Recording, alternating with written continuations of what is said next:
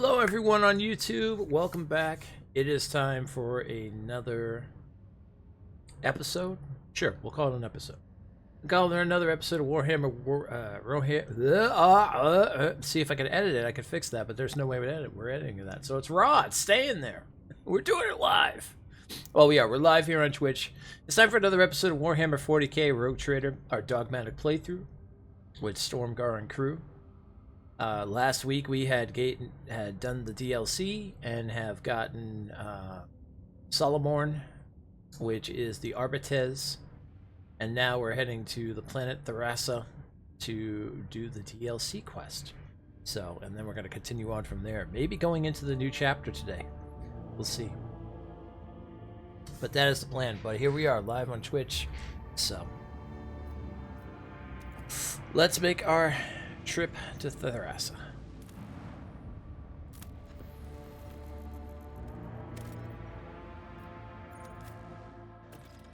Alright, we got the crew.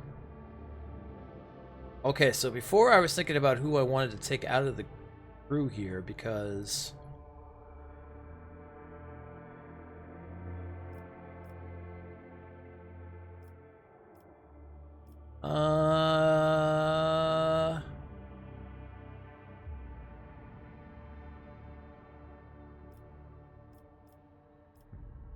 I like my tech priest.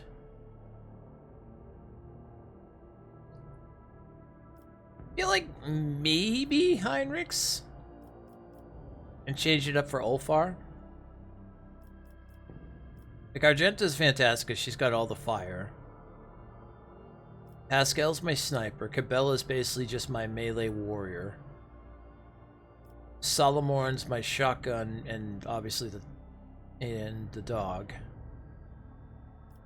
Yeah, Heinrichs is just kind of the Inquisitor with the powers and stuff, and Ulfar, of course, Space Marine. Yeah, I think I would rather do that moving forward, because I really do like Solomon.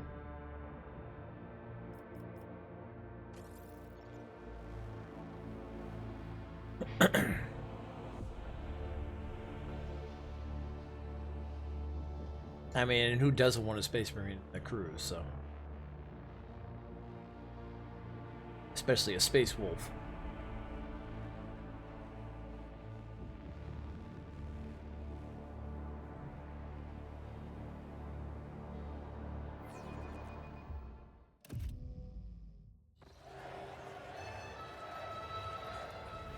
Oh, I need to turn off a couple things here.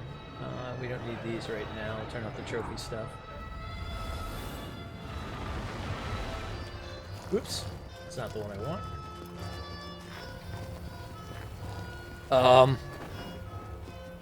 Then we go back to feudal times.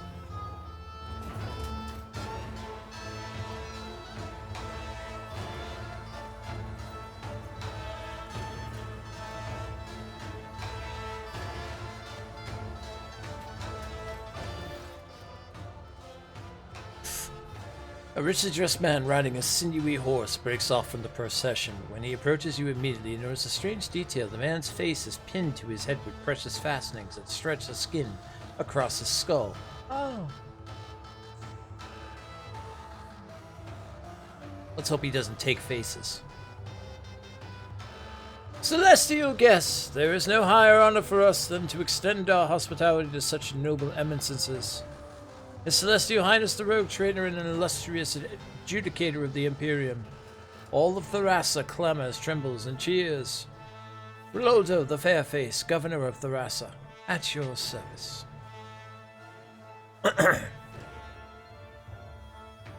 Alright.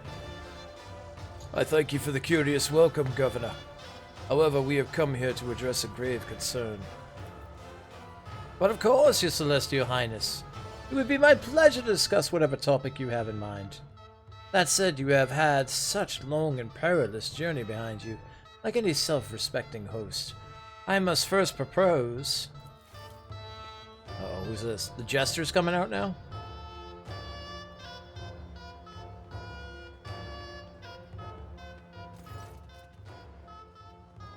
Bluff the court fool, a smaller figure steps out of the rider's shadow dressed in the motley attire of a court fool and wearing a sneering mask. Oh yeah, I trust this guy. My name is Bluff.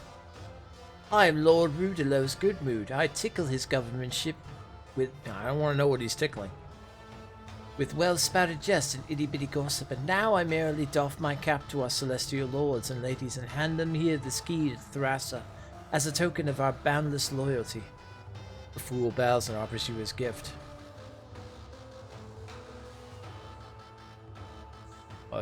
Thank you, Bluff. Done with the main part of Chronicles of the Wolf? Well, that was quick.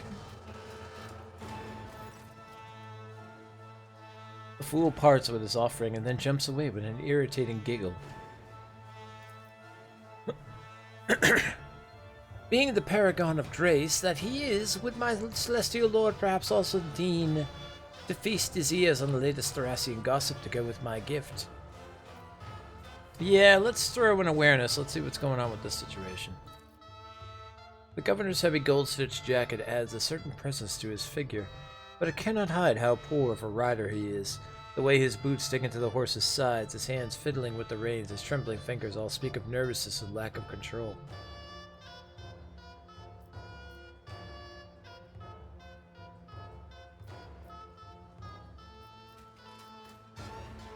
Nod to Solomorn? Oh yeah, there we go. Enough! According to Data Protocol Calixus Sigma, UX 11-4, this Mu-class planet type, feudal, when assigned Tith grade of Salutio Extremis has not provided its due of Tith amount in full. You have violated the Lex and are hereby under investigation. You are to present all related customs reports and shipping manifests. Immediately. The Proctor's voice carries no emotion. Glado silently bares his teeth, completing the image of the impeccable hand of justice as arrived on Thrasa. Was kind of overpowered for it? Well, I mean, not the worst thing in the world. I am most flattered by your attention, esteemed Judicator, and by this opportunity to serve the Imperium with even greater dedication than before. Speaking of dedication, we are already conducting a thorough inspection to see which scribe it was that bungled the Tith calculation. Fear not, the scoundrel shall soon be... Excuses are the hallmark of the guilty.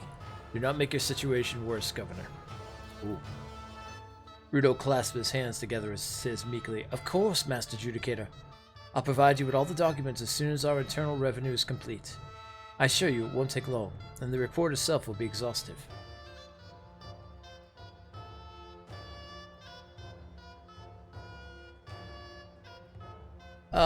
Let's see.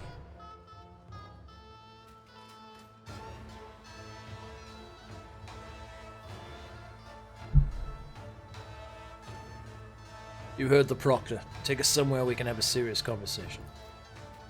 Well, in that case, please proceed to the castle. All of Thrasa has been waiting your arrival, busily preparing the finest dishes and entertainments in your honor. So I fear it may be challenging for you to avoid attention. Let us have a court lady accompany you.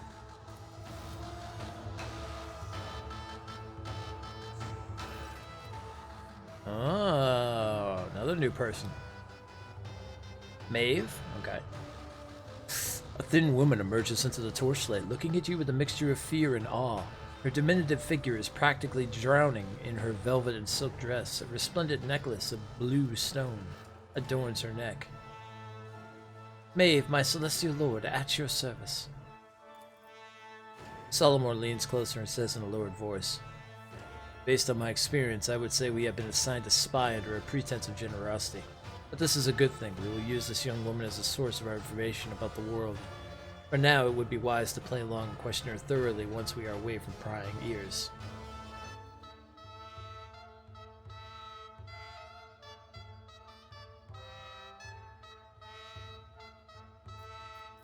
Alright, let's see.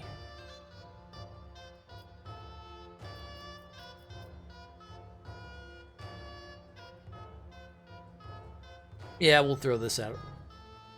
Relax, Maeve. Just pretend that you are giving a good friend a tour of the place. I'm afraid that is easier said than done, my celestial lord. It would be like trying to imagine a mighty sun as a tiny ember, but I'll do my best not to anger you by acting too nervous.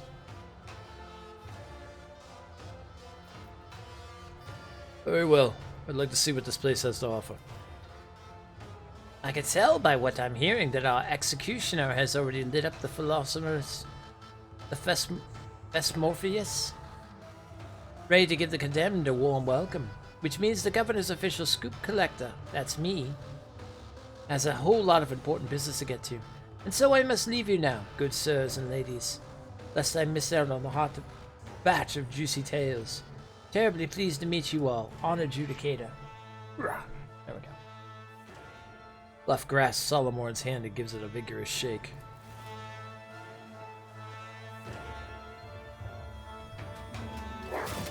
Ah! Galeto. Or you can even blink the cyber mastiff beside him, sinks his teeth into Bluff's forearm, jerking it back and forth in fury. The attack lasts only for a moment, but when Galeto lets go, the fool's limb is already torn to shreds. With a cry of pain, Bluff leaps away and melds into the rolling crowd. Yeah, Galeto knows. Solomon ruffles Galeto's neck and turns to you. Feudal words are rarely known for their bureaucratic precision. Reconnaissance on the ground will tell us more than any report hastily scribbled down by these blockheads. I'd suggest we attend this trial. Let's see some local justice in action.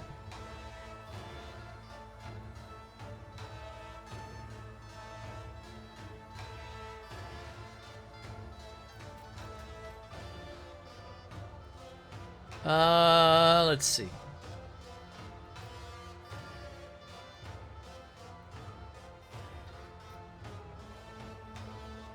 If it will help the investigation, we should not dally. I'm pleased to see that you prefer to our mission over the idle pastimes of this world. A farce, a farce! What is going on here? Huh?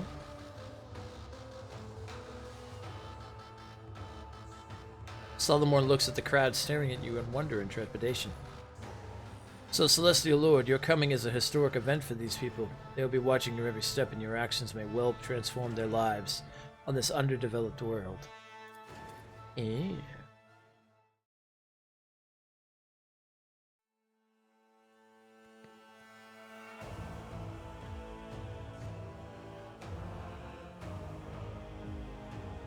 Send it with an iron bird. That's right. Came down with my iron bird. Oh, I gotta change this. People on horseback and everything like that.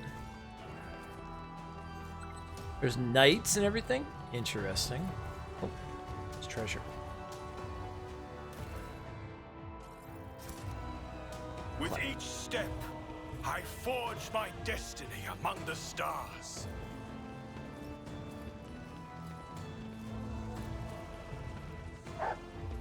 This is a very feudal planet, even though there is definitely metal here.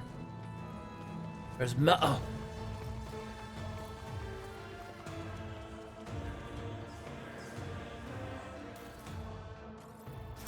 Oh, I like this music.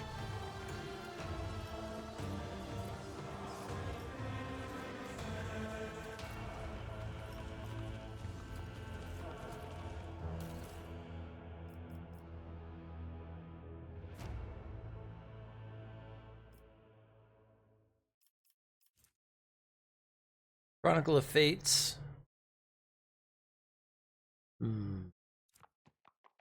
I will collect it. We've gone from Warhammer 40K all the way back to Warhammer Fantasy. I know. Very much so.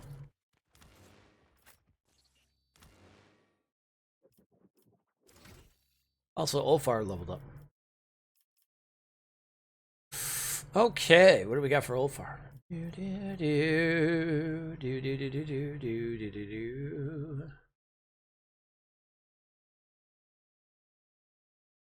Ooh. Soldier's second attack action at turn deals 13% more damage to enemies that do not suffer damage from a soldier this turn.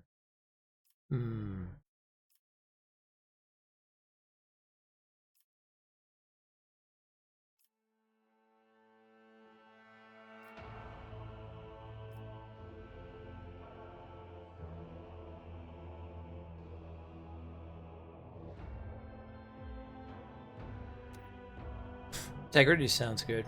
So basically, when at full health, more ballistic skill and 2 movement points. Okay. Like that. I like that.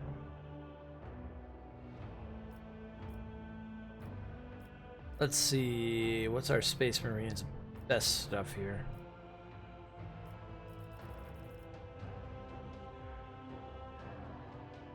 That would be athletics.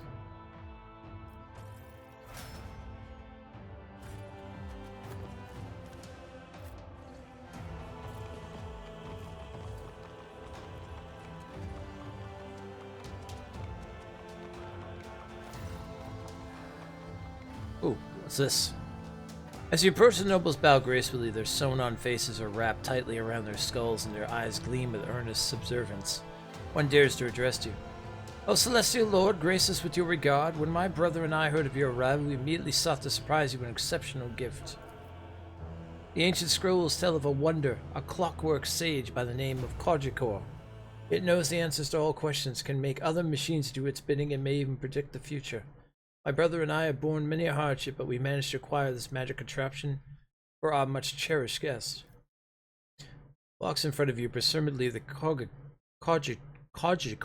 Ugh, I even say that.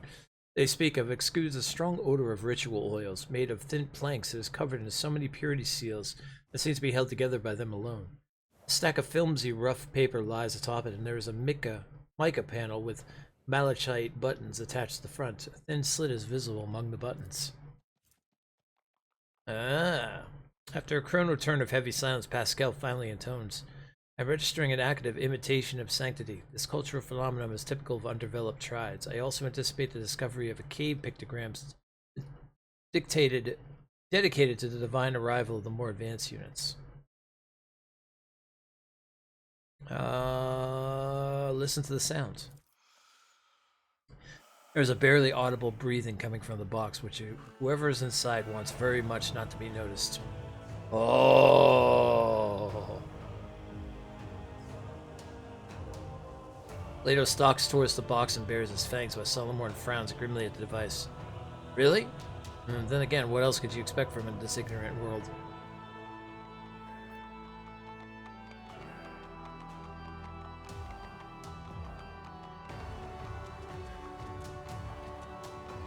Unseal the box and let this poor soul out at once. Who? What poor soul? I do not. As you command, my celestial lord, forgive us. We wished only to delight you by reproducing an otherworldly miracle we had read about in an ancient chronicle. Oh, well, we have to pick dogmatic. Alright, so the rule of this playthrough is anytime a dogmatic thing comes up, we always have to choose it.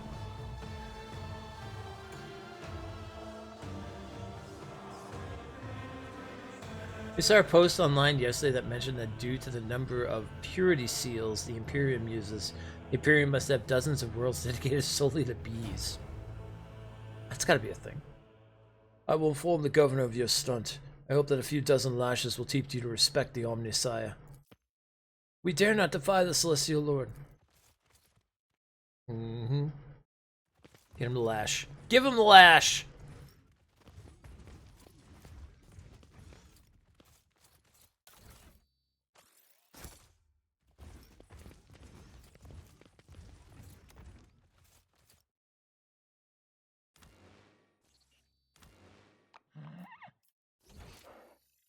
Let's take a look at the map of this thing. Oh my kids.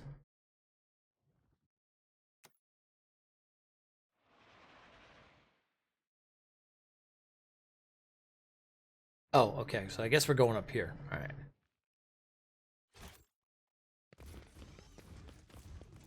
Let's fix that. The divine watches over us. Why, yes, it does. The Emperor!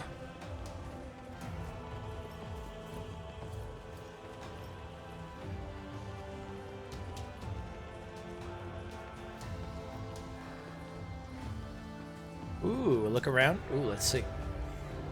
I like that they added these into this.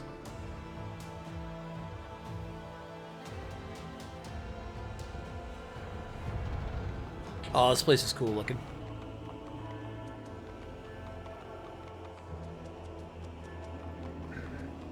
A feudal world.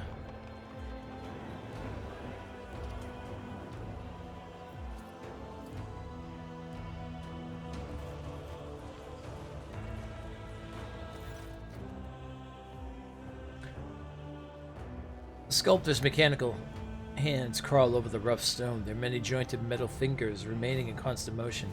Even now you recognize your own features in an unfinished piece. It seems somehow someone commissioned a statue of you the moment you set foot on the planet.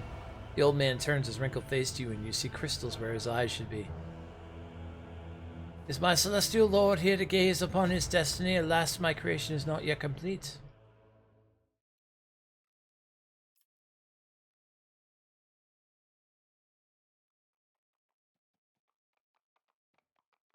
Who are you? A humble creator, the governor's first sculptor. Tavrisk, who has the honor of shaping the destinies of others but not his own. Tavrisk the sculptor turns his head to you, but you see no pupils in his crystal ocular augmetics.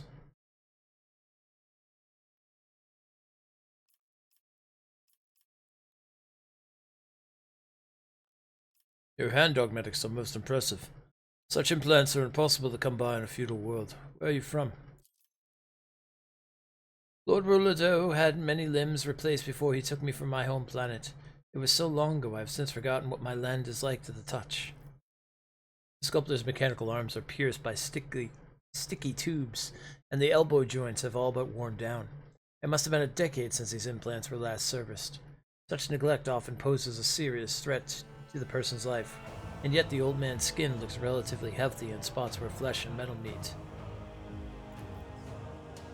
The man appears to belong to a rare variety of psychers, biomancers capable of recovering even from otherwise deadly wounds and diseases. What can you tell me about this material you're working with? It's a Thacertium, a fascinating stone born from the bowels of this planet. Like any other kind, it bends and melts beneath the sculptor's tool, but for the sculptor to come to life in earnest, they must put their very soul into it. One of his hands emerges from behind the statue and gently touches his head, seemingly of its own volition. The soul, however, obtains calluses and more of the sculptor works, and mine has long since become covered in scabs.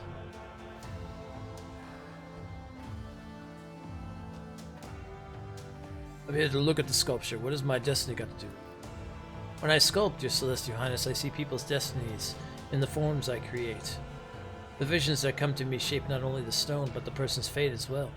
Your image was indistinct when it appeared before me, and my work is not yet done. What do you wish to behold?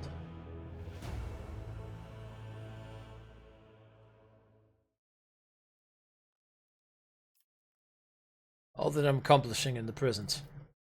The sculptor's hands scuttle over the stone like huge metal spiders.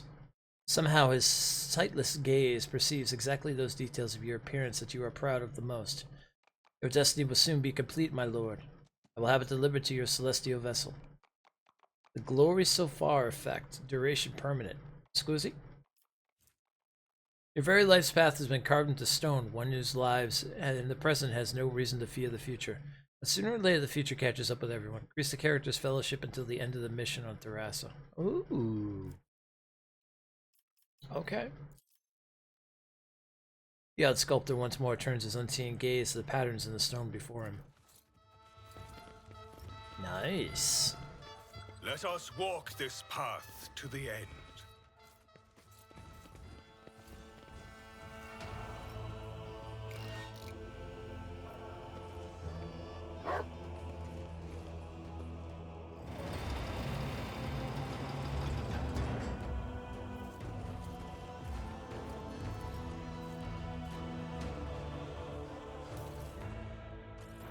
Thank you, Pascal.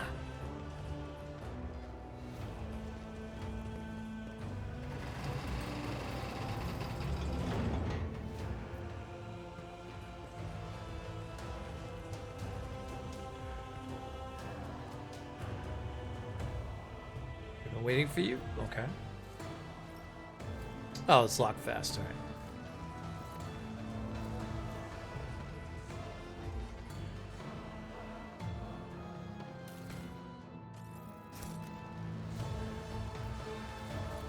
Ow! Milo. Okay, going back over there. Know your duty. Alright, where am I supposed to be going here? Well, I guess I'm following everybody here. Well, considering the fact the game's saving too, I feel like I've definitely reached my destination.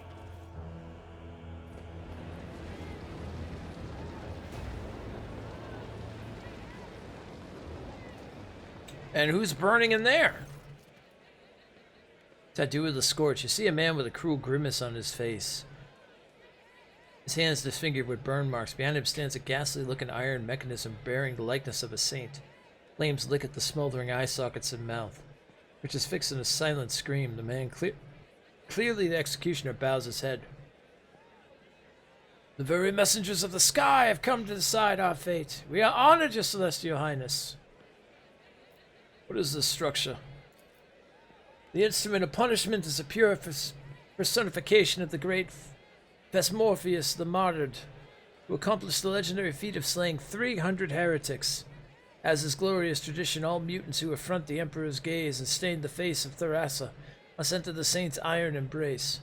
Whenever justice is served, hundreds flock to the Vesmorpheus, eager to witness the magnificent spectacle. You have just confessed that your semblance of justice serves not as a demonstration of lawful authority and deterrence to your subjects, but as entertainment.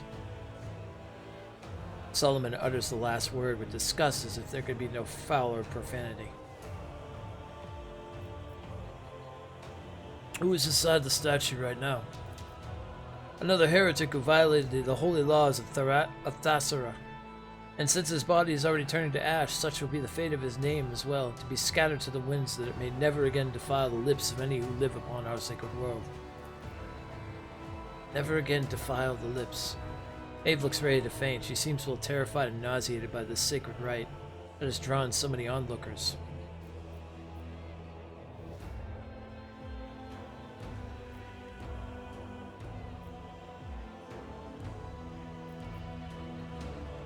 The law of the Imperium punishes those who deserve it. What was the last of the accused for the day? That was but one of the first bodies to set to stoke the Vesmorpheus. It is going to be a lot busier now. As if to confirm the man's words, the fire-breathing saint expels a puff of acrid smoke. While our hero is being reduced to ashes, let us meet the next participants in our performance.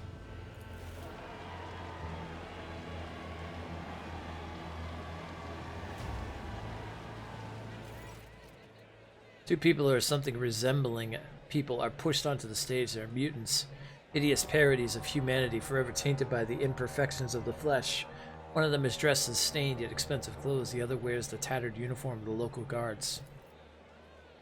Your Celestial Highness, behold, two lonesome heretics who blemish the very face of Tharassa. Thasara. I think that's how you say it, Thasara. With their existence. Tadu chuckles, but his sneer is completely devoid of mirth. The degree of their guilt may vary, but they both deserve to enter the blazing bowels of the Vesmorpheus for the worst of their transgressions, distorting the sacred face of humanity.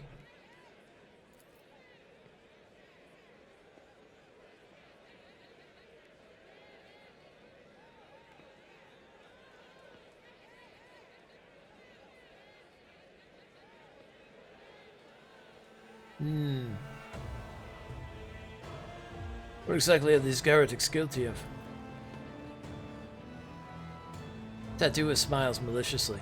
Is the mere existence of this awful not enough? However, if your Celestial Highness wishes to explore the depths of their depravity, then may you become today's judge. The sentence stand before you. Tell us when you are done with the questioning and are prepared to deliver the verdict. Bluff the court fool. The fool's voice pipes over the crowd. What an unexpected twist! Who better to judge the filth of Tharassa than a stranger who just fell in our heads? Alright. What was the optimally dressed mutant's crime? Ah, rotten stain upon the noble families. He was hiding in his manner to conceal his deformities, but had trouble keeping his mouth shut.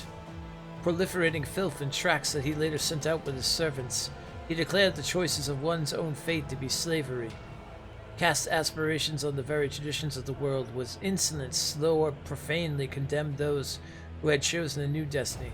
Luckily, he has no heirs, and today this cursed bloodline shall be put to rest once and for all. The richly garbed mutant moaned something. You noticed stitches on his disfigured face. The zealous servants were evidently in a hurry to silence the condemned men early and sewed his twisted mouth shut. Ooh.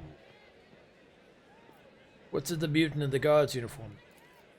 A thief, a brigand, and a murderer. There's no way to list all the crimes lying upon this freak's conscience.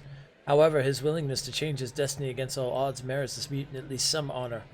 Despite his feeble-mindedness and simplicity, he had enough sense to obscure his countenance with hoods and helmets until he made his way from beggar to guard.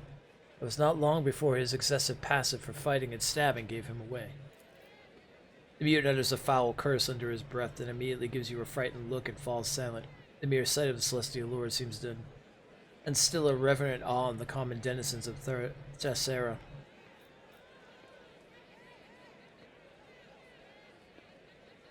You praise the low-born mutant despite the vicious acts he has committed? They are both mutants, and they have thereby violated his law. Yet when one finds spark of nobility in an abject commoner, one cannot help but feel a grain of respect for them. This heretic may be of low birth, but he does not flout the values of Thessera the way the nobleman does, and thus honors our traditions in his will. Born into the rabble, he applied all of his abilities and skills, defied the restraints placed upon him, and crushed those who stood in his path, all in order to forge a new destiny for himself. Freedom to change destiny? Solomon repeats slowly with an undertone of utter disbelief at what he is hearing. Even you, a degenerate, should know that everyone has their place in the God Emperor's plan from birth, and that any attempt to change that is violation of his will. Ooh. What do you say, Maeve? Which of these two deserve to die? Maeve gazed darts fearfully around while visibly avoiding the doomed mutants on the platform. I am of too low a birth to take the burden of being a judge, my celestial lord. Alright. But I am ready to denounce my decision. The word of a distinguished guest is law. We are all trembling with anticipation. Okay. Maeve seems to have reined in the emotions that was overtaking her, and she casts a timid glance as she awaits the verdict.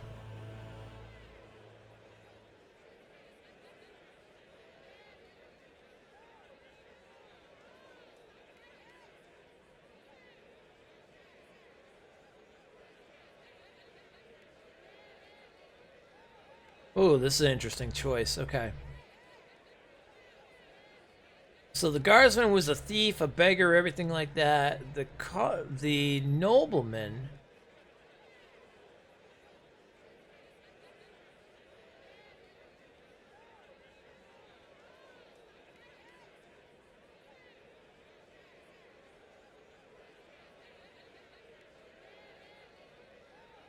Let's see, as dogmatic, what would we do here?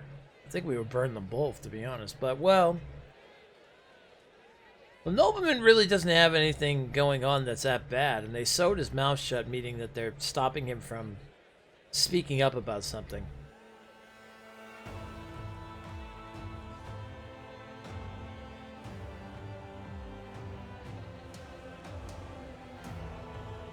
Yeah, they are both mutants, though. Yeah, let them both burn. Let them both burn. I knew your blood runs hot, your celestial highness. Let us stoke up the great Morpheus. Oh, the stove is burning hot today. Warm yourselves, my good fellows, for the celestial lord is feeling generous.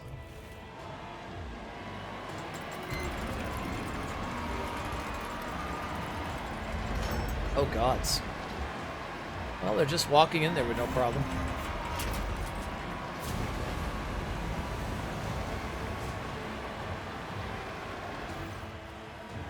Having taken your plentiful offerings into its gut, the Morpheus roars and billows out smoke as if aroused by the cruel spectacle. The crowd around you begins humming to the beat of the execution device. Within that noise, you hear the sound of hungry anticipation. Ignoring the raging fire within the Morpheus, Argenta studies the crowd. All of them came here to taste of other people's pain, not to praise his justice. They are the pack of dogs slaving for a fresh bone. And now my favorite word. Next! Oh. Okay, what do we got going on here? Another mutant. A pale, bony creature barely able to move its legs enters the stage. In place of a mask, it turns a horrific medley of features toward the world. The ugliness, however, is nothing like that of the previous convicts. The thin, squeamishly twisted mouth is fused to the cheekbones. Malicious eyes peer into the crowd from under hideous folds of skin. The face of this heretic appears to have melted and congealed.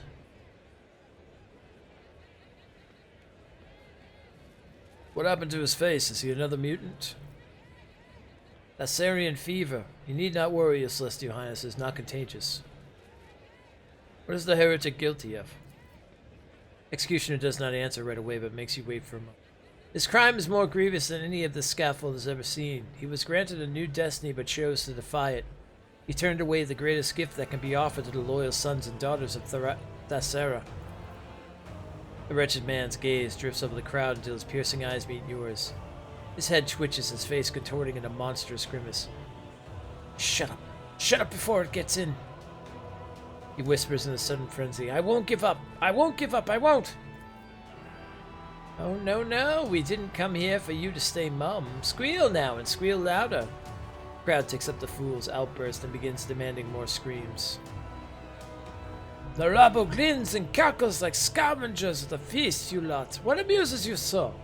Is it filth and heresy? Ulfar's roar shatters the crowd's exhilaration until a new burst of laughter from the fool infects them once again with malicious glee. Cabela whispers without taking her eyes off the condemned man. You are not the master of your own shadow. The shadows reign over you. You are alone while there are many, but why? Where is that blasted court fool? Yeah. You glance at the crowd and suddenly see the fool prancing and flitting among the gawkers, truly trying not to be spotted by you.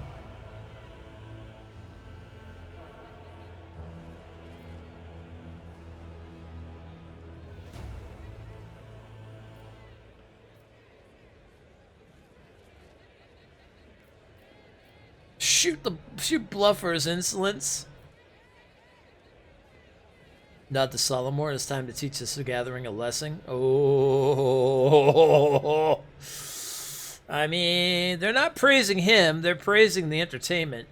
Yeah, I agree with what was said before on that.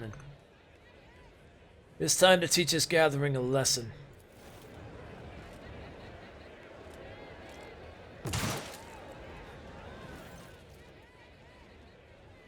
Without uttering a word, the arbitrator draws his weapon. A shot rings out and a deafening shriek rises from the throng of people.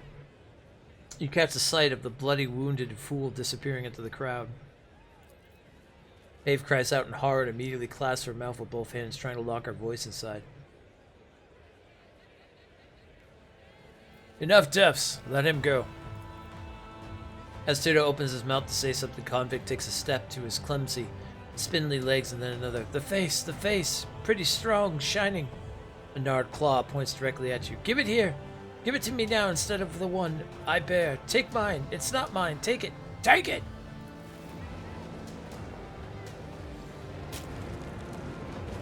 Oh gods. The madman raises his crooked fingers to his face and sinks his nails into his sagging flesh.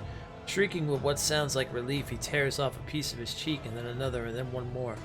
Falling to his knees, he frantically scratches his own eyes out, smearing blood and clear ichor across his face, before collapsing dead on the platform. A sudden rumble draws your attention like a rockfall tumbling down a slope. The thudding of feet and mad screams overwhelm you. After a moment, you see the source of the commotion.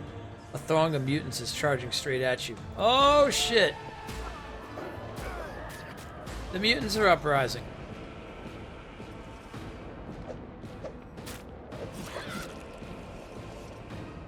It's heresy! The impure cannot escape their fate. You will fall. Alrighty then. Well, let's get everybody set up for battle here because we're getting right into it.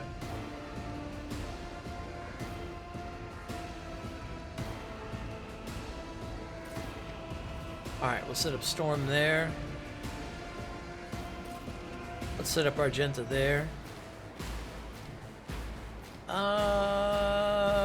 Pascal right here is good. Cabela by my side. Solomorn next to us.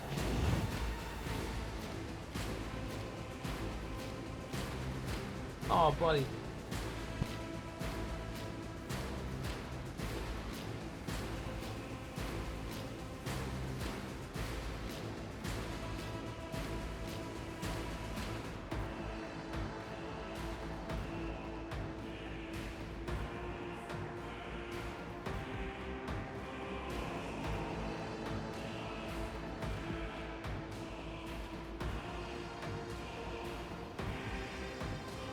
One second, the cat got sick for a moment. The old boys over here. Let me clean this up.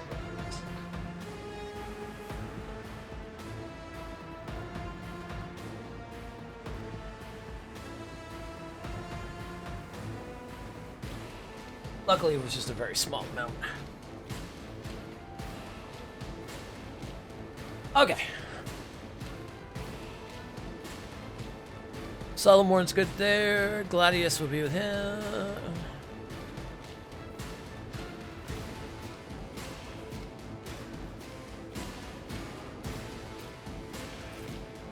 And of course, Ulfar right in the front. Begin!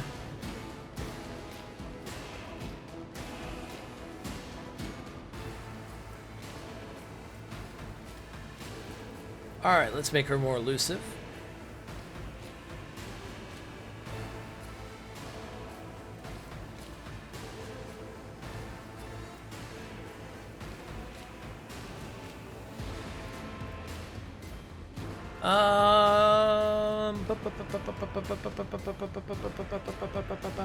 This is good.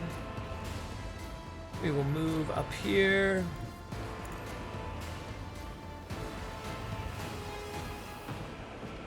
We're gonna jump right into the fray.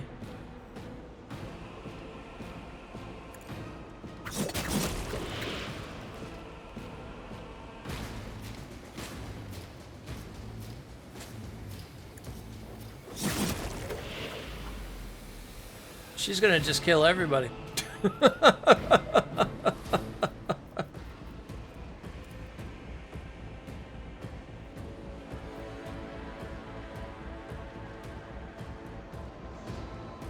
As honor ordains.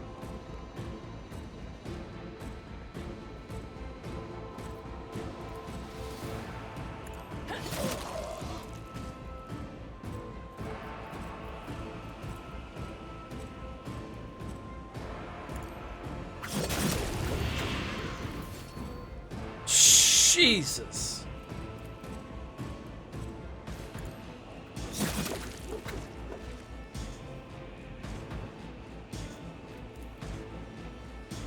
The shadows will see.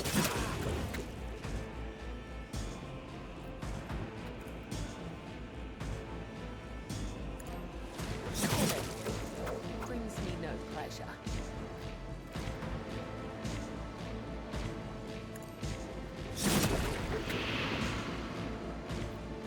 Bella's literally just murdering everybody.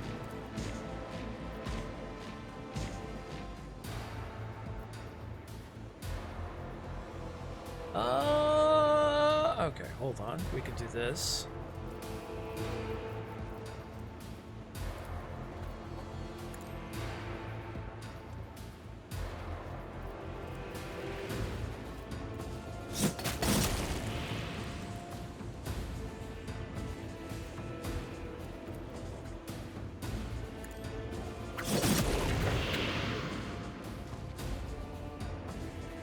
I was gonna say, why is she taking all this damage? Didn't I just realize I think it's what their auras around them are. Trust me.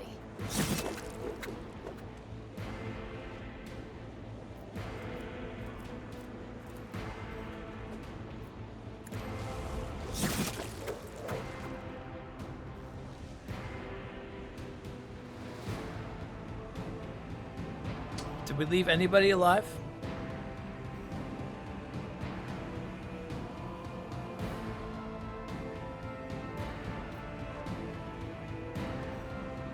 I don't think we left one person alive. Wait, somebody's still alive. Oh, one mutant up here. Oh, two mutants up here, okay.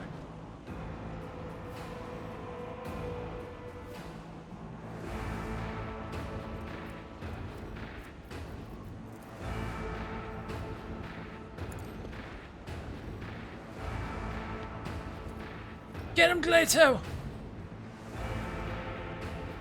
Oh, that's as far as we can go for that.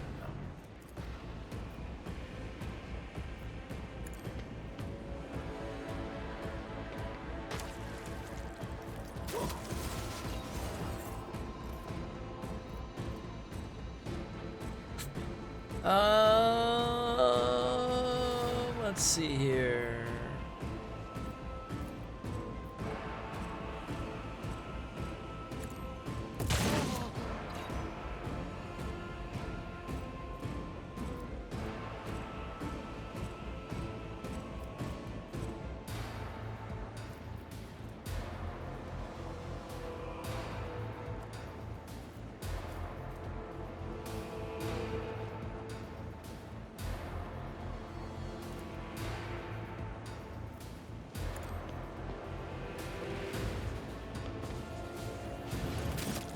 Oof. Good damage. Alright, that's it for Solomorn.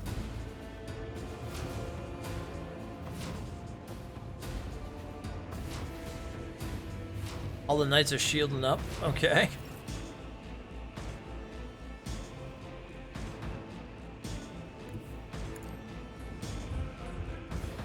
Here comes Ulfa!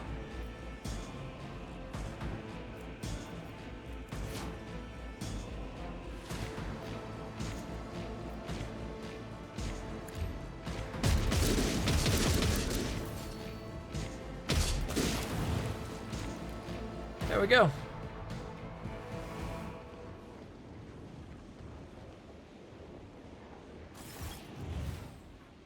Your Celestial Highness, apologies for my late arrival. I wasted a great deal of time in idle squabbles with the oaf of a treasurer as he was looking for the shipment chronicle.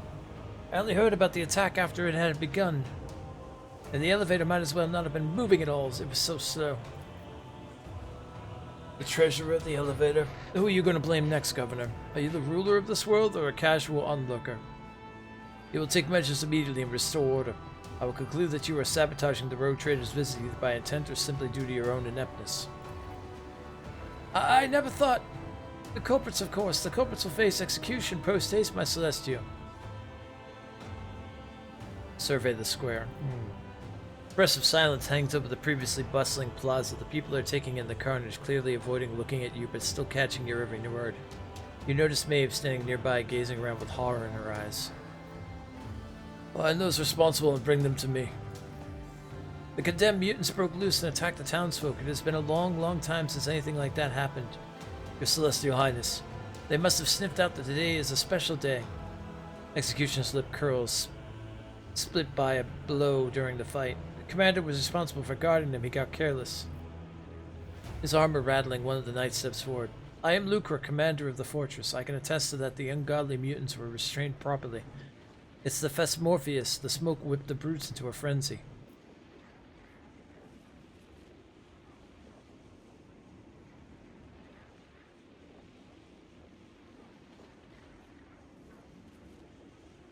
Oh boy.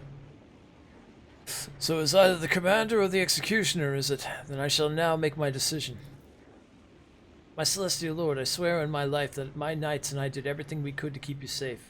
Who could have foreseen the Fesmorpheus, after gorging itself on miscreants, would start driving the mutants mad with its smoke?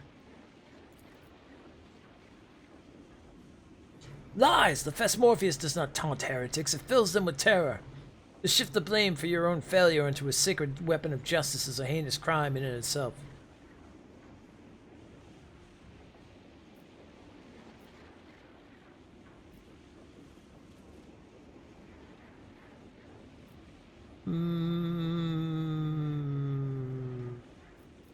Let's see. Yeah, they're using the Fesmorpheus to, like, rile up the crowd and stuff. They're not using it as a testament to the Lord Emperor. Executioner is to blame for what has transpired. Solomon enact the will of justice.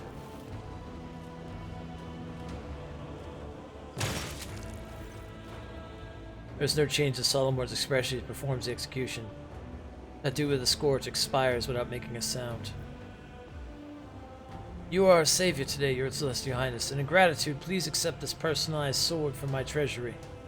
Fatebringer once decided the outcome of one of our feuds. It killed the rebel leader, and peace has reigned on the planet ever since. Oh? Two-handed? I think I have a better sword than that, though. I'll have to take a look.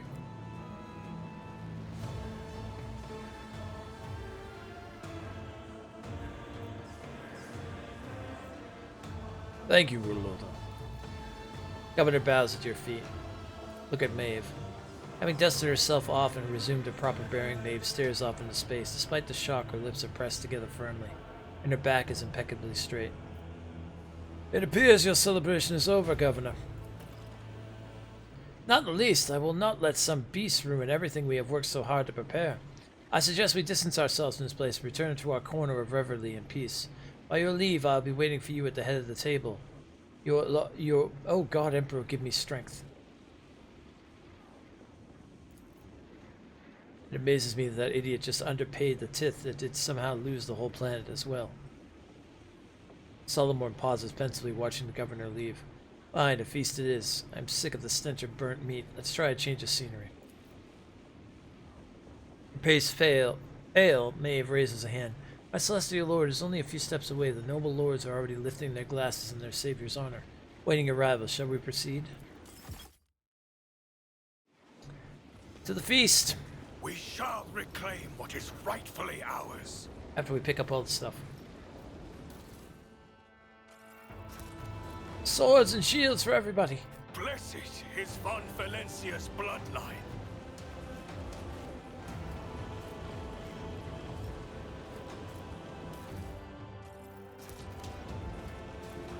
Well, the mutants had nothing, but the knights and the other ones had.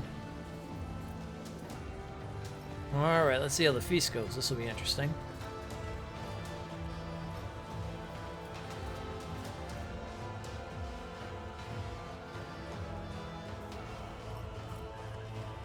What is that thing?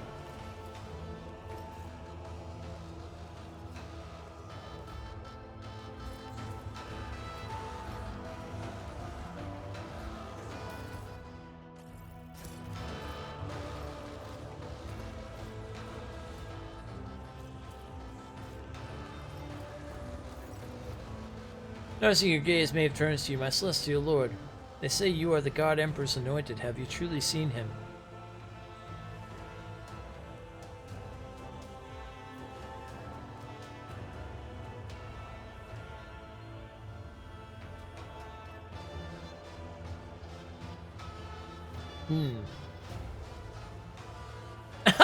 I have personally advised him on the ruling of the Imperium. Yeah.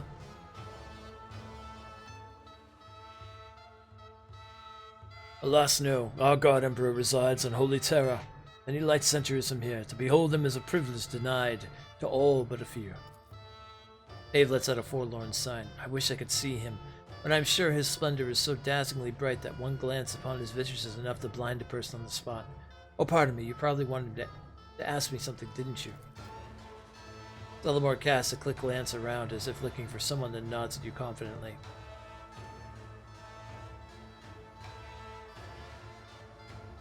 Tell me about Bluff the Fool. How did he win the governor's favor?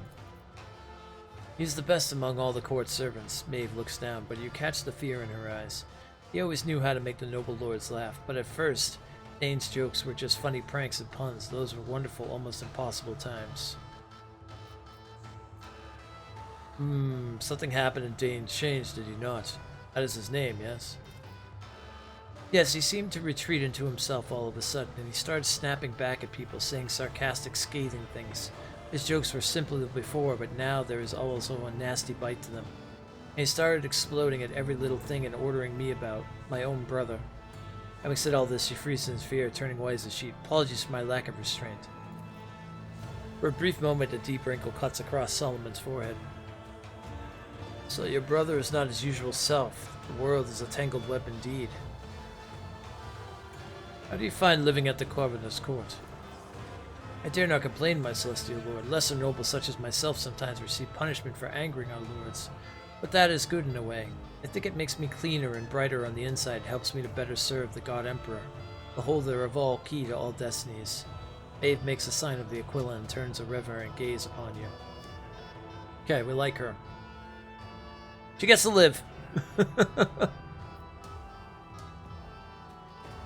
You called the Emperor the key of all destinies. Why? Forgive me if I've said something wrong, my lord. Preacher Antichius said that the God Emperor holds the key to all destinies in his celestial hand. He himself sits at the very top of the great tower of humankind, from there gazing out over the worlds and stars of his domain. He sees all, knows all, and a bloody tear rolls down his cheek when he reads our shameful thoughts and deeds in the annals of our lives. But those who strive do not let the seed of evil into their hearts. He will reward with a new destiny, a new life, higher and better than the one before. With the turn of his key, he unlocks the dungeon of their souls.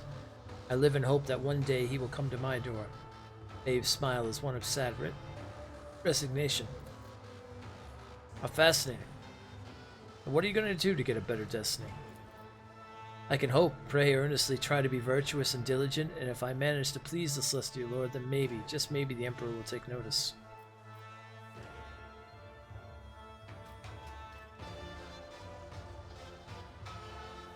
Recite a sermon to the young woman.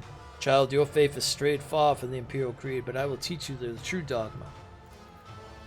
You speak the words that have sounded countless times from your lips, echoing off the walls of cathedrals, and Maeve listens in fright and awe. Could it be really true there is no tower and all people's destinies are preordained? Forgive me, my lord, if you say so, then it is the truth. I will relearn how to pray and believe, I swear. What do you think of the governor? Oh, he is a wonderful person, so considerate and generous, but of course his venerable age has taken its toll. He behaves oddly from time to time, but we all have our quirks, don't we? Behaves oddly? How so? Well, he gave me a lovely Thassastium necklace just before you arrived. Strange, is it not? To bestow such a treasure on someone of the lower nobility? And I also noticed that we have been conversing more of late, and it's been easier. Sometimes I think he knows me better than I know myself. Ah. So the governor has never favored you like this before. Perhaps the appointment to escort the rogue trader also came as a surprise? That is so, my lord Judicator. I still wonder why the God Emperor saw fit to bestow such a tremendous honor upon me. Look straight through her? My lord, oh.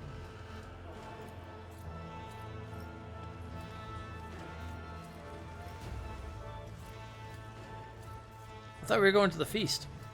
This is the feast, is it not? With each step, I forge my destiny. I think your brother swapped places with the governor somehow. It could be it. Seemed like something's definitely going on there. This Explorator is blessed with multifunctionality. What do we got? What do we got? Who is this that's walking around me? Who is this? It's my cat. It's my kitty. Hi. Hi, gals.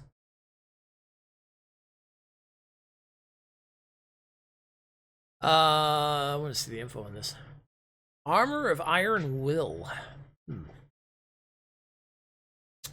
Whenever the wearer blocks an attack, all adjacent creatures must pass a toughness resistance test or suffer 1 stack of perplexed. 30% armor, huh? Okay.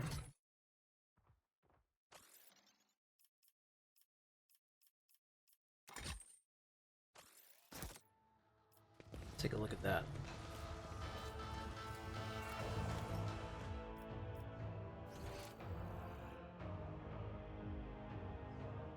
Alright, where are we going here?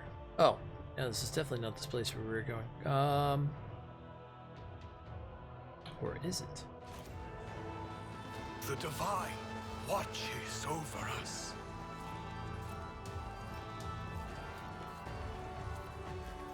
Oh, hi, Gal.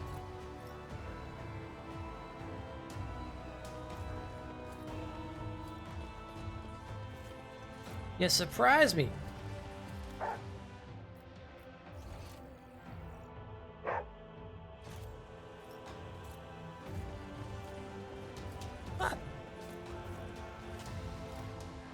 Down this way, or am I going the wrong way?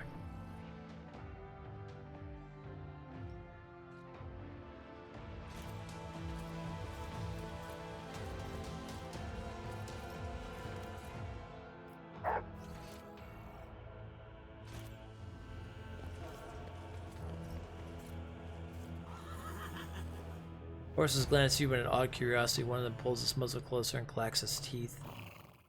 Almost too greedily and hungry for a harmless herbivore. Let us walk this path to the end.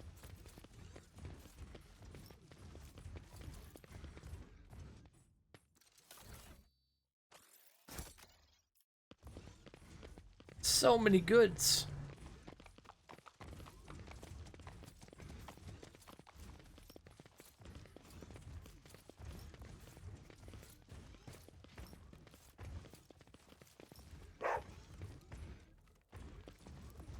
I think I'm supposed to be up higher.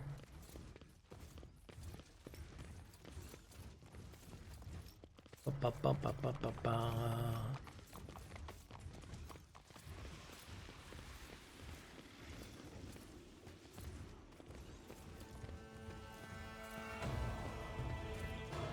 Like I spoke about, I believe that Wednesdays will be doing this moving forward, staying with this. This seems to be a good, perfect Wednesday for like 4 hours, since this is kind of our shorter stream than our normal 8 hours. And it's not really our platinum thing because, yeah, the platinum this game would be, it'd be a thing. A lot going on with that to do that. That's more just to enjoy a good turn-based RPG. With the 4 hours, it's perfect, especially with all the talking and reading I have to do, so.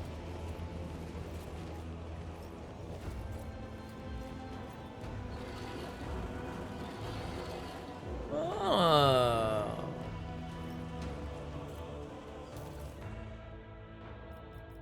Ooh, what's that? A radiant shield. Whenever the wielder blocks an attack, the attacker must pass an agility resistance test or become blinded for 1 round. Oh. Well, I like that. I have to put that on. We are bound by the blood of martyrs. Okay. I thought we were going to the feast, and I thought the feast was over here.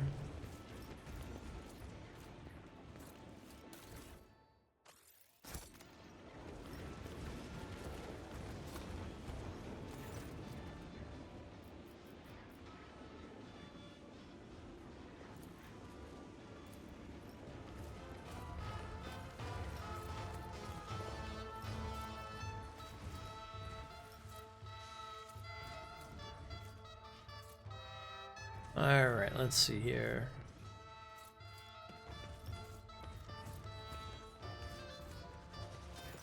Ah, here we are. The governor's hand reaches for the amnesec, but flinches under your gaze and abruptly changes trajectory towards the appetizers. Today is a very nervous day, your celestial highness, and when I feel nervous I eat and drink and eat again. That is just the way I am. But Emperor have mercy, the food today is to die for. Would you like to have some?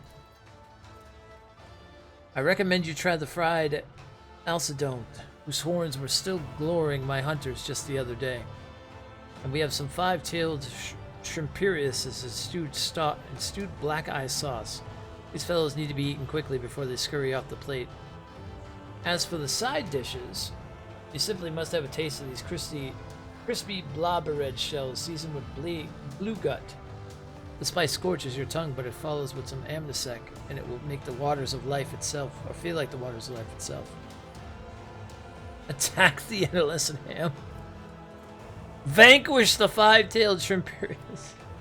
Defeat the shells seasoned with blue blood.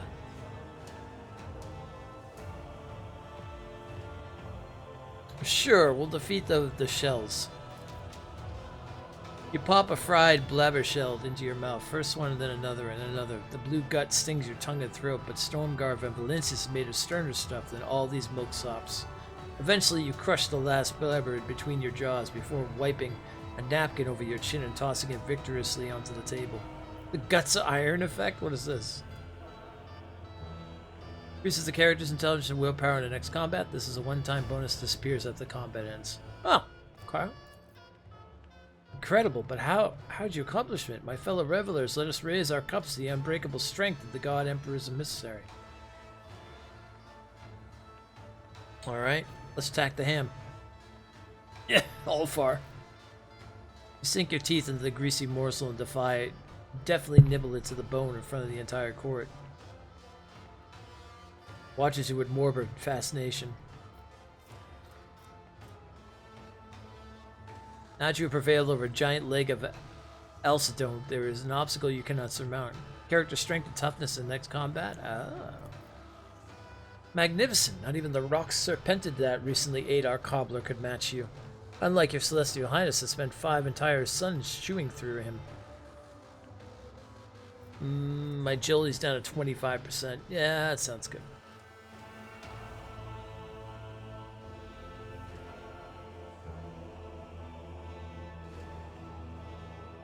Now that we've had some refreshments, let us talk.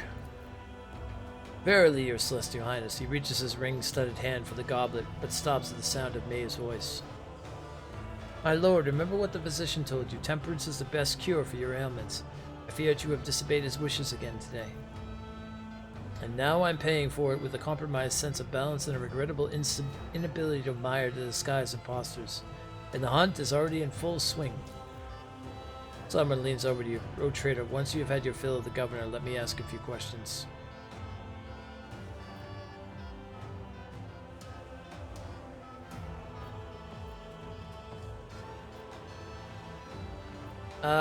Let's see. Celeborn, you may ask the governor your questions. If I could amuse the esteemed judicator with conversation, I will be only glad to. But of course, I have always wanted to try my hand at casual small talk. Solomon folds his arms imperiously over his chest, somehow becoming even taller in stature and broader in the soldiers. Tell me about the Laceraxes, Governor. Such fascinating creatures. Where did you get them from? I cannot tell you off the top of my head. There are not many planets that have Laceraxes. I received these beasts a long time ago as a gift.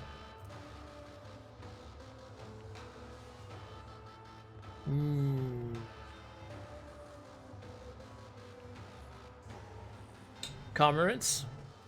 It's well known that Laceraxes can only be found on Janus. The governor throws up his hands. Can they? And I was sure they were a common beastie. I might have embarrassed myself there, but I would be glad to talk about something else. Do not judge me harshly. I'm just trying to get into the festive mood as best I can. We can certainly change the subject. I would like to note that I find your youth extending face transplant procedure amazing. Does Sarah possess any other unique knowledge or items brought over from your homeworld? What is the world called, by the way?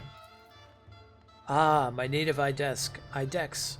Unfortunately, I have not introduced much from it beyond the art of changing faces. But perhaps the Celestial Lord has taken a liking to some of Sarah's original creations.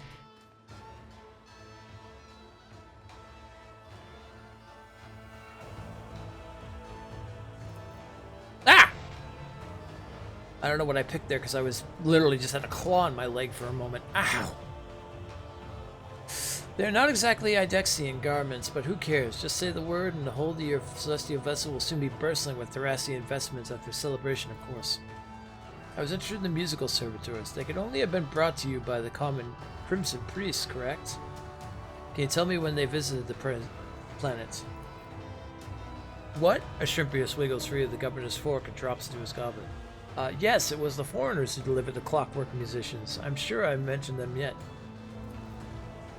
I think they were red robes who arrived to celebrate the ascendance of a new governor. That's me. Urlo's wistful gaze follows the shrimpers fleeing the table.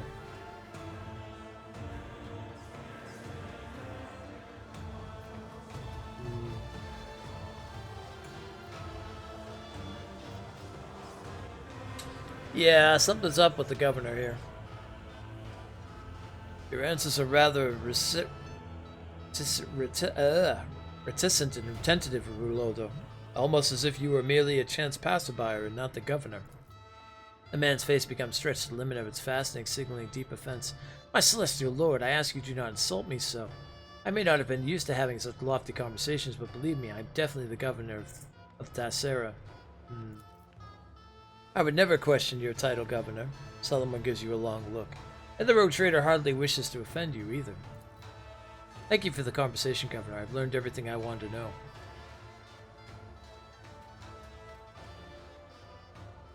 What is this hunt you mentioned? Be a darling and tell our guests about our amusements. I am a little exhausted. Of course, my lord. The imposter hunt takes place every moon life. Shortly before the event, the servants are thoroughly cleansed in dirt and foulness, combed, dressed in expensive clothing and masks, and invited into the courtyard with the rest of the guests. The nobles hide their faces as well, and then they try to guess who the imposters are. Telling one from the other is quite a challenge sometimes. The governor suddenly perks up again. And that is the best part. I highly recommend you try it, Your Celestial Highness. It makes for a very interesting change of pace. And on this occasion, the privilege of branding, if you will, falls entirely to you, our honored celestial guests.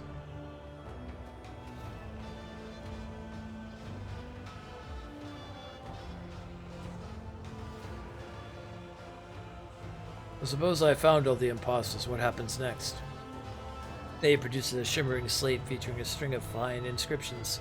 This is a data brand, one of our off-world treasures. We handle it with greatest care, and yet all of Tassera's jewels and miracles cannot compare to the respondents of your glory, my celestial lord. When you find an impostor, you need only mark them with this wondrous brand. This brand is property of the Idex Ventiris food factory. It was used to mark the meat of high-protein specimens of the planet's fauna. Inscription in Proto-Gothic translates to Groxon corpse feed. At the end of the hunt, we hold a great feast. If you guess at least one of the imposters, you will also win a fine prize. If you guess all four, there will be an even more special reward. I remember at one of the hunts, a servant played the role of a baron so well that all the lords unanimously granted him favor and let him keep the title and privileges of the nobility. Such a thing rarely happens, but who knows what the evening will bring for tonight.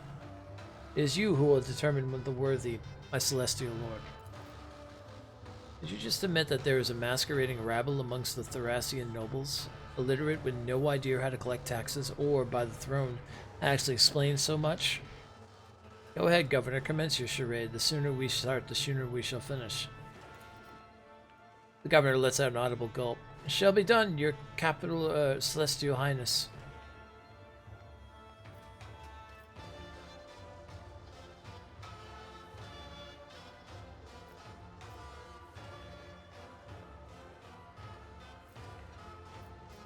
Let's see. I'll participate in the hunt. Marvelous. As soon as you are done with your search, I will be... Governor attempts to rise from the table, but gravity proves his superior. Perhaps you should stay here, my lord. Maeve's gaze is full of genuine concern. Feel you may be right, Maeve. I will be waiting here surrounded by savory dishes and plentiful amnesec. Have a fruitful hunt, your celestial highness. Maeve, bring me a cup of amnesec and make sure it is filled to the brim. Comes an unexpected order from Solomon. It will be done, my lord Judicator. Wonder what his plan is. Solomon waits until Maeve is some distance away and turns to you. I want to talk to you about the observer they have attached to us overhearing. He casts a sweeping glance around the courtyard and lowers his voice. Do you get the sense that what is happening raises questions that lack coherent answers?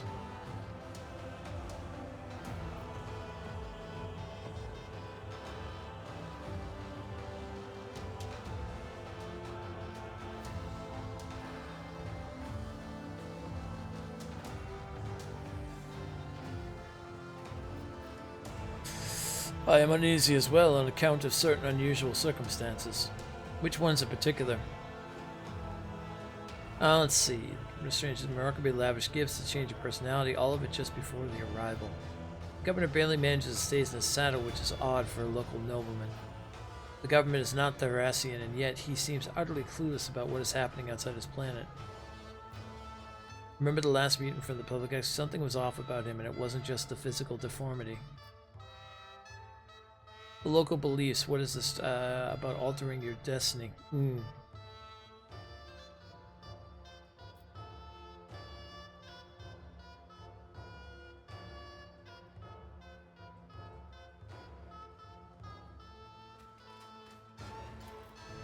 God Emperor alone knows how many different cults of him there are. No two planets worship him in quite the same way, but only a heretic would wax poetic about altering a fate that was ordained by the Emperor once and for all. The governor barely manages to stay in his saddle, which is odd for a local nobleman. Not too odd considering Ruloa's ravenous fondness for food and Amnesec, but an astute observation nonetheless. The governor is not Thessarian, and yet he seems utterly clueless about what is happening outside his planet. Precisely, either he has had an experience so traumatic as to cause him to altogether lose his memory, or we are being played for fools.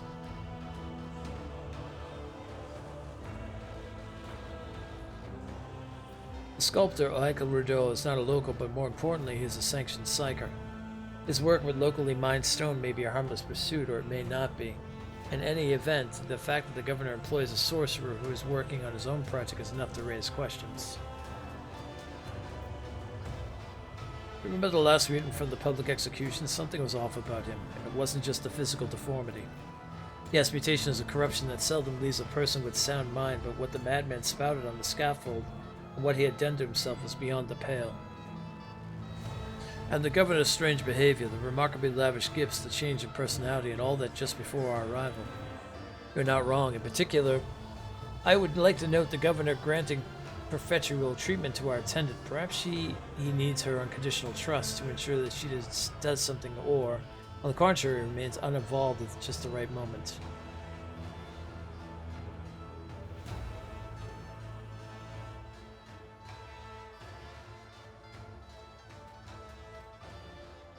The fact there was a mutant attack during the public execution with no clear evident cause.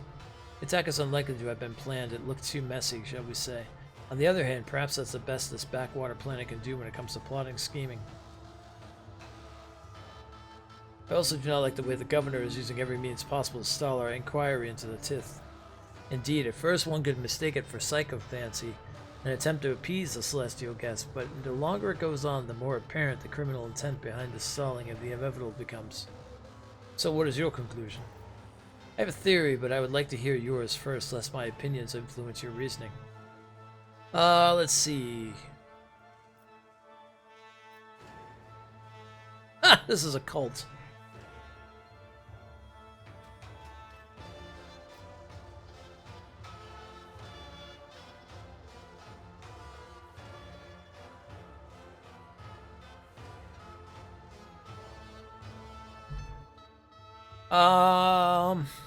Forge World?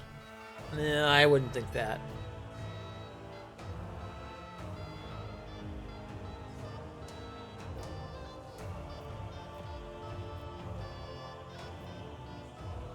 Being led into a trap of some sort? No, I feel like that would already happened.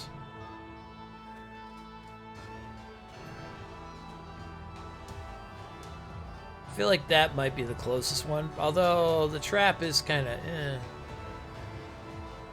The Caesarians have failed to gather their Tith and are now distracting us with smoke and mirrors. That is possible, but how can they ever expect it to work? Tith evasion cannot be covered up, especially not by eliminating our delegation. It is as though the government is planting himself into a corner.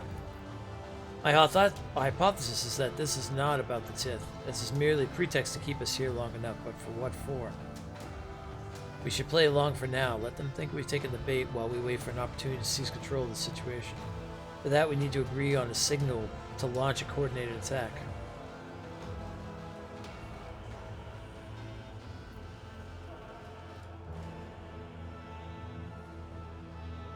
My words will be the Emperor knows. Understood. Oh, shit. Oh, maybe it is a trap then. Ava Turner is taking quick, careful steps along the paved road, a brimming goblet in her hands. Your Amnesec, my lord, I haven't spilt a drop. Without a word, the arbitrator hurls the drink on the pavement. The splash of Amnesec is like a scarlet wound upon the stones, but polished by 1,000 souls. Well, that was rude. Well, maybe not so rude.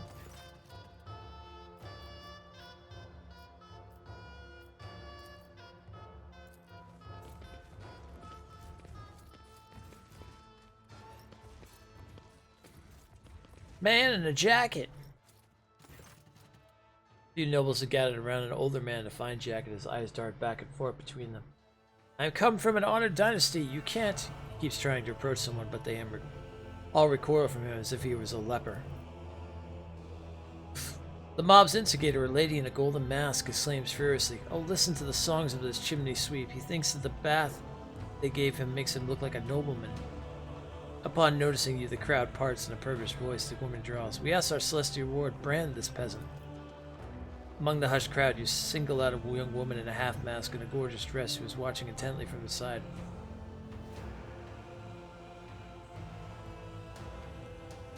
Explain to me what exactly is going on here.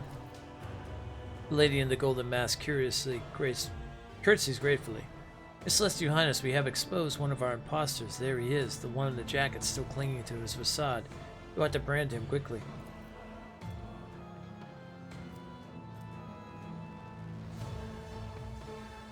The woman who has been keeping her distance now steps closer and whispers to you, "My Celestial Lord, I'm begging you to listen to me. This man is a member of a noble family. He's being slandered." Addressing the young woman, "Why are you standing up for him?" I'm just a commoner in a fancy dress, my lord. This man is my master. I know I'm supposed to be playing the part of the rich girl, but I've served many lords, you see, and Sir Temius is the only one who treats his servants with gentleness. I want to protect him from these cruel people. Okay.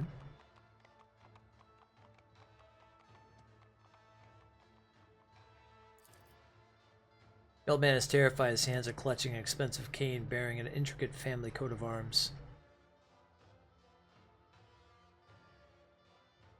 Are you aware your servant is trying to protect you, Sir Timius? The old man adjusts his mask in surprise. His eyes scan the crowd again and come to rest on the finely dressed young woman. That's Renka, my house servant. What is she? Protecting me, you say? The ninny has no idea what game she's gotten herself mixed up in. Forgive me, my girl. His lip quivers as he grips his cane more tightly and breathes in deeply before suddenly taking a step back. Here she is, the real impostor, the house girl, Renka. She admitted it to herself, the Celestial Lord. How could you schemers even think of deceiving our supreme benefactor? Turns to the crowd. The vulturous gazes shift to you in anticipation of your verdict.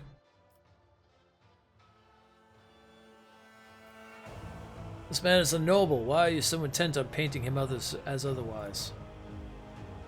There is not a word of lie in what we have said. The travesty of a nobleman is granted his privileges less than 100 years ago. A family of upstarts who have elevated themselves through pedalry. For any true-born noble, he is no different from a masquerading peasant.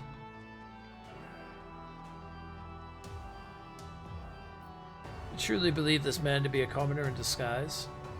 The loudest among the onlookers exchange glances. The woman's golden mask bobs as she offers a deep curtsy. Most certainly, Celestial Highness. His plebeian nature is apparent to every self-respecting aristocrat. Woman's not lying, but neither is she being completely candid. The way she looks at the accused speaks of an old, inappeasable hatred, the one that shows. I am ready to brand the impostor. Nobles around you hold their breath as they try to read the direction of your gaze.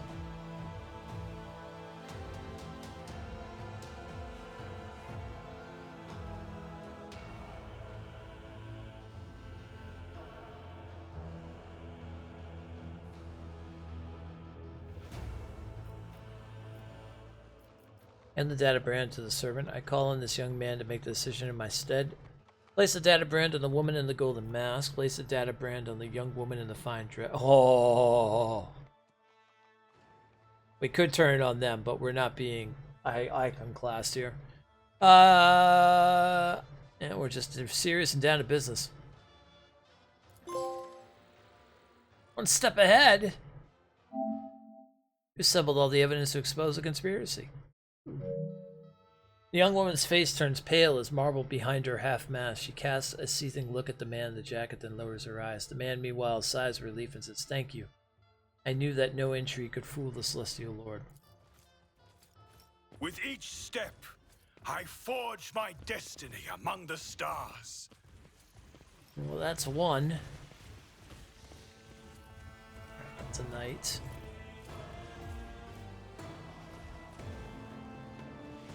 Oh, what is that?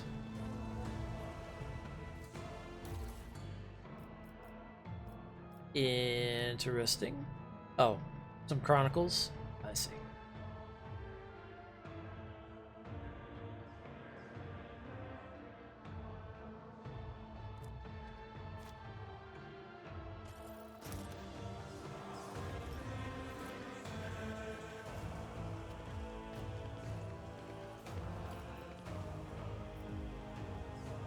There used to be a makeshift bridge here. If you can put something in its place, you can try to cross the next roof. Put something in its place. What am I going to put in its place? Oh. Well, maybe this. Oh, it's a ladder. Never mind.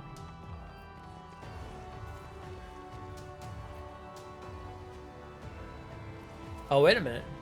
Hold up.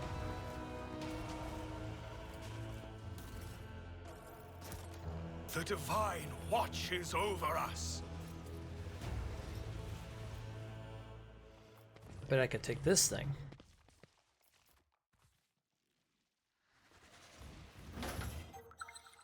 Yeah. Ha!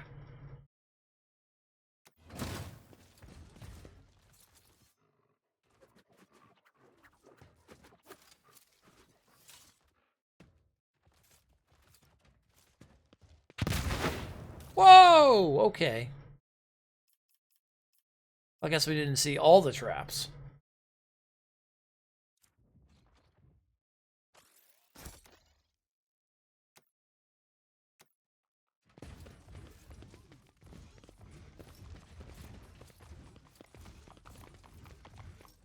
Back up the ladder.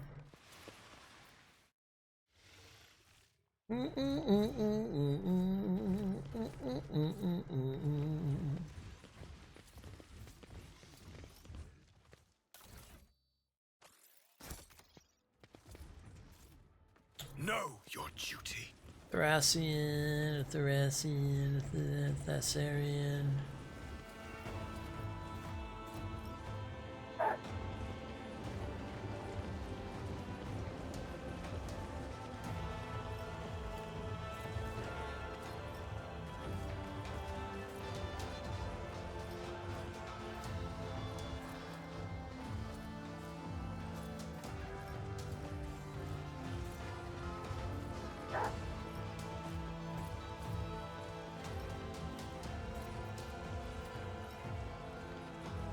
Let's see, I'm supposed to be finding those who are...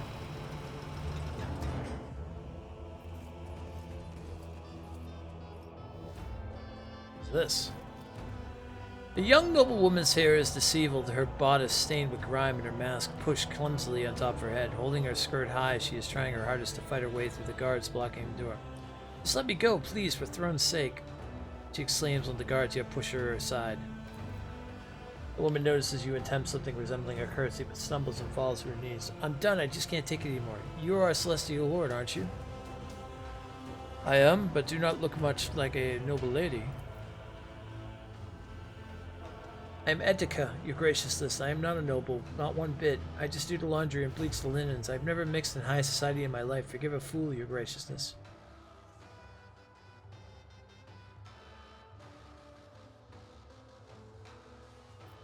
Why are you trying to escape? I want to get away before they start putting those brands on us, for the tricksters.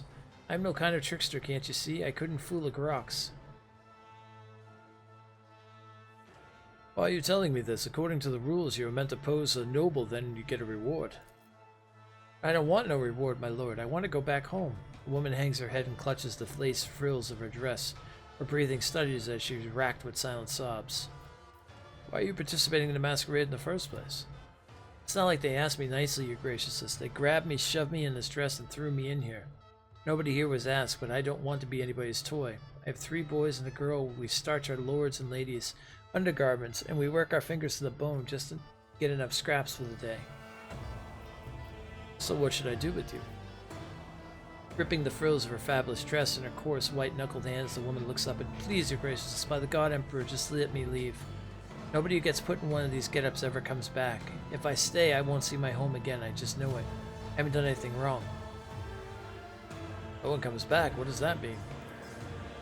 Just that, your graciousness. It doesn't matter if you get branded or not. Once the hunt is over, you're gone. I want to be useful. Please let me go home. You really don't look like an imposter at all, guards. Let her go. Lacking the courage to object to your demand, the guards reluctantly step aside. As the woman turns to look back at you, you see wet trails on her guileless face. Thank you, Celestial Lord, your sweetheart. I'll never forget your kindness.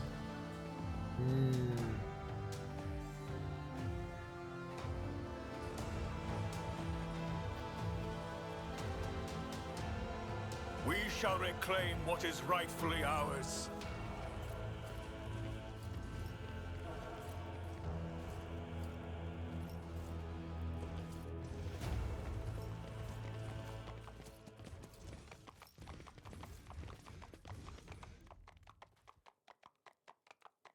Interesting. So if we brand the people for some, or even if they don't get branded, it seems they're taken away somewhere.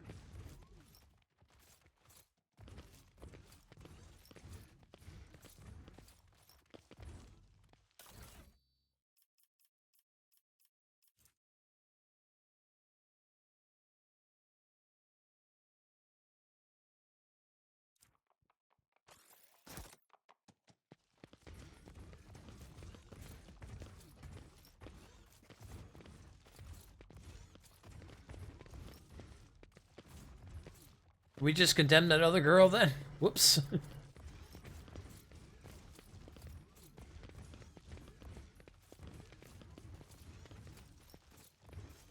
wasn't on purpose.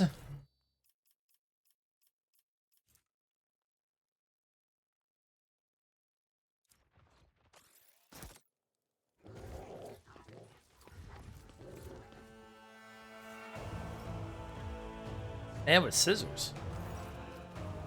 In the wavering torchlight, you see a glint of steel. One of the jacket-clad young men is pressing a blade against the other's ribs. A mask lies discarded at the attacker's feet. Noticing you, the trembling victim cries out, "Your Highness, save me!" Do not interfere, outsider. This man deserves to be punished, along with all the Tharasa's rotten elite. They see people as just things to be worn. Let him look me in the eye and find out what it feels like to be cut to pieces. You realize that the weapon pressed against the victim's body is none other than a pair of absurdly sharpened tailor's scissors. Cast an indifferent glance at the pair. Local folk and their strange amusements, they're not worth our time.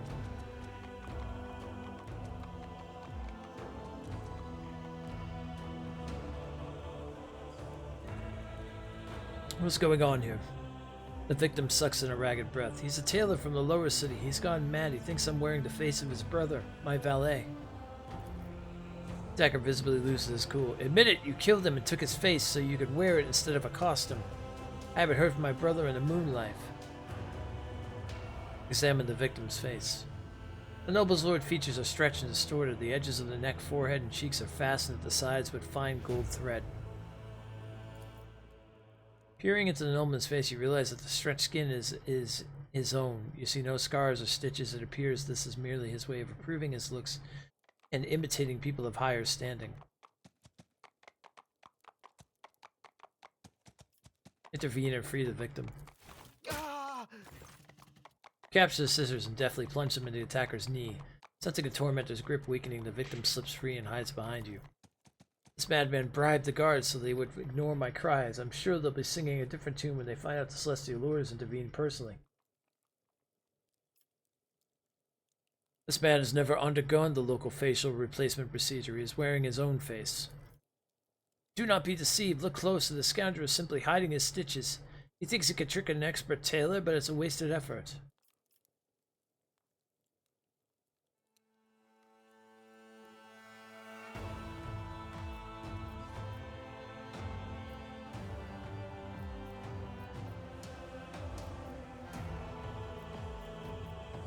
I will place the imposter's brand on the vigilant. Not a single muscle twitches on the attackers. Play your games all you want. My mission will not change. Thank you for intervening, Your Celestial Highness.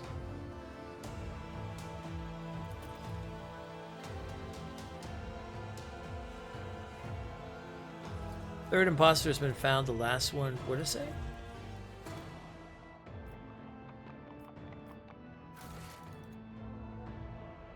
Last one should be hiding somewhere in the vicinity.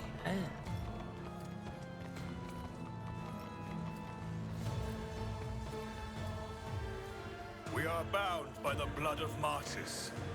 Young priest and an old priest. I think I found him.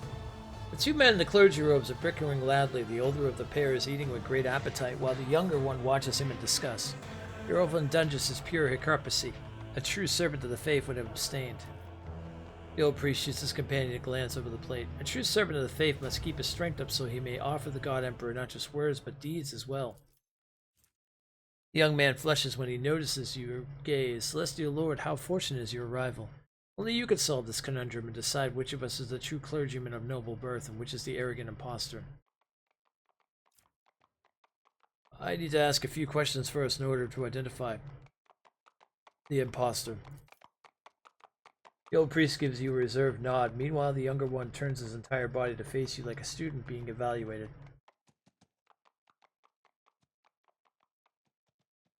Ooh. By what name are the children born from the blood of the Emperor himself known? The messiahs of the celestial master, gods among men. The young preacher's eyes are alight with awe.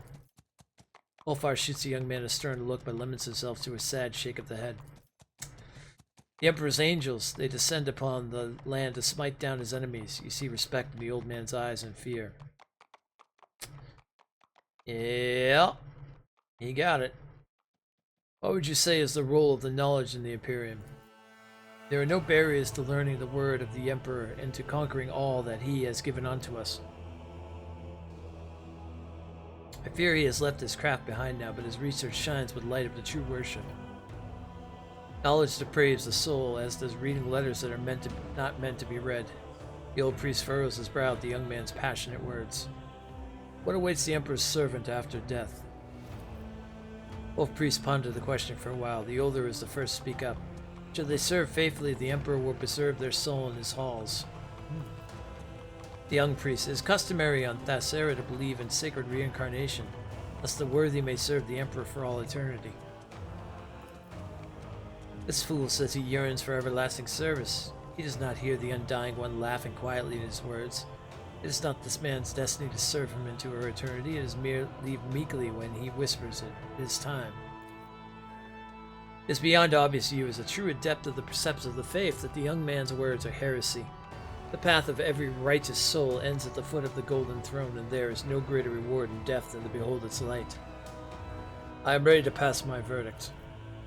Priests look at you with reserve, curiosity, and apprehension. Place the impostor's brand on the young priest! Smile vanishes from the young man's face. He gaps and jingly. Why? Well, yes, I did skip the lecturium once or twice, it's true, but I am still a proper noble. I swear it on my honor. Yeah. Let the faith guide my path to glory. That should have been the last one, I believe.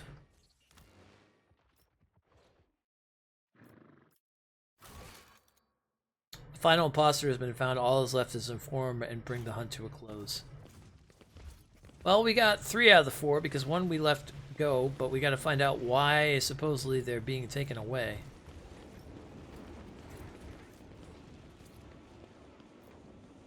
What's going on with that whole situation? So many goods to sell.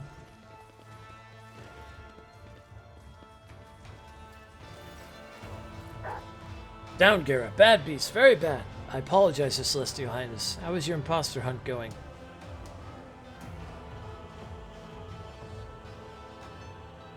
Gara? My darling pet, she is guarding the Shrimperiuses. Every once in a while she gets an allowance in the form of adolescent bones.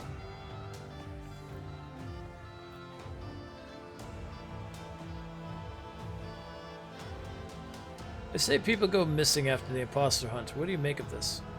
Your Celestial Highness must have been listening to a lot of gossip. Who cares where the rabble goes afterward? However, I can assure you that the victors are often sent into my personal service. We call it the highest favor, and today it will be up to you to choose to whom it will be bestowed upon. The governor is dragging out his words as if he is not entirely sure of them himself, or is not telling you something.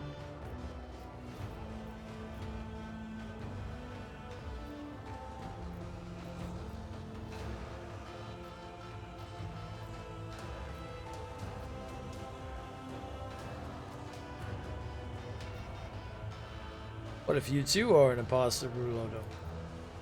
Your Celestial Highness, how can you say such a thing? I have never even seen such a low-born village up close. They're cowering down there, thank the God Emperor. The governor empties another goblet brought to him by his servants. Fetch us more amnesec. Now, what are you looking at? Go, go, go, useless layabouts. I've concluded my search.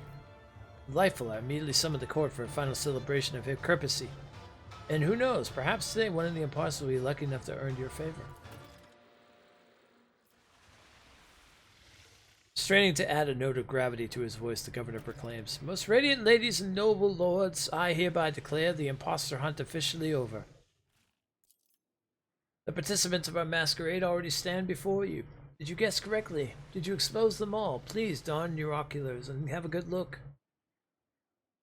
Not one noble was permitted to hunt the imposters this time, my lord. Still knowing their penchant for such games, I do suspect they tried to make their guesses anyway, quietly among themselves. All these imposters have been found out by none other than our celestial guests. An unsurpassable show, your celestial highness. Bravo, bravo. Babe, present our gift. You hear the fool's voice from somewhere among the crowd. A noble torso branded at the behest of the rogue trader himself. Oh, what bitter irony, my standing ovation to you. With that Satyrian mask, we're against 1 psi rating and 15 persuasion. If Perils of the Warp is triggered and a demon is summoned, the demon attacks the closest it is non-demon target. Oh. Your Celestial Highness, as an honored guest of Tharassa, would you like to say a few words of guidance to our beautiful world?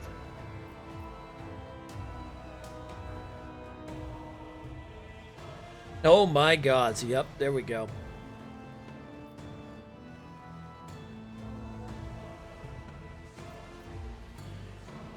We stand and united in the faith, in our common mission to bring about humanity's victorious future. May you all toil for the indestructible fortress of the Imperium, and wish for no other life for the God Emperor's one true path through the darkness of the universe. Glory to the Emperor! Glory! The masked people respond, making the sign of the Aquila over their chests. Glory to the Allfather! The Ulfar's voice thunders over the crowd, inspired by the might of his faith. The people praise the Emperor, shouting his name until their voices become hoarse. The one true path through the darkness of the universe, repeating after you, the Sister of Battle whispers the words fervently.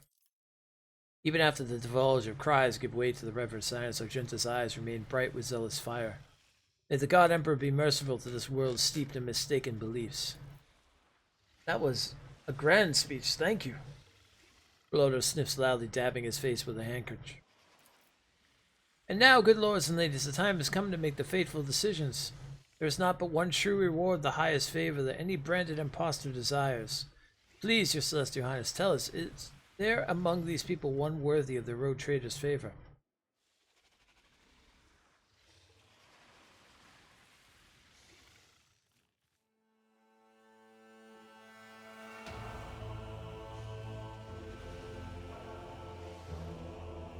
What is the highest favor, Rulodo? Is a part of the rules of the game.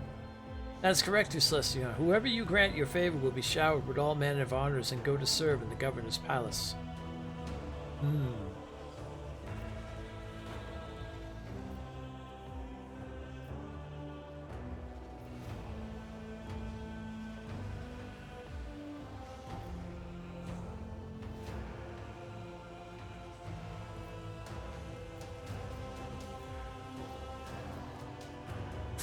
Well, the tailor tried to murder somebody. Favor the young priest.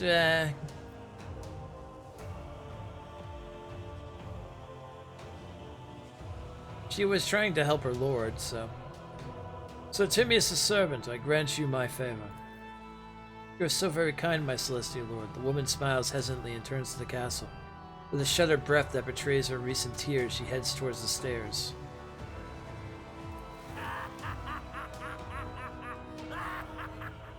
Uh-oh. Who's that laughing? You hear venomous laughter from among the crowd and recognize Bluff's voice as the square draws in a clamor and a pause of gawkers who were spectating the game. You look around for the court fool, but cannot spot him anywhere. That buffoon is as maddening as a wolf louse, and just as slippery. Why did I let him feed out the governor's court? Not for his foul tongue, surely. Such is his celestial highness's brilliant decision, which for some may have been fateful indeed. Finally, the hour you have all been waiting for, the concluding part of our conclusion, the great feast. Lacerexus, dinners is served.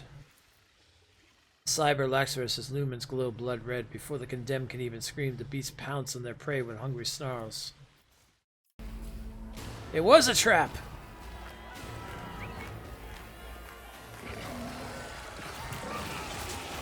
Oh!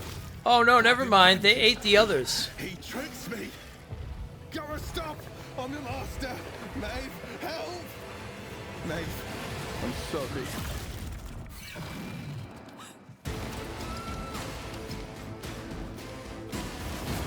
Oh shit!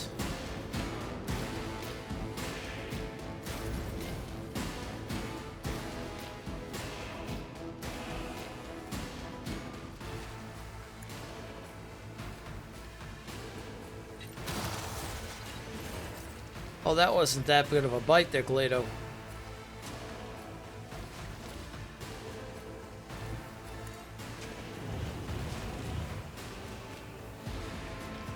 Oh, we may have a problem here.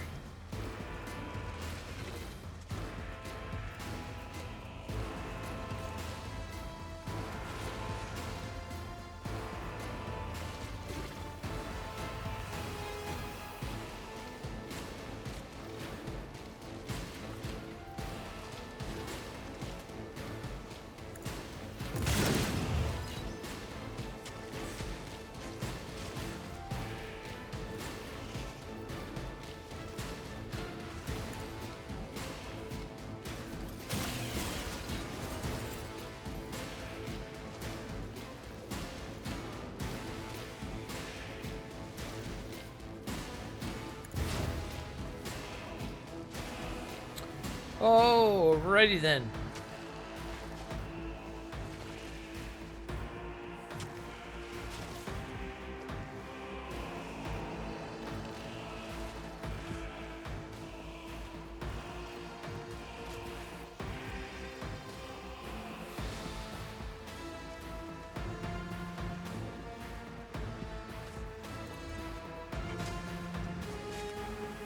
Alright, we're throwing confident approach.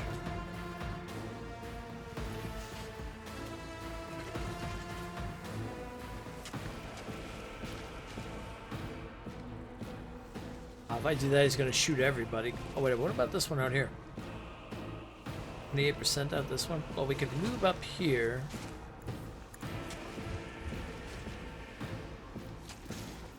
Corpse play. We could rapid fire on this one, 20%. 80%. There we go, there we go, there we go. Let me charge into this bad boy.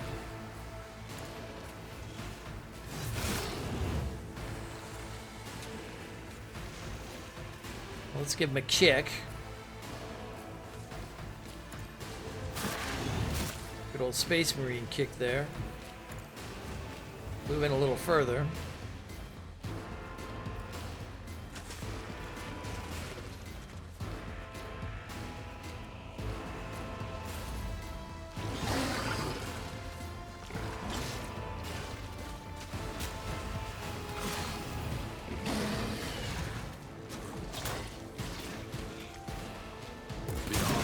Judges.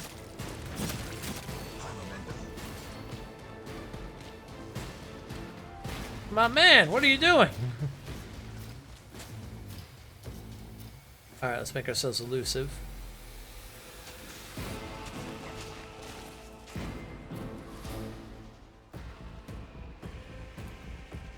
Stir the blood over our enemy.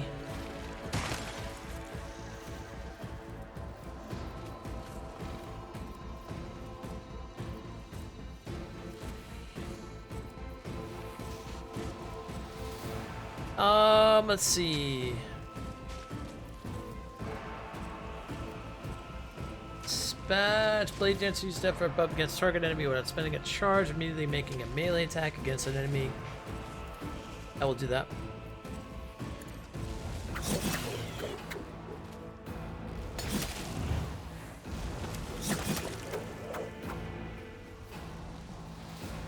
Sounds good.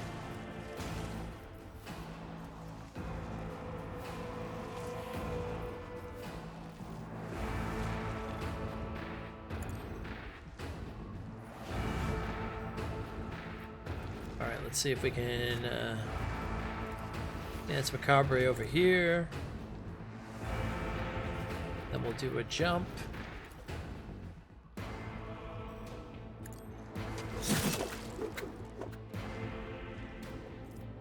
Let's go ahead and do this.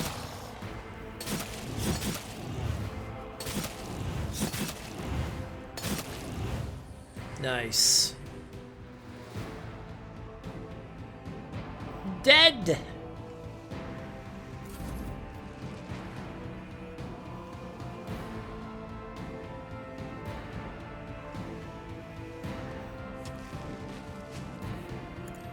Alright, let's move Argenta all the way over here using all her movement points. And what we're going to do is give her...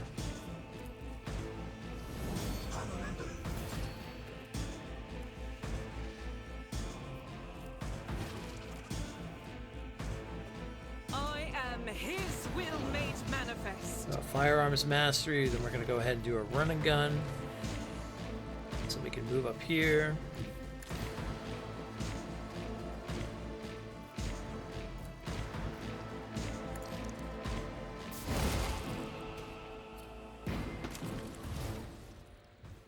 What happened was no accident. If my suspicions are correct, the arbitrator looks off at his palm thoughtfully, then holds out to his cybermaster. Plato, analyze.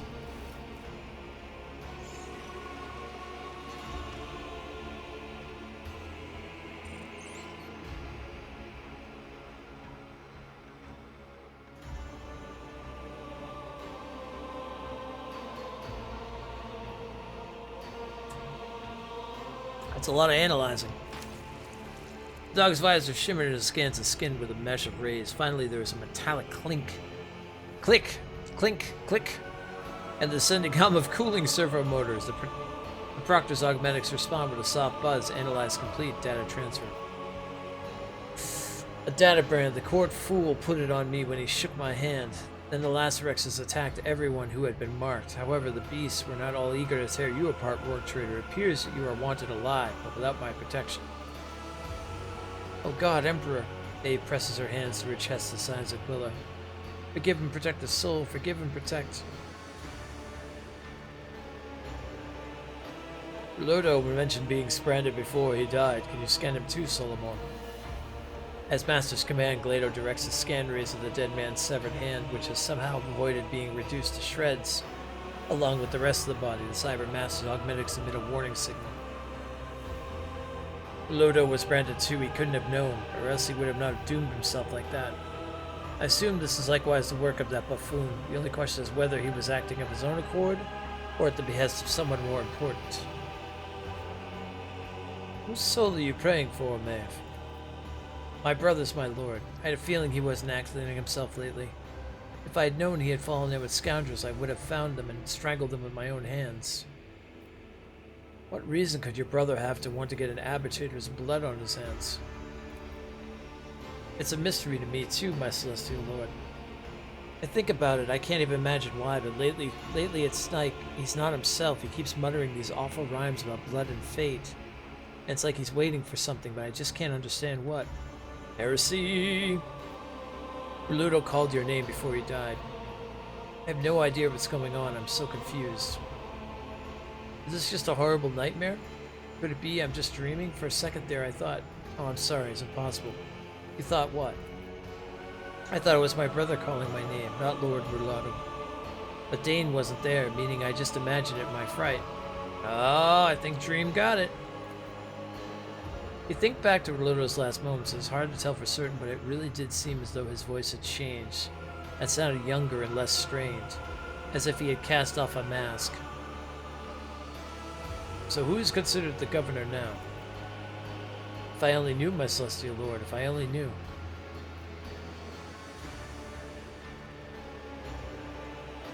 How do I know I can trust you, Maeve? I swear by the Emperor himself, I am unblemished before you in spirit and thought. That's what any concerned heretic would swear to try to save their life. But I really had nothing to do with any of it, my lord. All I was told was to entertain as our celestial guest and chaperone them to the castle for talks. Instead, there's just gore and death everywhere.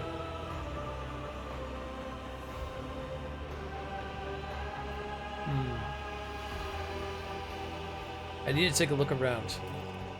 As you wish, my celestial lord. If you'll permit me, I'm going to wait for you here at Lord Rudo's side. Let us walk this path to the end. The governor's dead!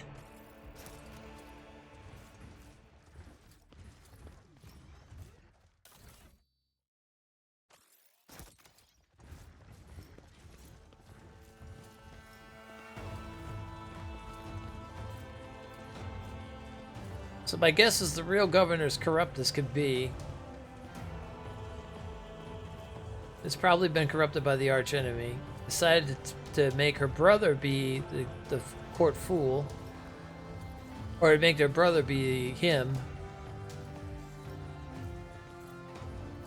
He took the assemblage of the court fool so he could get away with his little depraved stuff.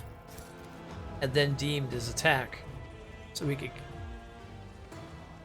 I guess we'll see more when it comes down to it. Alright, I think that's everything for this Maeve. Take us to the castle.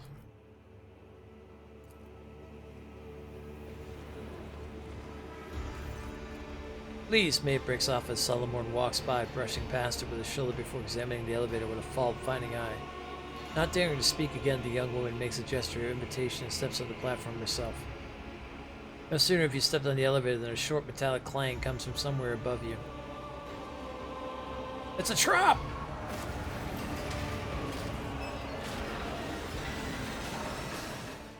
Whoa! They just took us with nobody else.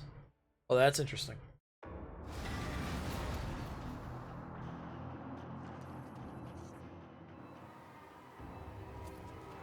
Oh gods, this place of heresy. I hope you enjoyed my bloodthirsty menagerie. You instantly recognized the spiteful voice and the cocky smirk of the fool's mask. The arm that was mauled by the cyber mastiff at their first meeting hangs limply. He's not even bothered to bandage it. There's a gunshot wound in his shoulder surrounded by single threads. His garish outfit is soaked with blood. Still acting the buffoon some people never learn.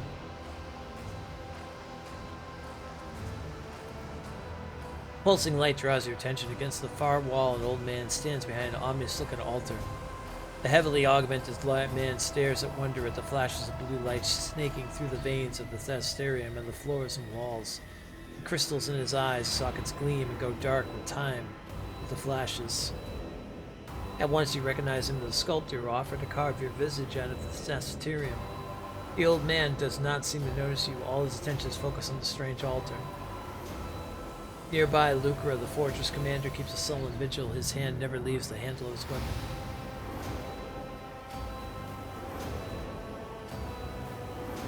The governor is dead. Was it your doing? Don't be ridiculous. I couldn't swallow a man whole even if I wanted to. Bluff throws up his arms in exaggerated fashion. Alasarix, fool, you unleashed it on the governor. Don't try to deny it. It seems humor is not part of the vocabulary of the Emperor's servants. But truth should be, you see. The governor was a fraud, a fake, not worth crying over. The true governor of Thasera stands before you, esteemed guests. Dane, come on, don't say things like that. It's not right. It's... Shut up, you idiot. You can't even do as you're told. The fool tosses a look of utter contempt at Maeve.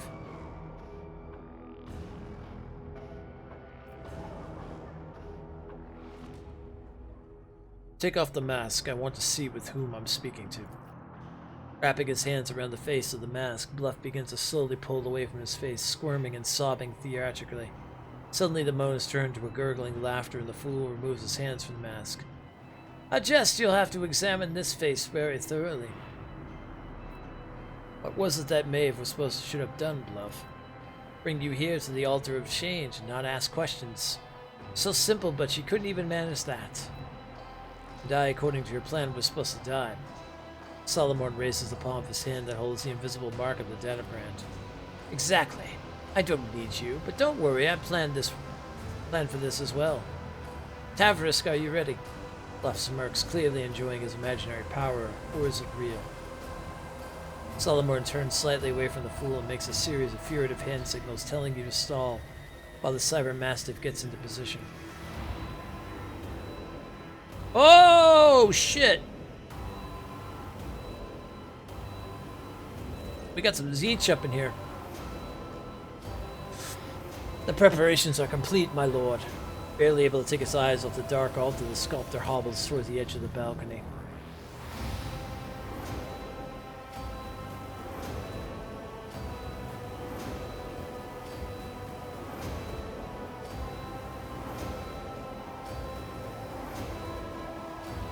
Ah, that's the stuff we were picking up, huh? Your scribe, Gregorius Fault, left some intriguing notes behind him that may appears to be describing the switching of bodies. Is that part of your plan?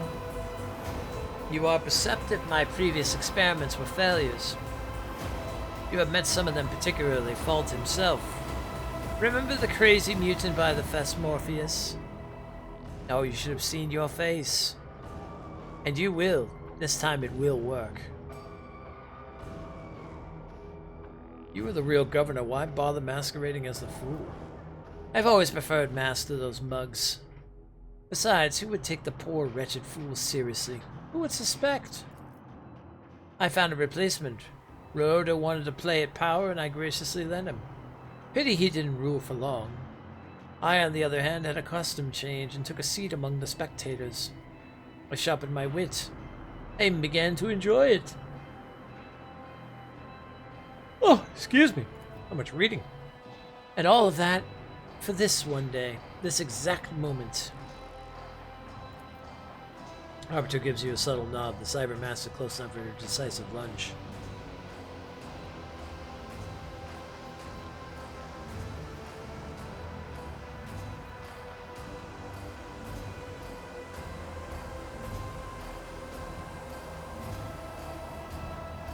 Enough talk. I will not listen to another word of this heresy. Fool, you have overlooked one small detail. What detail? Talk, you bastard. Takes a step toward Bluff, clearly trying to draw attention to himself and buy later some time. Bluff ignores the Arbiter, his gaze fixed on Maeve, more specifically on the necklace on her chest. A lovely piece, isn't it? You see Solomon's hand signal out the corner of your eye. Glado leaps but does not reach the fool. The Sliker moves at the same time, a flash of light and everything goes dark.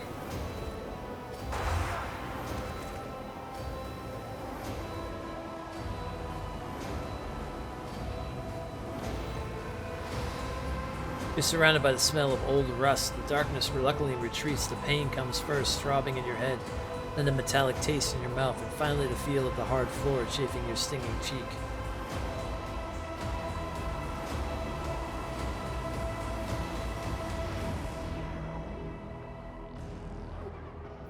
We'll look around first.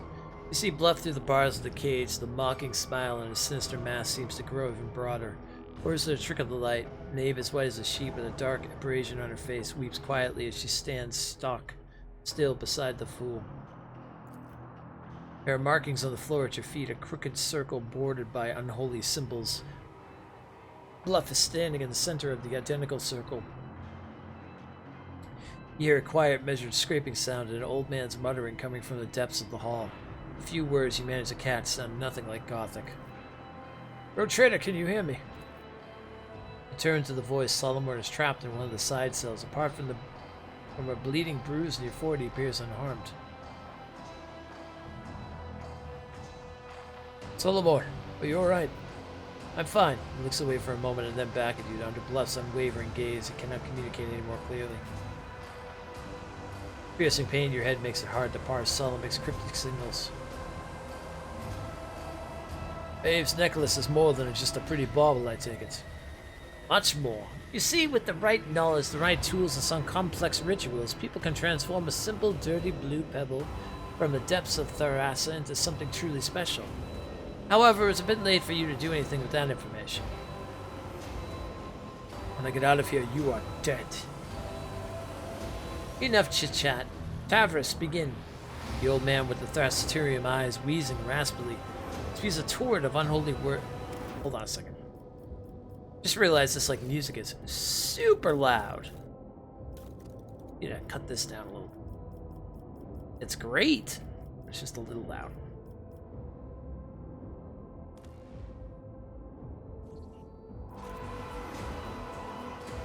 I felt like I didn't do anything.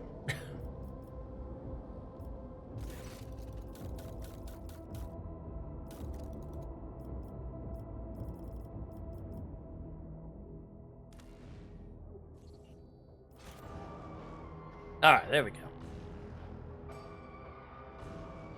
Use a torrent of unholy words from his toothless mouth, and the markings beneath your cage seem to breathe in glowing or crimson light. Maeve's Liaise leaps to you from the bluff in alarm, tear reddened, eyes deep. Eyes widen as she realizes what is happening. Dane, stop! Her slight form crashes into the fool, pushing him out of the center of the circle.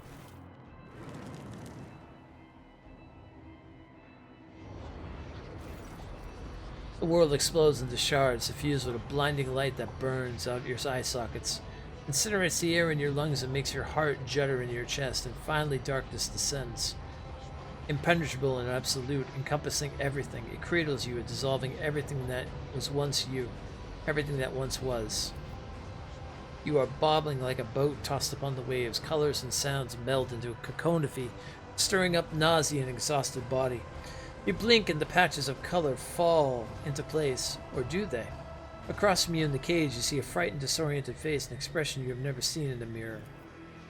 At your feet lies a gaudy mask that has fallen from the fool's face, covering his wrinkled visage with both hands. The ugly and enraged governor of Thastera rises hastily on trembling legs. Staring daggers at you, Relodo shrieks, "Seize her! Seize Maeve!" The guard takes a heavy step in your direction. The look of his face promises nothing pleasant.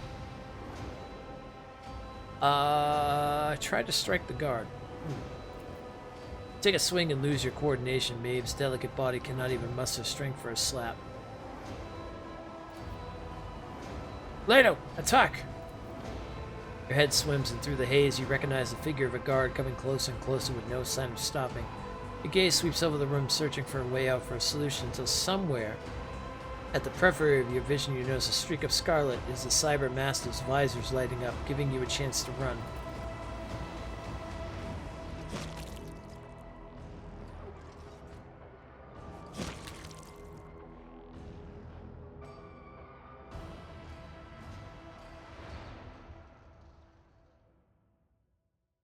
Oh, I've been transformed into her body now. Your mind is a loose shard adrift in a purple cloud. It does not remember ever seeing, hearing, or feeling anything. Were you ever truly alive, or did you always surrender to the flow like this, not bound by the feathers of corporeality? Your memories of the last several minutes are incoherent and painful. The flash of sorcery, the leap into the unknown, Solomon shouting something. He gave Glado an order, but what order was it? Any attempt you make to process what happened only pulls you deeper into unconsciousness. You are wrenched suddenly out of oblivion by a blunt, merciless bite. You try to breathe and hear your own ragged wheeze. Slightly, gradually returns to you. An angry horse's head emerges from the mist. You are back. You are alive. Slowly your eyes begin to put together a sordid image. Everything around you is brown, disgusting. Hay, wood, blood, dirt, a horse. The trapdoor you jumped down has led you to a stable. The stable is a place for peasants, not sovereigns. Somehow your body remembers a sense of poverty. Your consciousness expands heavily like sick lungs. You remember a large basket, bundles of food clutched in your hands, and the grateful smiles of the hungry. Your hands find something on your chest, something so cold it burns your fingers. For a moment you think that it is real, you, the shard of your will lost in the flow, but it turns out to be nothing more than a Thasterium necklace. As you look at it, the crystal stares back at you with its still blue eyes. The fool's wrinkled face suddenly emerges from the reflection, and his gloating voice seems to hang at the edge of your awareness. This body remembers pain and electrified air, something bad. Well, shout. Your shout is the thin of a deaf cry and unbearably shrill. Still, it is strong enough to make the creature stop trying to bite and you and back off. Memories that are not your own tear into your mind, replacing your thoughts. It occurs to you that someone else used to scare all the monsters away. Your big brother. So funny and always smiling. With some effort, you manage to force his gentle face out of your head. You sway as if from sickness to all your limbs feeling impossibly fragile. Scrawny legs, frail arms. These do not belong to you. This is a costume. It is not yours. It does not fit your status. It is the wrong size, and it still carries greasy traces of its former owner inside. You are overcome with the urge to tear off your flesh and throw it away like a worn glove. You gather your will and repress the desire to peel all the skin off. The mad impulse recedes. The memories that linger in this body may yet prove useful. To complete the picture, you have no choice but to look into a nearby water trough with your reflection. You see familiar features, some unnatural force has dragged you out of your body and that of an Maeve. Lodo's lady in waiting. Now that you have spent some time in this stable, you feel more accustomed to your new limbs, but where is your own mortal shell? Oh boy, they use the powers of the Lord of Change to change my body. Fun times. Can't move? Oh, there we go.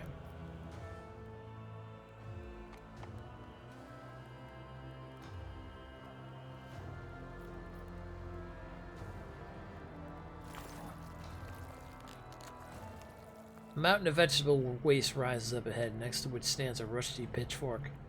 Your attention is drawn to something pale, pink, half buried under the waste and looking suspiciously like a limb. Pitch up the pitchfork. This could be a decent weapon if not for one problem. You lack the strength to pull it free from you. Let's investigate the waste. You pull out the strange object from a pile. What emerges is a human forearm, crudely severed at the elbow. The horse behind you snips and cranes its neck. Take the arm. You pick up what used to be someone's arm. The horse looks at you, dead fingers greedily. Slip back through the fence. The horse snorts restlessly behind. It's a hungry horse. The creature that dragged you out of unconsciousness turns out to be a muddy brown horse. From the darkness, the beast follows you. With its large black eyes, it looks hungry and frightened. Look around the stable. The horse must have smashed through the stall to reach you. You immediately note the empty trough and fetid pile of vegetable tops under your feet. For the moment, the approach to the rotting waste is blocked by an iron fence. The horse whinnies restlessly as it casts its eye towards the barrier.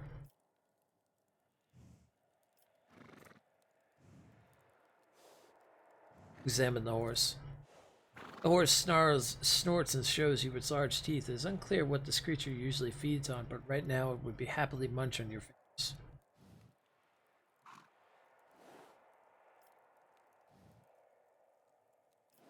Toss the corpse fart over the stable door. Ah, that's an idea.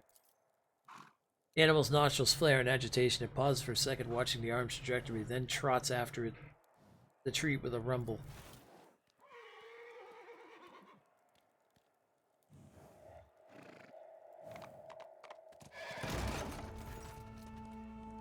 Snorting frantically, the horse hurtles towards the stable door and smashes straight through it. The sight of the stable hand standing in the doorway portends nothing good for you. The man's face is savage and glinting. In his hand is a meat cleaver. Not so noisy anymore, are you, little wench? I'll skin you alive.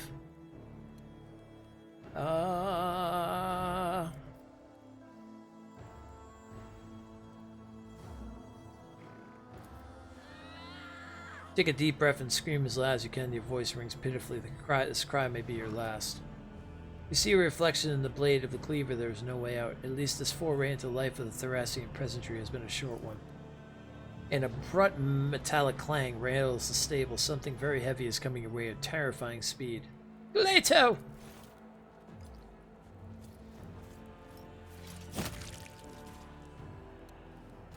Probably just tore the man's throat out. The cleaver raised for a strike falls from the man's hand as he screams, assailed by a whirlwind of fangs, fur, and metal. Having emerged from the gloom, the cyber mastiff does not give the stable hand even a single chance. After ripping out a part of his spine, the beast spits out the corpse and looks up at you. Good boy, Glado. You notice a dent in one of the cyber mastiff's implants. It has taken a beating. It is hard to say whether he received this injury at the time of your capture or during his escape from the castle. Glado stares at you for a while, then barks and turns to scan the area. He's clearly waiting for orders. The cyber mastiff listens only to its arbiter's master. The fact that Glado is here means that Solomon has ordered him to follow you through the trap door. The arbitrator must have adjusted Glado's priorities to have him guard you. Nice.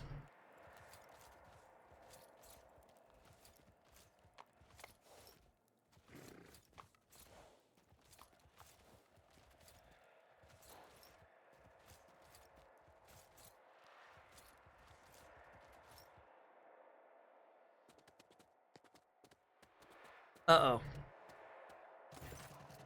The local inhabitants coming down the slope look hostile and extreme, violence of them missing an eye, but he makes sure to keep his remaining one eye fixed on you. Hey, puppet.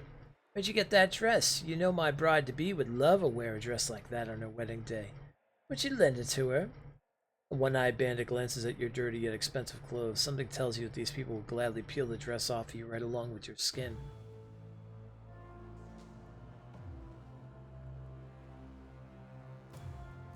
Ooh.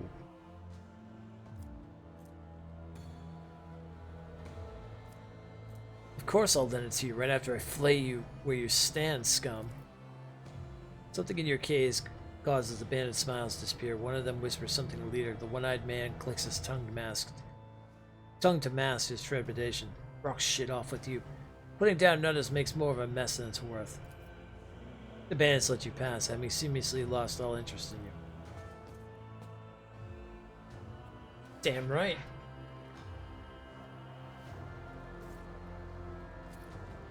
I may be in this woman's body, but I am still the Emperor's chosen.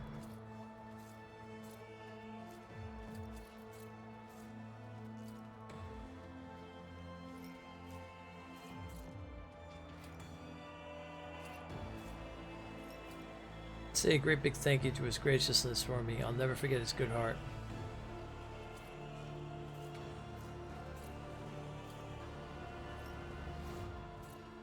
Alright, bunch of rabble, This is going to be interesting. I wonder how we're going to get back our body.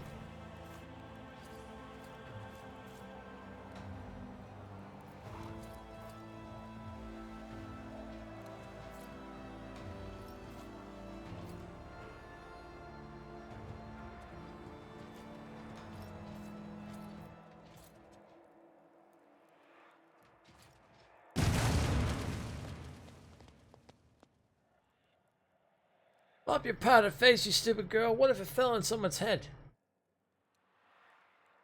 Yeah, it's fine. We spent the whole day hooking that thing up. Now we've got to go over...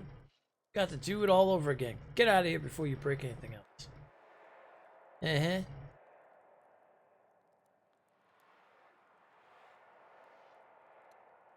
I'm just coming through the area. What do you want me to tell you?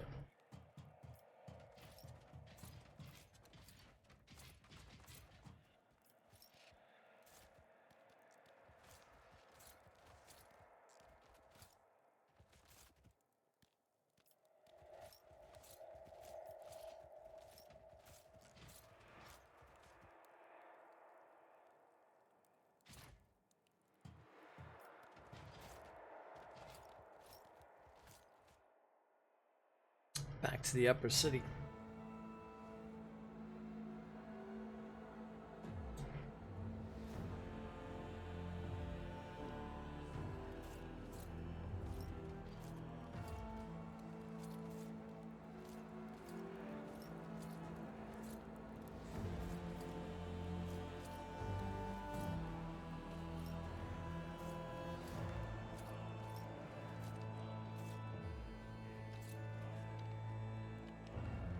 Now I think we're seeing the true colors of the city.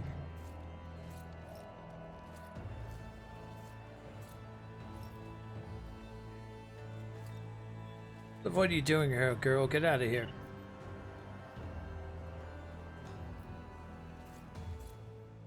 Property of Road Trader Van Valencia. Do not approach her, will be deemed an assassination attempt. Oh, this is bad.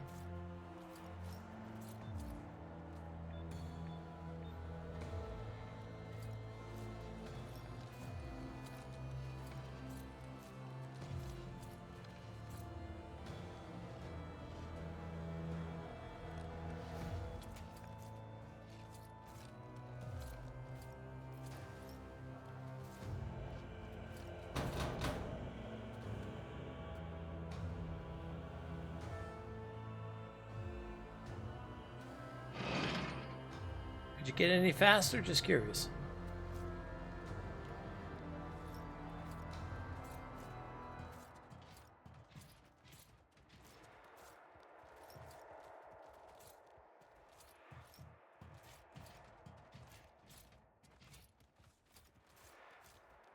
There's a forge. Nothing there. Several commoners are talking in a loud whisper, taking no notice of you. The balding man with a bowl cut is gesturing energetically, his back turned. Never thought a thing like this would happen in my time. A new celestial lord has paid us a visit. They say he descended from the sky on a great bird of iron, then stepped out of its belly clad in golden armor. Any who saw him were blinded by the splendor. That's his anointed. Is anointed for you. Rubbish, I've heard that tale before, and only an idiot would believe it. He's a nobleman like any other, just a more important one. Treats everyone like dirt and pushes people around worse than any of our own nobles do. But that's the way, isn't it? It's the God Emperor's will that their place be at the top and ours in dust. It's how the world works. Next thing you know, the Celestial Lord will make this whole place his own. Well, I wish it was like you said, but something tells me bad things are coming now that he's here. I heard the new Celestial Lord. Wait, look, that's Maeve over there. She served the Celestial Lord herself. She can tell us about it. Hey, Maeve. You want me to tell you about the Celestial Lord? Well, I do know a thing or two. People's eyes light up with curiosity at your words. They hurriedly gather around you. Excuse me. I was told the Celestial Lord accepted the key to Tharassa from the court's fool hands himself. He didn't shun the fool. He didn't beat him, so gracious. That's how it happened, right?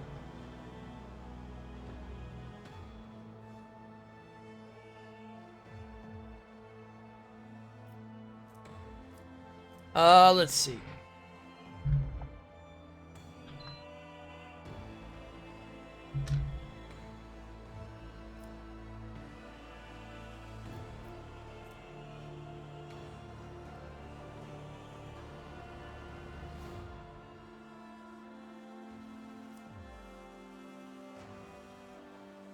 It's all true. I have nothing to add. Yeah. Commoner who asked the question casts a triumphant eye over the others. The servant gestures for the others come. The Celestial Lord is a monster. You didn't listen to me. But I'll prove it, and Maeve will confirm it. You hear about the mutant disaster. Well, they started looking for the culprits, but the Celestial Lord just had the executioner thrown into the furnace for his amusement. Am I right? No, you've got it all wrong. Not the executioner, the commander. Tell us, Maeve. Did the Celestial Lord really execute somebody? Alright, let's see.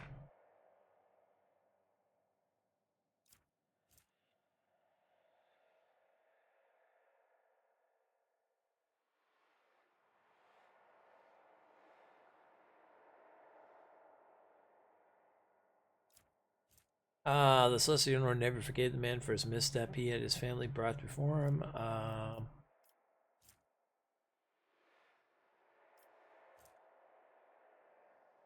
It was only right justice had to be served, but then he generously compensated the families of all who had lost their providers. Now they don't have to lift their finger for the rest of their lives. Said to twist the story into every which way. If you only looked into the Celestial Lord's eyes even once, you'd realize how full of light he is.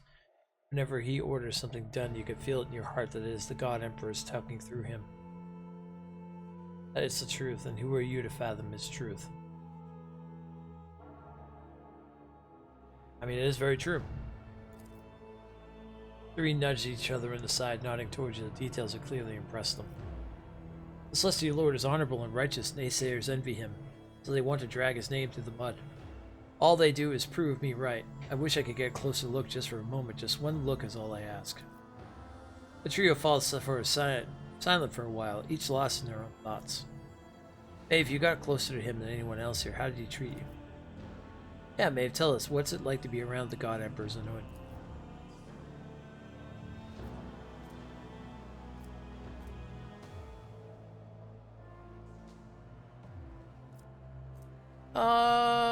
Let's see.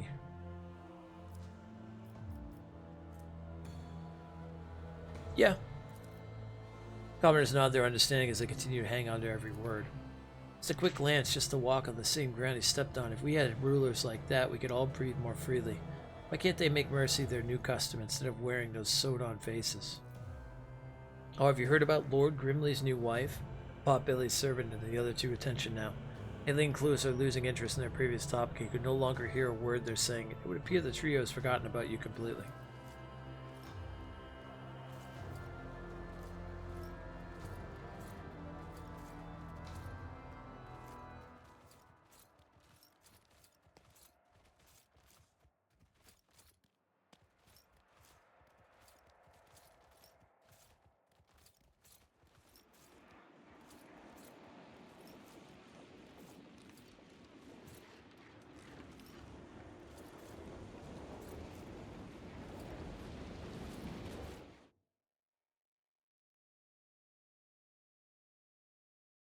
We're saving, we're saving.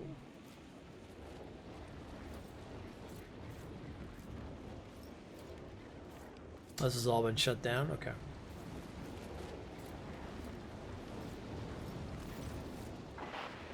The vox in your companion's hand is speaking in your own voice. There's no need for concern. The proctor and I are in the middle of examining the documents together with the governor. I'll be back as soon as we are done here. God, Emperor, grant me the patience to endure this idle wait. Activating standby mode. 3 moments spent away from the Domin is another defeat for me. People worms, do you feel brave testing my patience so? Present the 8 Veta. Go on, make him come down here. Get a short enough trip. As you soon approach, everyone's attention shifts to you. For now, their reaction feels closer to pent-up irritation than outright hostility. At last, I found you. I need your help. Take no notice of you at first, but after a moment, one by one, they turn their gaze to you. Silence falls over the street. Strange little bird, everyone wishes to wear the 8 Vetta's manta, but few could bear its weight. Go and tell your tales elsewhere.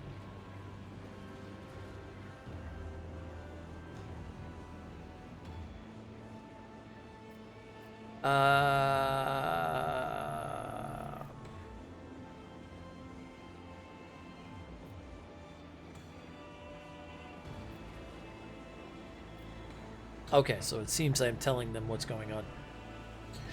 I am Stormgar von Valentius, heir to Theodora von Valentius, who perished in the course of the Conrad Victor's treachery. What else must dredge up from the past to make you believe me? The retinue exchange a few words among themselves, and maybe they'll explain how you know such details.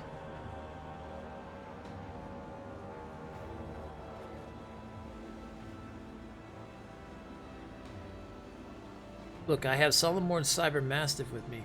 Would he order his dog to guard some Theresian shit? The statement is potentially true. Cyber Mastiff protocols are difficult to breach and override, much less in a primitive culture such as this. I've fallen victim to profane sorcery. I need my body back. Do not weep, child. I will cut your thread quickly and painlessly before your soul succumbs to corruption. You need to get upstairs. Just trust me on this. You will find the rogue trader at the top. Tell the shuttle pilot to take us there. He won't listen to me. The suggestion to stop puzzling over your identity and start acting seems to have had an effect. At least no one is arguing with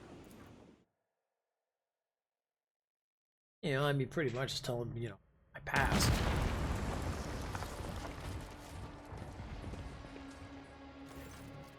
When the dust clears, you see the familiar hall. The fool is fearfully hunched close to the cage in which you, or rather your body, is sitting. Your face is awash with tears, your lip is split, and a vox lies next to you. In a cage, the side stands Solomon, glaring through the bars of the true governor of Thessera. Upon seeing you and Glado, the proctor straightens. It seems he was just waiting for your return. Without taking his intent gaze from you, he gives you a slow nod. He is ready to fight. But how did you... The elevator! Damn it, why'd you have to make all this commotion? Why couldn't you just sit in a cage out of the way and wait for the ritual to be completed? Fool looks back at the altar. Tavris, move! The psyker's cracked skin seems ready to crumble to dust, but his Thasterium eyes burn with an otherworldly fire. The ritual is nearly complete, my lord. The altar of change is ready to irrevocably switch the threads of fate.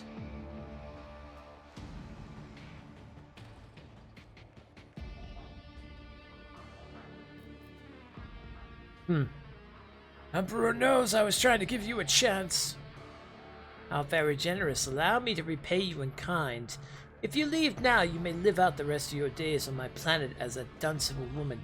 No, wait, I've changed my... The metal of the cage emits a piteous creak as Solomon slams his entire weight against the bars. Yeah! Get him, Idris!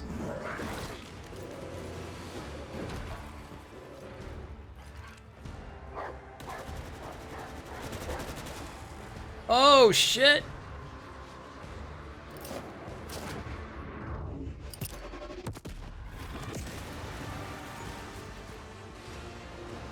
Ooh!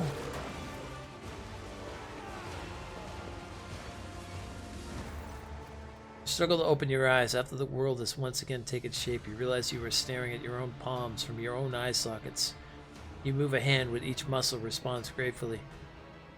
Filling with warmth, the others watch you with a mixture of hope and dismay. Maeve, the real Maeve, looks at you through watering eyes. Myself again. It was so...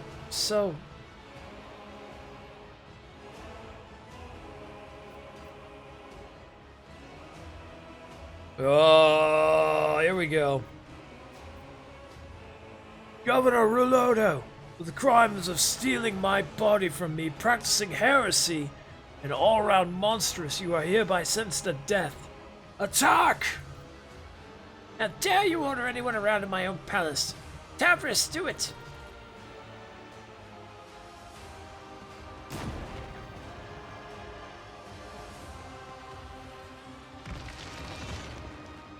Oh gods, they have golems.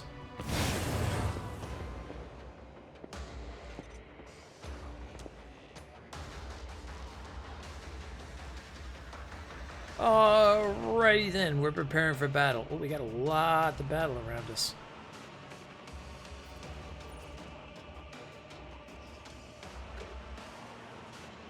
Oh, I can't get anybody in position. Looks like this is it.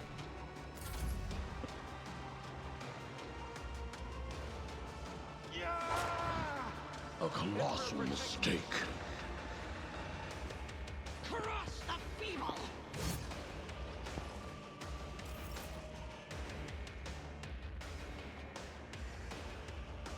Oh gods! Alright. We got spawns, we've got stone sentinels, we've got commanders, corrupted guards.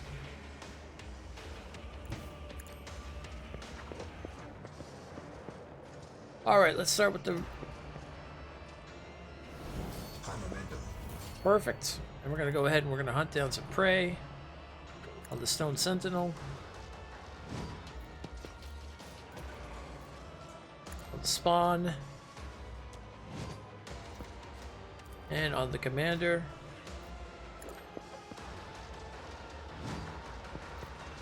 And we're gonna go ahead and let's see here.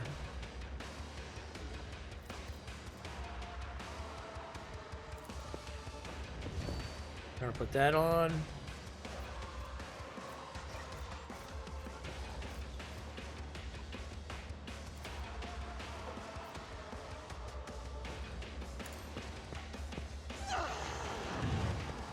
Start this. Oof, nice. Oh, very nice.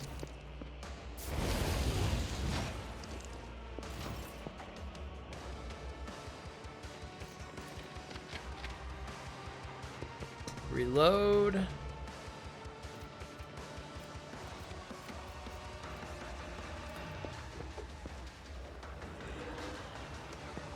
Let's try to kill them both in one shot. Oh, all three in one shot. Perfect. Woo!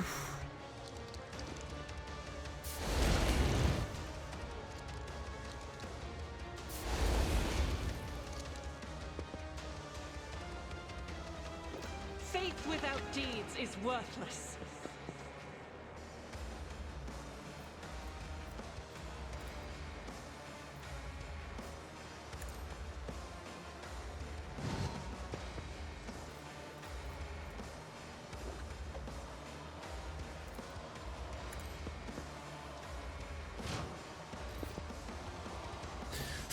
Alrighty then.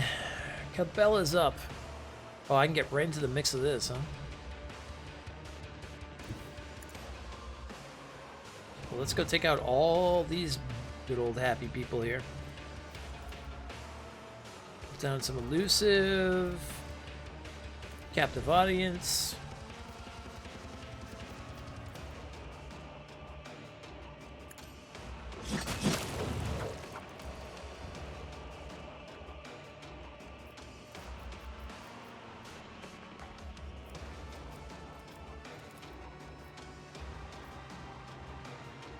The undying Emperor whispers his will. Nice.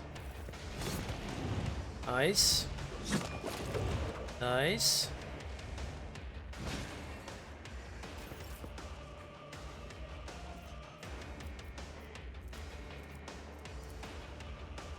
As honor ordains.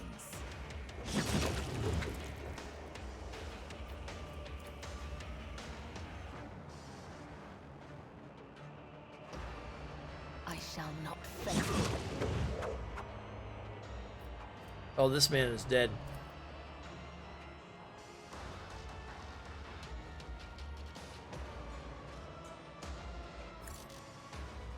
Oh, wrong thing.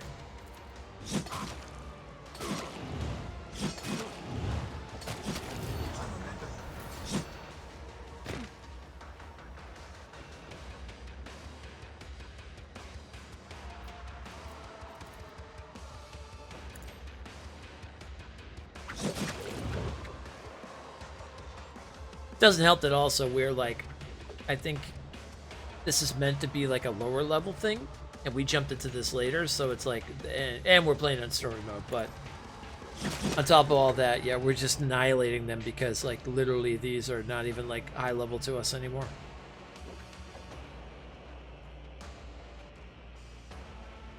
Anybody else? There is one more. Two more? Oh, they're all up here.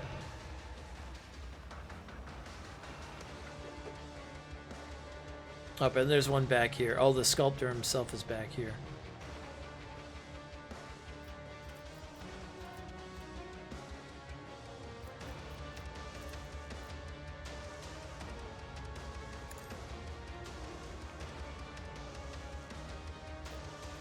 Got a couple of these I can use. I might be able to make it to him, actually.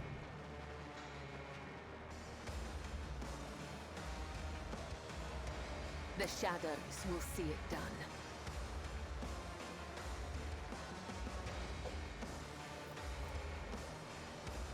No, there's no way I'm making it over to him.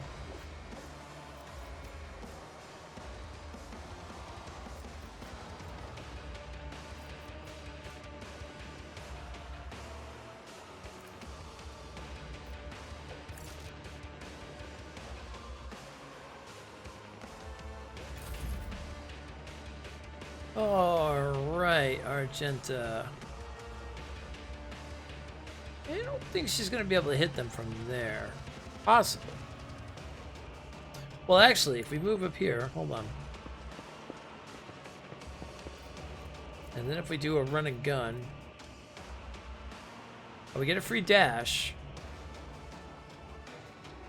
Oh, it spends all their movement points, though. Well, we have no movement points, actually.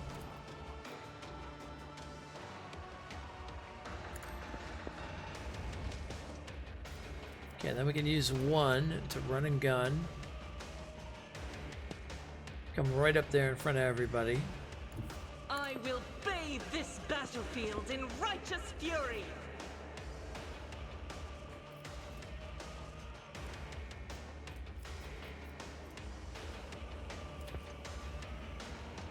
Throw this down for extra damage. Oh. Oh, burn the heretics.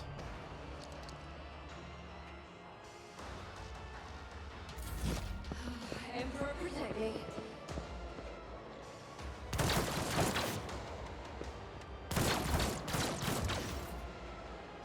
That's it. Piss Ulfar up.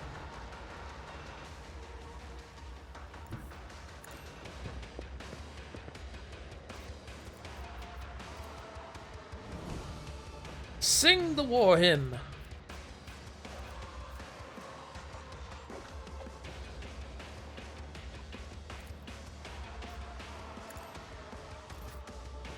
He's all yours, my love.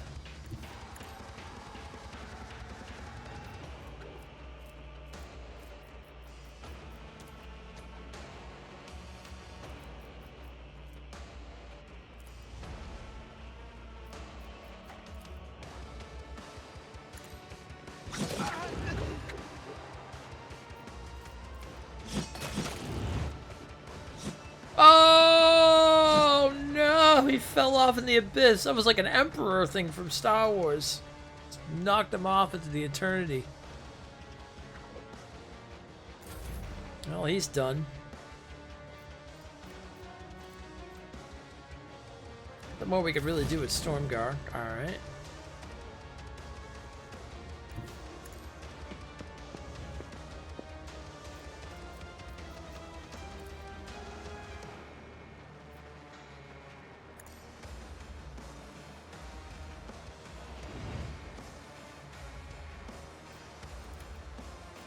Get him, Glado!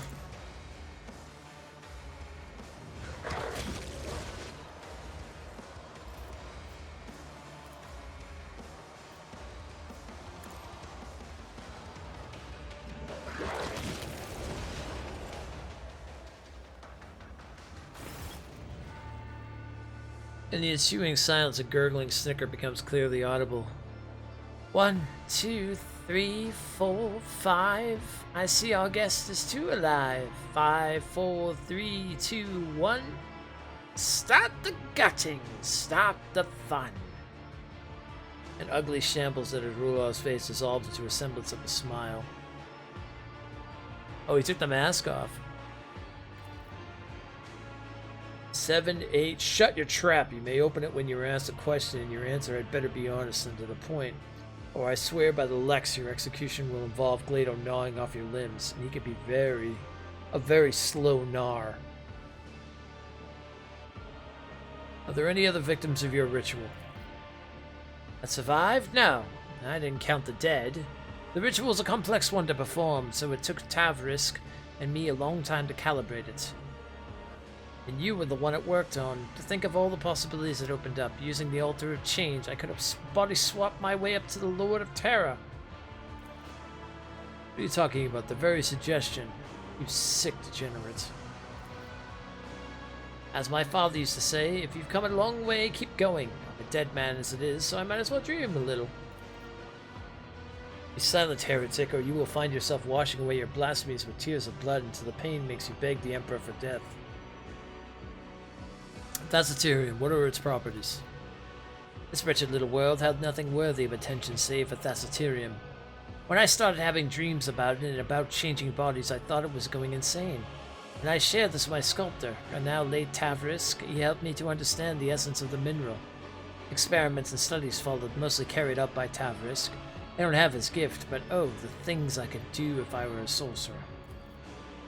In the end, he realized that Thassaterium was more powerful than any known psi focus. After 1,000 cursed attempts and a combination of powers, energies, and sacrificial victims, Tavrisk managed to create this finest sculpture from it, the Altar of Change. A magnificent artifact, a door to eternity. No more limitations opposed by our mortal bodies, no ailments, no injuries. If your flesh is worn, just swap it for new flesh. Don't like your lot in life? Choose from 1,000 others. No longer just a dream, but its most perfect realization. Immortality in stone.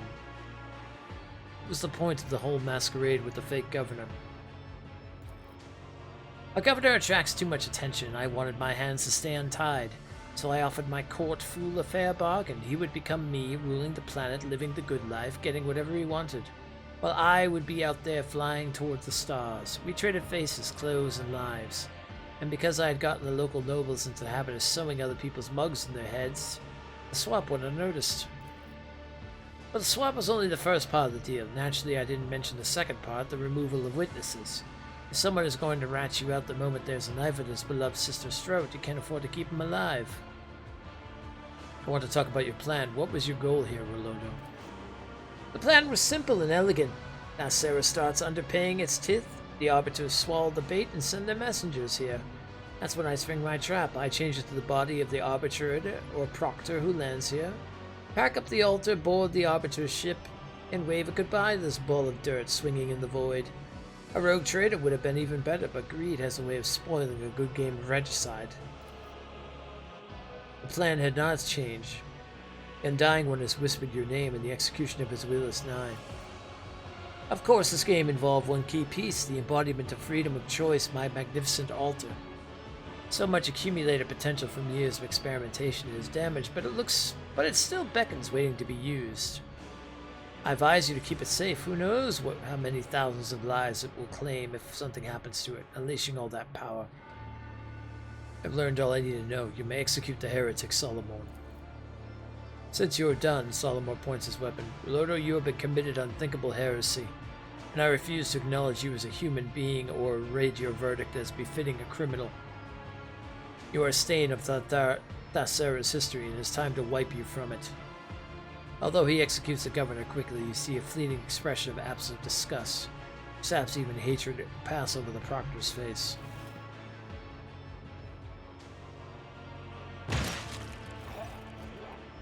Eve opens her eyes and immediately jumps to her feet at the sight of the bloody corpse. She clenches her hands on her chest and her eyes well up. Emperor of the Golden Throne, my whole life I was mistaken in my ways of honoring you, but now I pray to you, not for my own soul, but for his. He was not your brother, Maeve. The young woman, but he used to be. Found anything, Solomon? Yes, the data slate with the shipment chronicle that they spent so much time vainly searching for. According to the records, the 10th period is 1 Terran decade, and the quota prescribed is 1,000 cargo units. The governor withheld 100 units from each of the 5 most recent shipments. That means this world has no actual difficulty regularly supplying its tribute. We could consider that matter settled. You had to go somewhere where you read about the swap? Yep. You were right. Deciding what to do with the... Oh no, the dogmatic... Oh, we have 2 dogmatics. Okay, hold on. We have 2 dogmatic choices. That's good. I already saw World Beyond Saving. I was like, oh no. Deciding what to do with Thasterium is far more important. It's a resource we cannot afford to ignore. I propose destroying all of Thasterium already mined as well as the deposits, allowing an abomination like that to exist is against the Lex. As for assessing the degree of Thasera's corruption and deciding its fate, the law prescribes leaving this to the judgment of the world's owners, that is, the Administratium. Alright, so my 2 dogmatic choices are, this world is beyond saving, its very bowels exclude heresy. I hereby order the immediate destruction of all Thasterium and declare exterminatus on the planet. Oh! The Administratium will be given time to evacuate us properly, after which we cleanse by fire. Let us do it your way. If that is the solution the Lex Imperius demands, I fully concur. I think I'm okay with that one. So letting the Administratium make the choice. It basically has, like, magic properties and stuff that they use to bring about the Lord. Well, they made an altar of the change. Basically what ended up happening was that they had changed the... they took the rogue trader's body, or rogue trader's mind, and put it into Maeve's body, when it was supposed to be the fool's body. Let's see. Must get rid of the Thasterium, but I will not inform the Administrator of his properties. It may result in the planet's destruction. We cannot have innocents suffer because of Beloder's misdeeds. Thasterium has been used for wicked ends. Such a valuable material. Hereby ordered to be added to the planet's tithe, the Imperium. Oh! Ooh, the heretical choice. You know what? I've been pretty nasty in my dogmatic. I think we're gonna go with this one, though. The world is beyond saving. Exterminatus!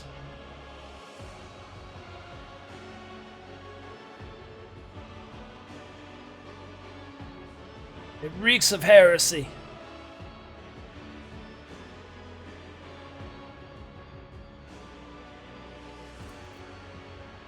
A drastic decision born out of righteousness and indignation, whether or not the prefect shares your views. That we won't know until we return to Dargonus. Instrument of his will? Ooh, what is that? Until the start of the next turn, the rogue trader becomes immune to any attacks from demons and Xenos, and all demons and Xenos in a 5-cell radius consider them a priority target. Ooh. Argenta closed their eye in either prayer. Emperor, have mercy on the unfortunate souls who found themselves trapped in the grasp of the archenemy. Have mercy, for they knew nothing and had nowhere to go. Cut the thread of an entire world, but prevent the spread of corruptions to please the undying Emperor. Adalman's will be done, and may Sarah accept its sacred death. My celestial lord, what am I to do now? And not a sliver of remorse, just fear for her own skin. Do not be swayed by a criminal's tears. I've seen plenty of those, and they are worth nothing. Or I should say, not worth more than a bullet.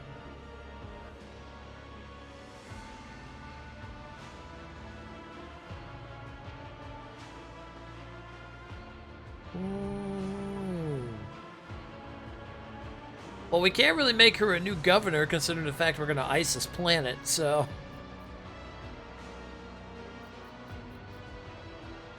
What can you do?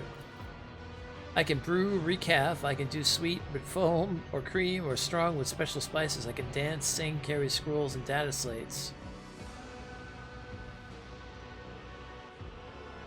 Well, we could bring her onto our ship.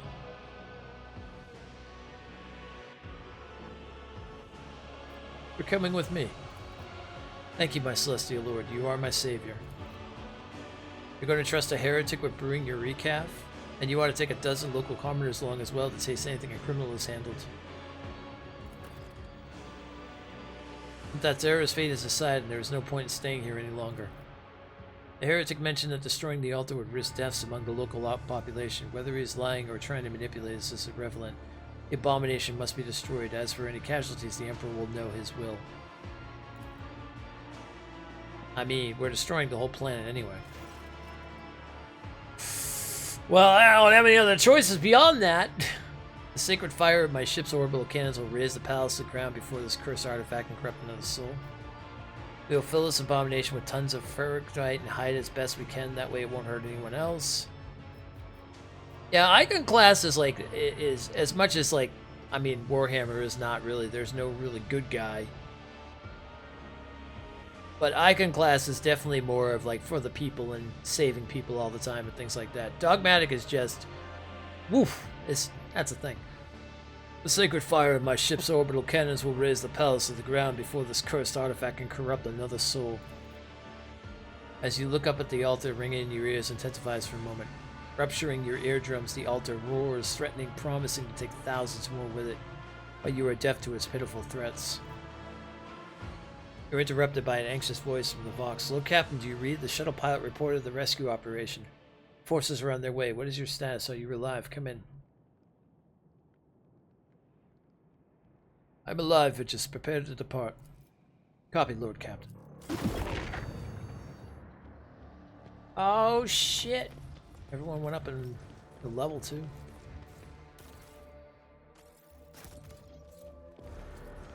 Oh, we're purging. Like I said, in the role player perspective of all this, every dogmatic thing that comes up we have to choose. So there's no other choices in it. It's one requisite I put on myself. If we play said thing like dogmatic, heretical, icon class, then those are the ones we have to choose. No matter how horrid they may be. My gods, they have been horrid.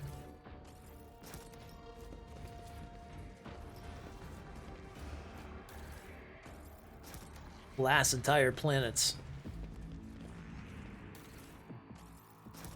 Grab all this stuff, we can take a look at it after.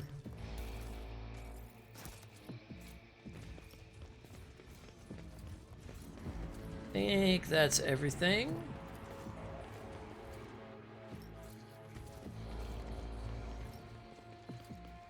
Maybe that's support, but is this the PlayStation exclusive? No. PC, Xbox, and PlayStation. The divine watches over us. Alright, I'm gonna go feed Jack real quick. We're gonna go back to the void ship, and then we'll figure out where we're going from here. Well, actually, let's see. Now, let me put the map up real quick. Alright, I'll be back in just a few moments.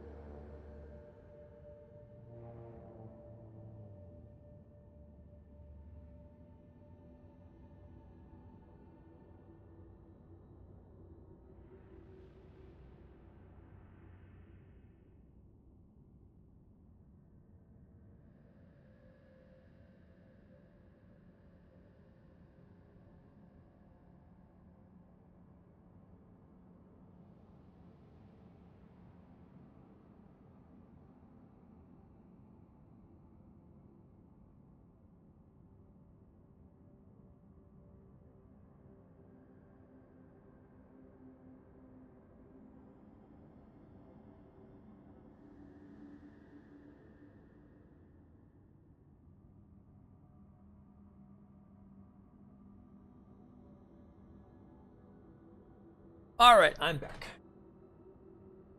Self-fed.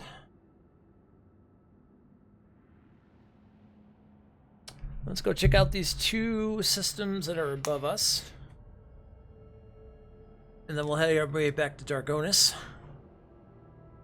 Ugh. And we'll see what they have there. It's a safe shot, good. Kiva Gamma colony requires your captain. Oh boy. Uncharted, okay.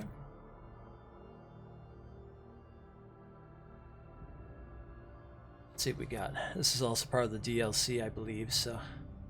Hey, Otaku. We've got about an hour left, so we'll go ahead and we'll explore these planets, probably go back to Dargonis, and maybe make our way into the last chapter. I think we might have enough time for all that. I'm in good. Can't complain.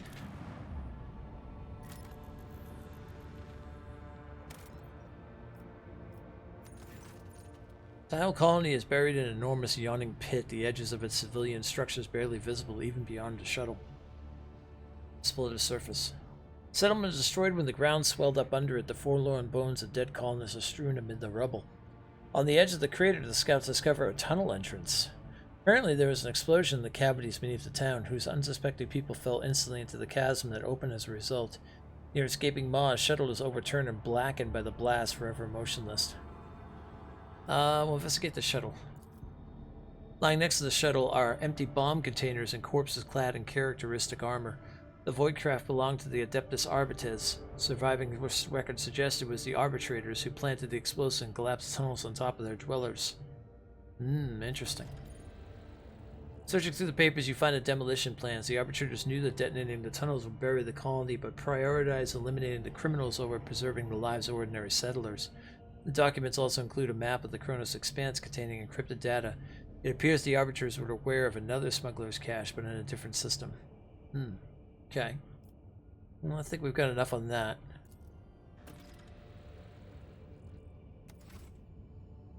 Let's go to this next world. You purchased some Steam codes as part of a bundle for charity. You got one for a game you already have, and another you're not interested in. You want them. Not me personally, but you can definitely give them away to somebody else. Or if you just want to give it away in the chat or something like that, that's perfectly fine. I mean, that's up to you in your regards, but no, I mean, I don't really play Steam stuff that much at all. I mostly stick to all PlayStation. Oh, that was one plasteel? Oh,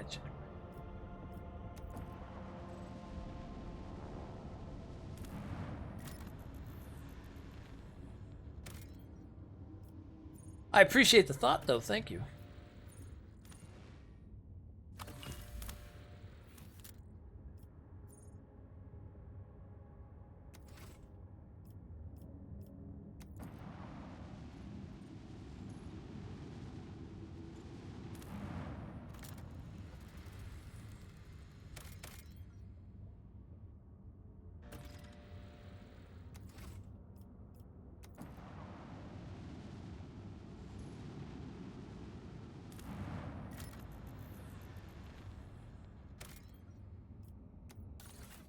Smuggler's cache. Nice.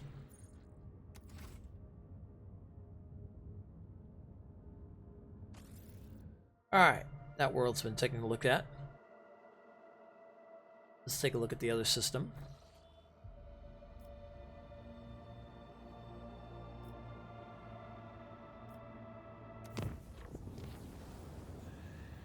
Travel back through the warp to Lavella's heart. Go back up here.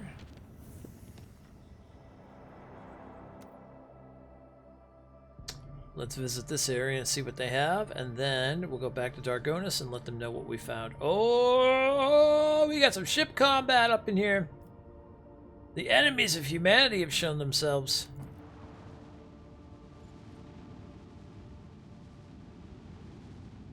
Oh, I have my new ship too. Oh, well, I don't know if it's ready yet.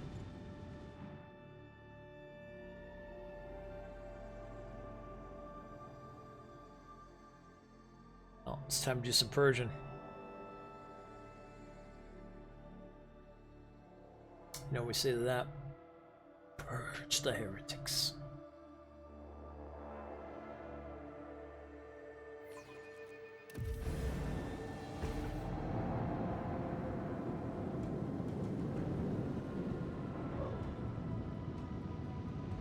Aldarius, huh?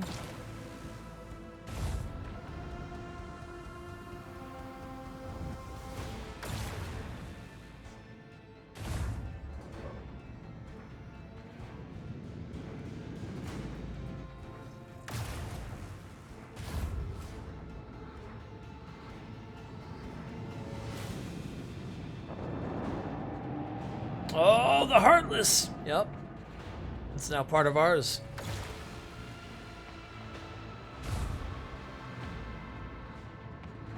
There's a lot of ships we're fighting here.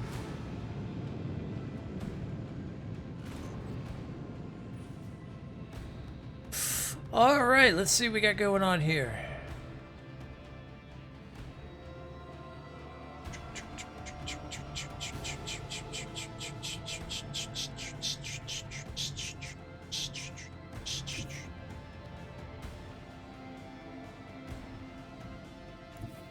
Set course with all haste. Alright.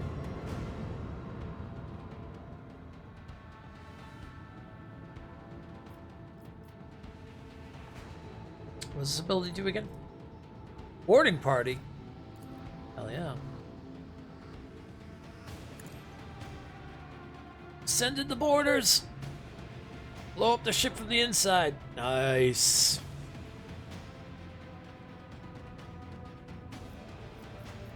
Alright, let's see if we can cut their shields out.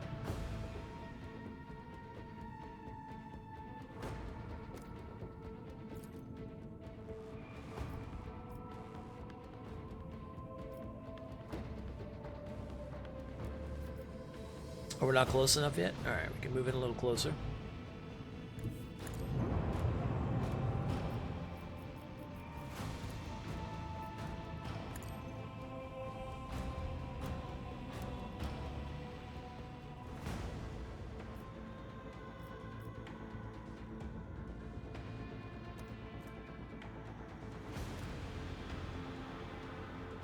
Extra range.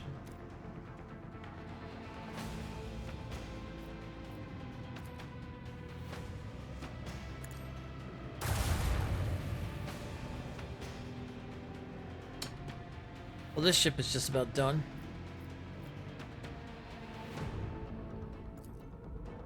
Bring doom to our enemies.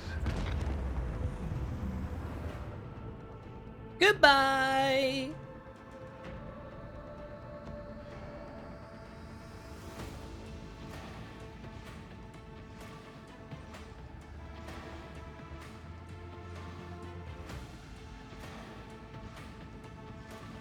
All the ships are behind us. I wonder if I can... Let's see.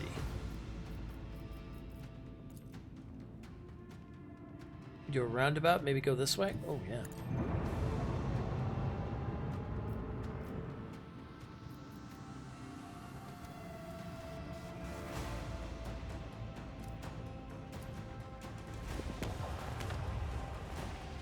There we go. Someone just messaged in them for now. Nice. There you go. Oh, I don't want that.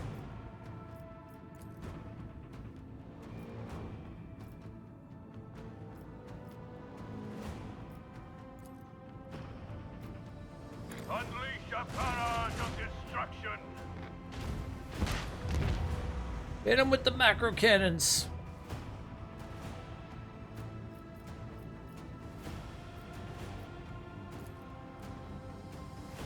Nothing to fire upon there.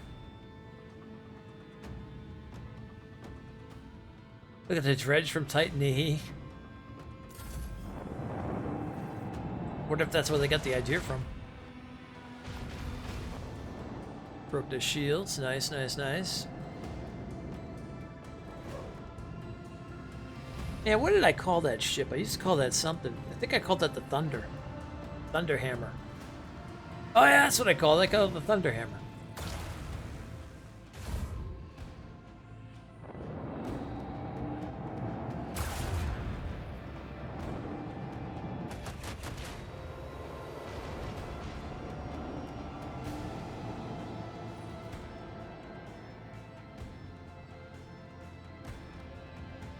Alrighty then.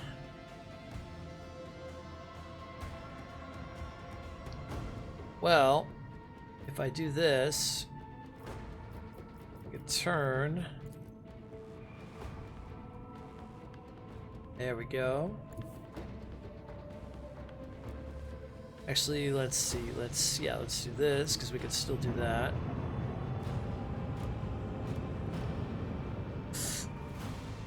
You're going back to watching. Oh yeah, it's Summer Games Done Quick. Nice. Have a good time.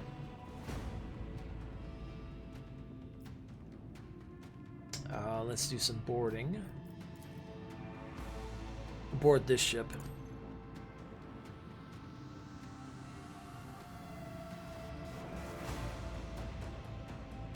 You're collecting the commemorative coin from each event. Nice, nice. Super excited about it.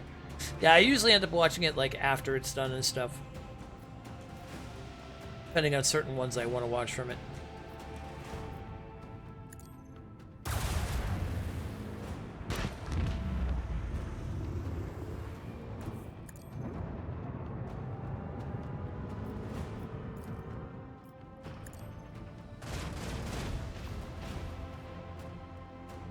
Missed, but we blew up all their stuff, which is good.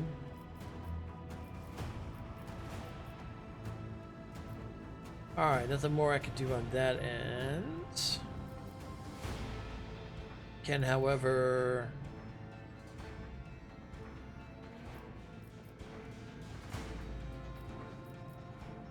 How do we do this again?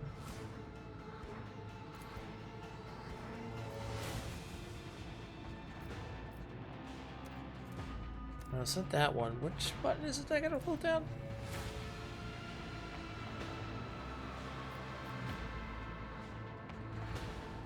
No, not that one.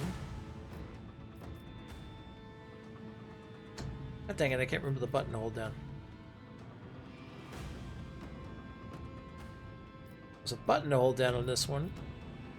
And I should be able to get, like, my fighters.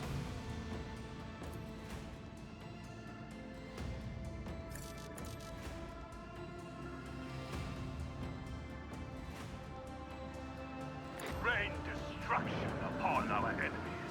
Well, we're sending out torpedoes. If you'd been smart about planning your vacation, you'd have requested your week off several months ago for this week, so you would have watched the horror block last night. Oh.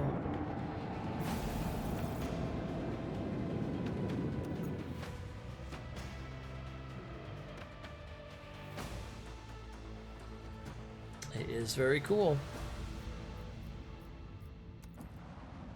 Alright, there we go.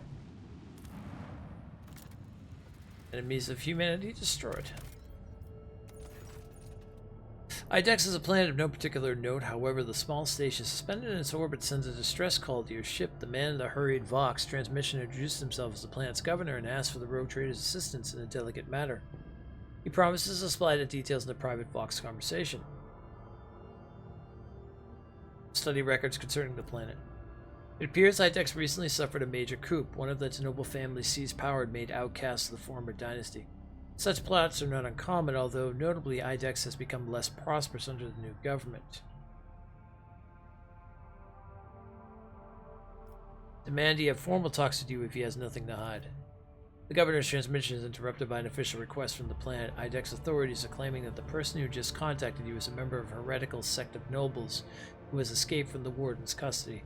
The planetary government is asking in the name of the Imperium that the traitor be eliminated at once.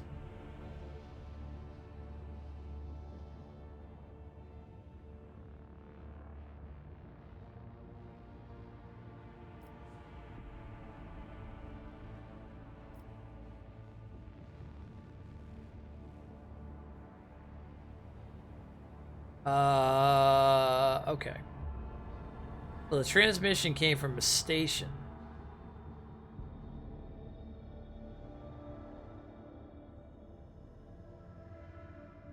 Oh, wait a minute. The governor's transmission is interrupted by... Okay.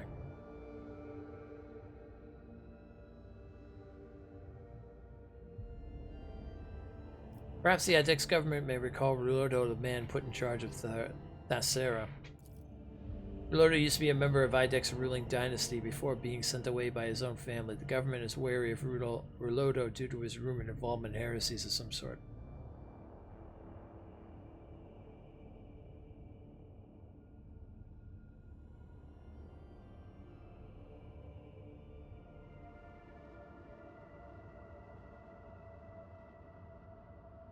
So wait, who just...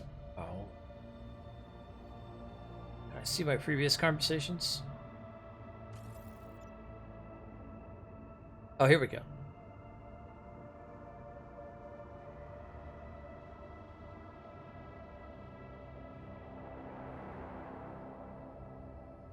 The man has hurried a Vox transmission to introduce himself as the planet's governor and asked for the governor's road. He promises to supply the station. Moment symbols family seize power of such planets. Okay. The governor's transmission is interrupted by a official request from the planet.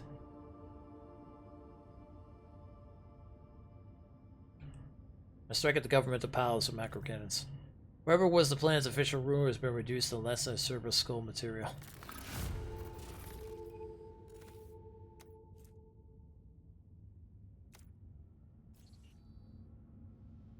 Governor of the station sends you his tearful thanks with his generous gifts.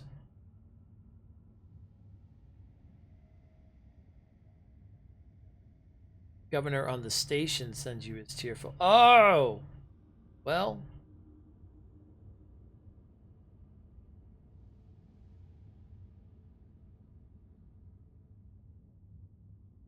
I think we blew up the wrong one. Whoops! Hold on. Maybe I can reload that.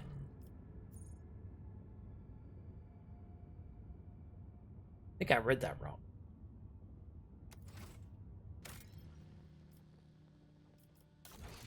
Let's see what the autosave was.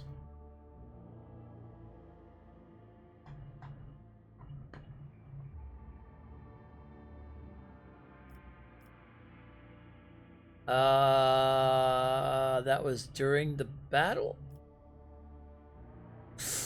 Not the worst thing in the world. That's fine.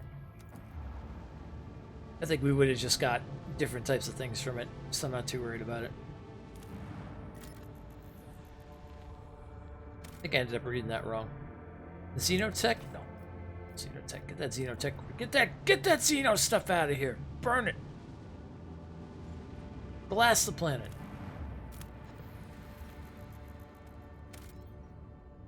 Lava world. Space dust. Jettison them.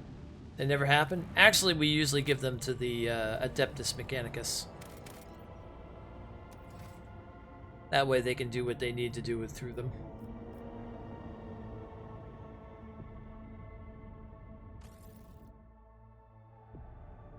Anybody gets sold the heretical materials, it's usually them to go ahead and then burn in the Forge Worlds.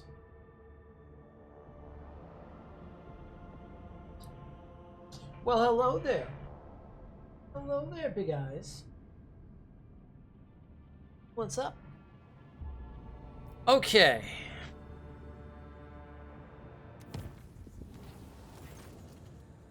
Lord Captain, I humbly request an audience with you. Proctor Anthar is interfering with the crew and demanding to see all the archival records of fugitive criminals we ever received from the Imperial Navy. The matter is urgent, if you please.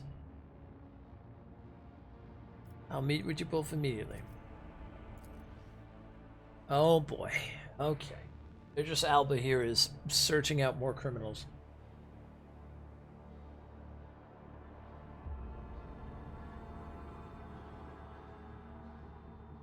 Looking through my ship to find more people that supposedly have done things.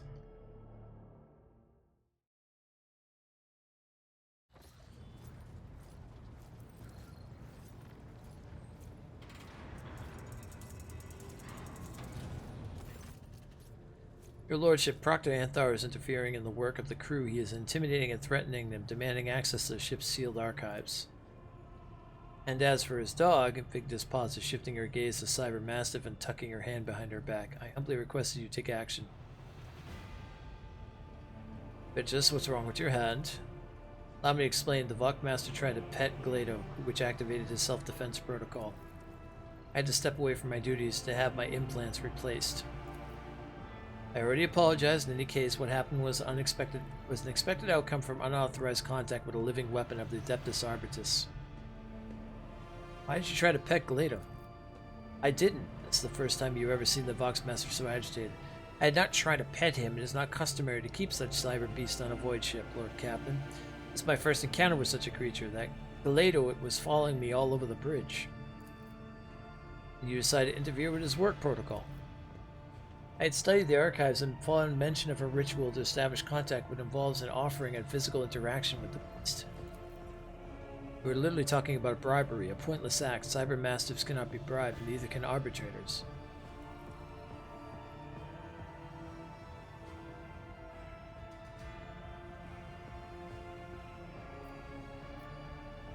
Solomon, stop interrupting at once. Solomon, why are you sabotaging the network of the crew? I was compelled to intervene as Glado was intercepted a suspicious signal. The encrypted message contained the words heresy and fugitive. I managed to trace the signal back to the Voxmaster's workstation. I need to dispatch Glado on a reconnaissance mission to obtain new evidence and ultimately to ensure your safety. In other words, you sent the beast to follow me. I questioned the crew in the Voxmaster's absence and established that the wanted bulletins sent by the Imperial Navy were being completely ignored. I suspect the senior officer Toilman is abusing your trust.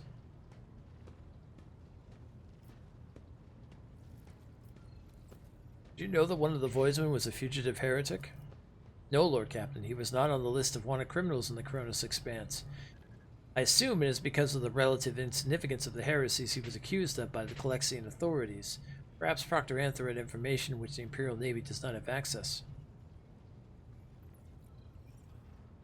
Solomon, what are you suggesting?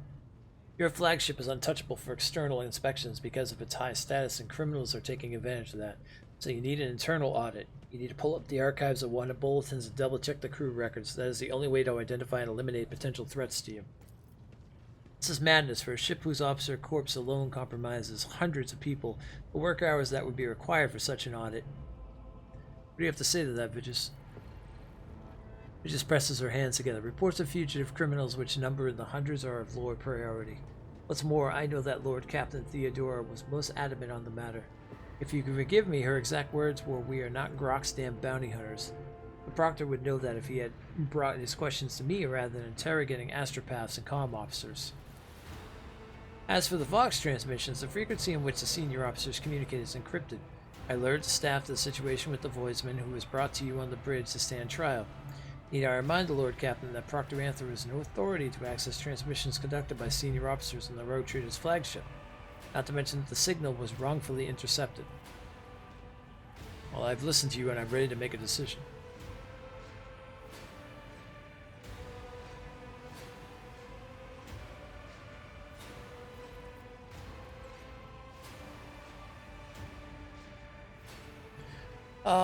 Let's see.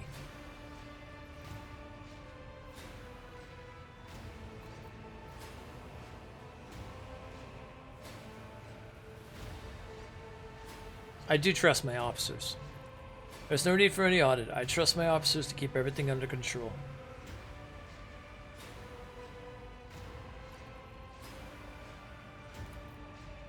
Vigia's shoulders slump in visible relief. Thank you, Lord Captain. As you command, Lord Tree.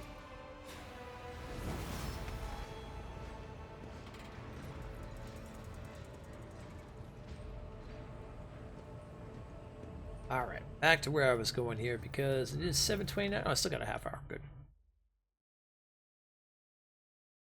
Back to the Kronos Expanse. Wait, turn the light on.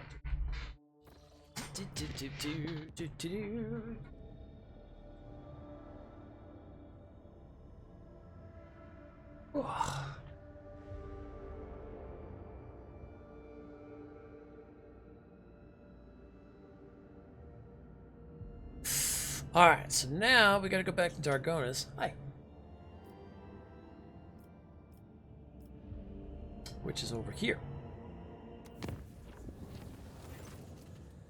Enemies of humanity have been spotted aboard the ship. Warp beasts have enthralled the crew in charge. Let's see. Have no more blessed gifts. Get in the military gear.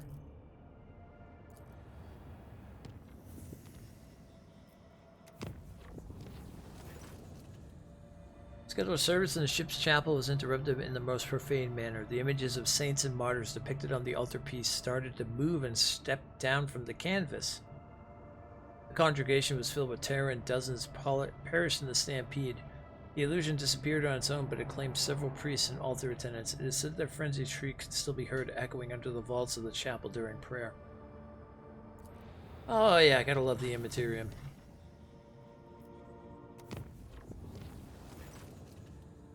Your Lordship, I'm pleased to inform you that the Heartless is now ready to join your flotilla. The vessel will be deployed immediately to escort your flagship.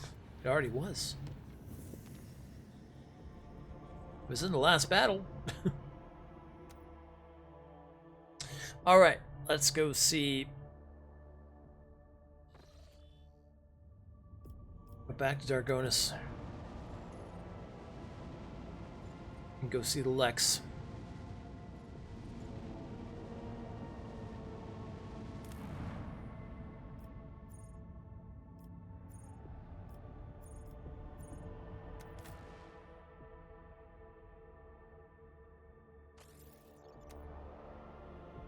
Administritium.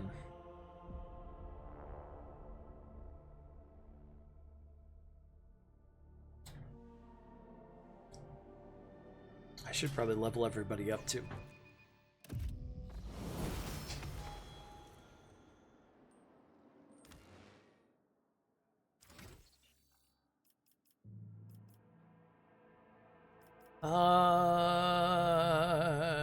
Let's see here.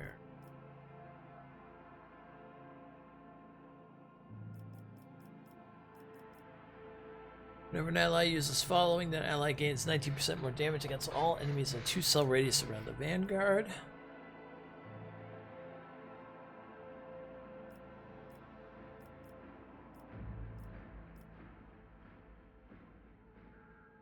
Oh, I like that.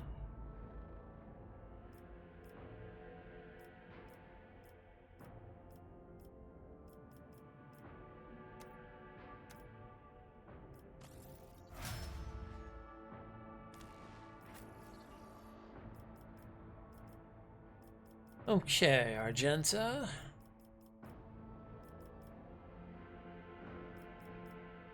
Every bounty hunter hits an enemy with an attack, they inflict a catch effect on an enemy.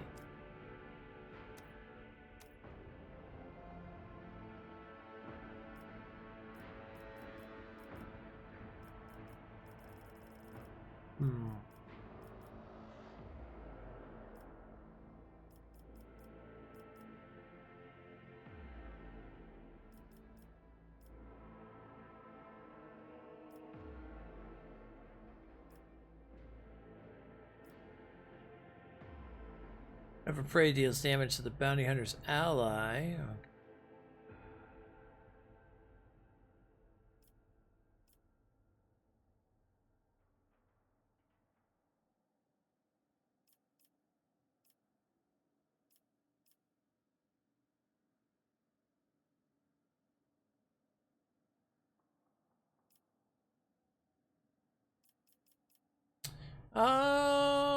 Let's see.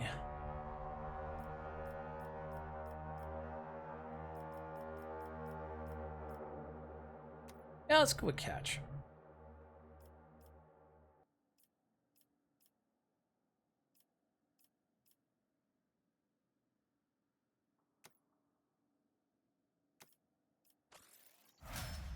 Throw some willpower in there.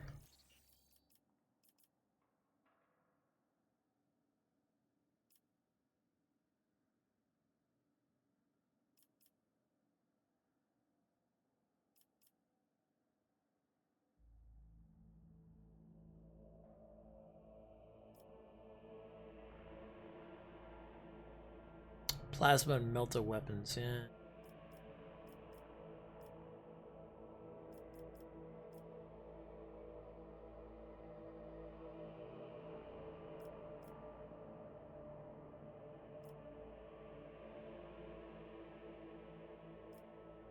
It's a melee thing, let's see. A scanner? Yeah, why not?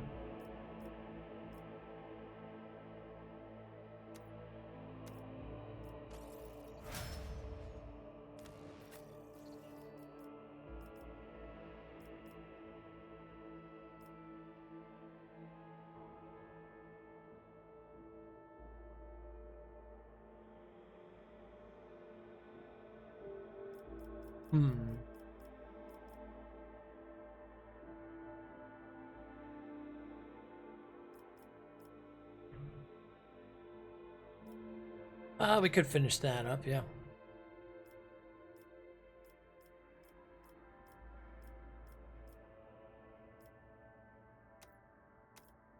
More weapon skill.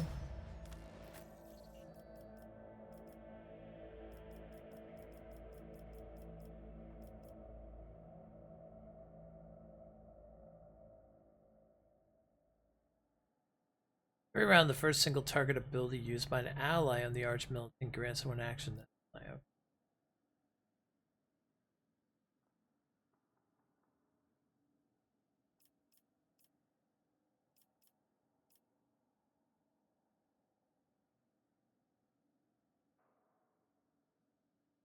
The Archmilitant can use two-handed range. Yeah, we don't two-handed. They're stunned, prone, or blinded.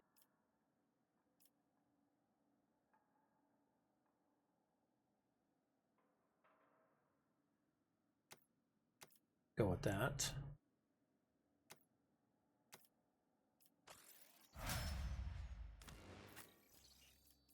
And Solomon.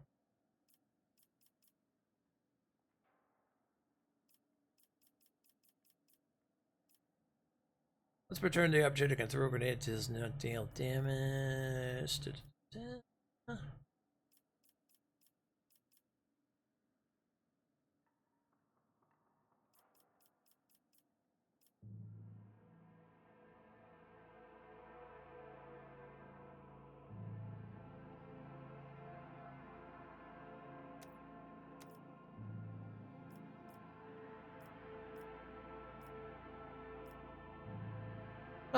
Excuse me. Give him toughness. Alright. We shall reclaim what is rightfully ours.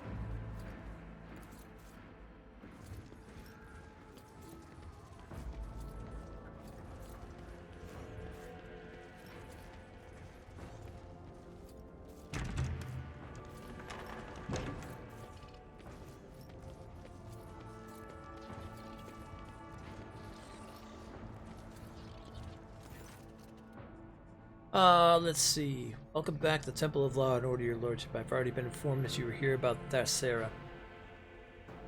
Begin entry 514 Alpha in the matter of the world Thasera and its obligation to pay the Imperial Tiff. This audience with the Prefect of the Adeptus Administratum is now in session. Now then, what were your findings?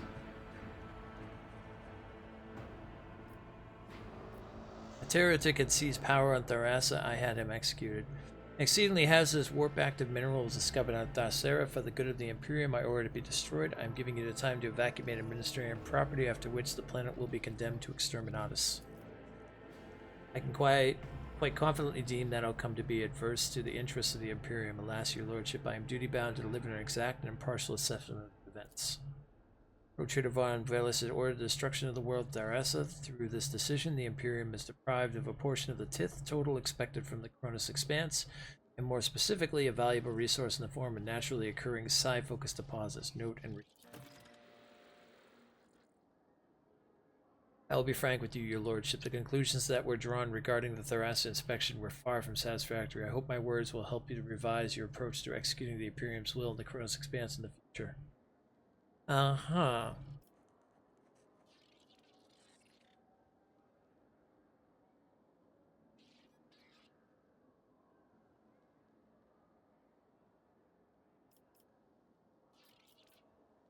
You think the Thracian mineral is so important to the Imperium, make it part of the tithe. What is the problem?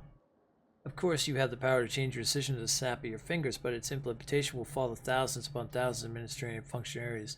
They will first have to record the previous status of the tithe and then begin an equal lengthy process of re-registering to payment. As servants of law and order, we cannot simply skip the cumbersome parts. Procedure must be followed, lest we become mired in anarchy.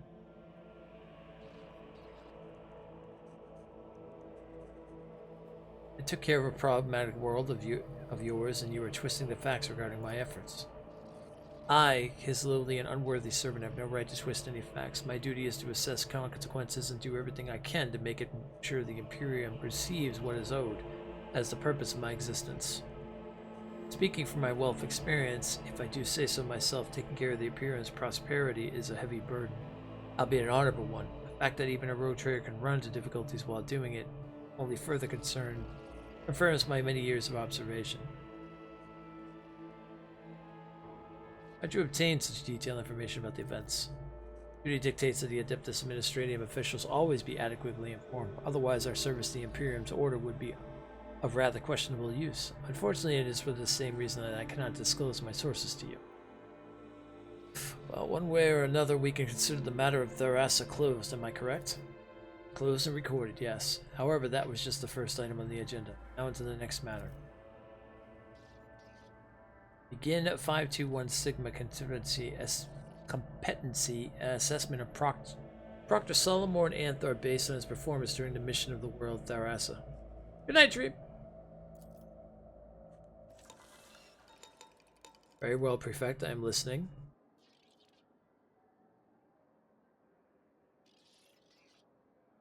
Solomon did nothing that could be considered violation of the Lex Imperialis. So as to avoid misunderstandings, allow me to clarify that I'm not making any judgment, but rather gathering information at Marshal Starch's request. Dr. Anthor, you will be evaluating your own conduct in this instance. For my part, I will merely state a few key points. Let us begin. How would you describe your performance taking into account the following facts? You took part in the execution of Administratium appointee without its appropriate permission. You also allowed yourself to be captured, thus endangering your mission and imperiling the valuable equipment issued to you by the Adeptus Arbites. What is more, you sanctioned a Tith-related decision that carries adverse consequences for the Imperium. That is all. Proceed to your self-evaluation. Oh boy. I took every effort and was acting solely in the name of the Lex Imperialis. However, the outcome of the mission speaks for itself. My verdict is thus that my performance in the Tharassa case was inadequate. Noted and recorded. Now the Sarah inspection report has been properly entered into the record. Allow me on behalf of the Adeptus Administratium to officially extend our gratitude to you for your support you provided to us. May the Von Valencius name be forever praised, and may the Emperor protect your dynasty for many generations to come. That said, I must now request your assistance in a different capacity. A number of highly important court cases have accumulated at the Palace of Justice, the kind that require formal resolutions by the rogue trader himself. What is the Palace of Justice? It is a temple of law erected by your ancestors. Some cases could only be settled by the heads of the dynasty, but since their time was occupied by other important duties, the facility was built for storing especially complex cases. At certain points, servants of the Ministerium were permitted to use the Palace of Justice for hearing disputes, and in the Lady Theodora's time, the Arbites became part of the legal procedure as well. How will the trial proceed? Defendants will speak first, whereupon you can ask me clarifying questions on the case, and then a death sentence must be passed. You are, of course, free to judge otherwise, but an execution is preferable, since in every case that will come before you, an outcome will, without highly unpleasant consequences, unlikely.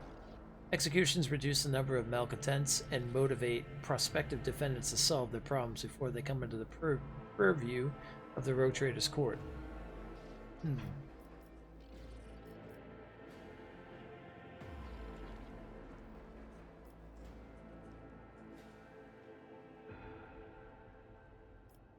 One of the rogue trader's many duties is to mete out justice, I agree.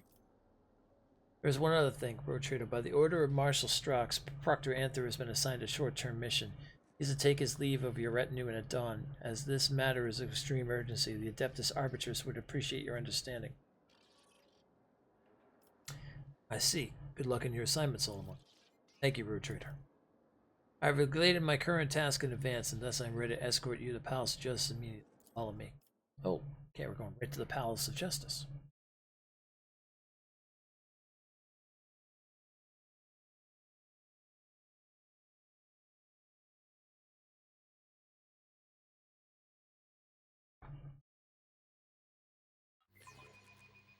I was just going back to talk to them. I didn't expect I was going to be put in a court case. Okay, it is pretty cool though.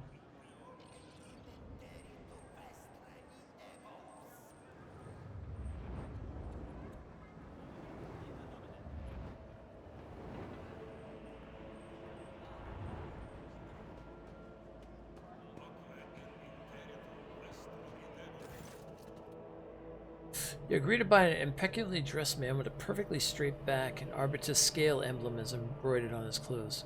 Lord of House von Valencius, we are honored to welcome you to the Palace of Justice, your lordship. Do you wish to proceed to the session at once, or will you grace me with any questions I might humble answer? Let's begin. Please follow me. Court will now hear case DP 14532, the doleful host against the atropathic choir of Dargonus. Representatives for the parties will present their argument following standard procedure. A woman with lines of scripture all over her skin folds her arms into an aquila. My name is Sister Juth. I represent the doleful host. O God, Emperor's anointed one, we came upon a group of heretics whose minds brim with the most shameless thoughts. We captured them and tortured them as befits their transgressions. From what we were able to discern from their wailing and screaming, the head of the astropathic choir is plotting to betray House von Valencius.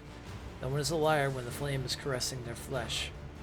The doleful host surrounded the choir building and demanded that the heretic be handed over. It was solely out of respect for the anointed one that we refrained from burning down the wayward heretic's den on the spot. However, say but the word, and we shall take him, and he may undergo a righteous cleansing. The arguments are acknowledged and shall be weighed on the scales of justice. Representatives will retreat to the chapel of patience to await the verdict.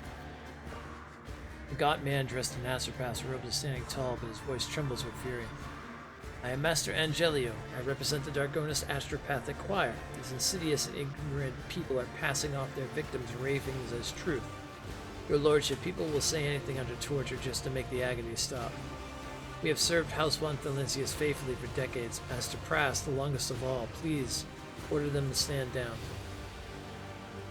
The Master of Courts repeats the same arduous formula, building the other representative to leave the courtroom. Let's see.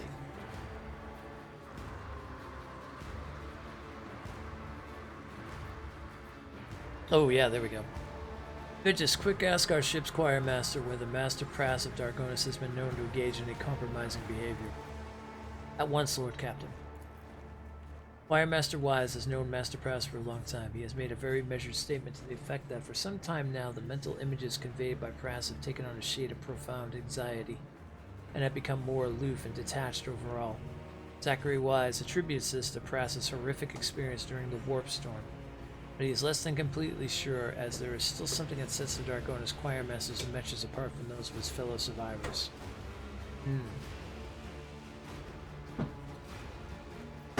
Give me details about the parties to this conflict. I want to see who among them is trustworthy. As the prefect leans towards you, you get a whiff of ink and candle wax. The doleful hosts of respected cult of the God Emperor, the Adeptus Ministerium, has deemed them to be paragons of virtue who combat every manner of heresies, and have enlisted their aid in various conflicts. Naturally, the I can never say this word right. Accelerarchy stops short of counting them among its warriors, but it uses them in very similar ways. The astropathic choir hardly needs an introduction. They are some of the most valuable servants of the Imperium, without whom any and all communication between your world would collapse. The Dargonus choir took horrific casualties in the recent major warp storm. Master Prass made an enormous effort at least to partially restore communication. While we may not have proof of his innocence, Prass' dedication to his duty is beyond doubt. As you can see, this is an intricate situation. You see clearly now that no matter what decision you make, it will backfire on you. However, there is a way to benefit from this. Allow the host to dispense their vigilante justice and accuse the fanatics of violating an ancient agreement that forbade the Alisarchy from having its own army and proceed to confiscate the host's property. Ooh. Okay, that would work.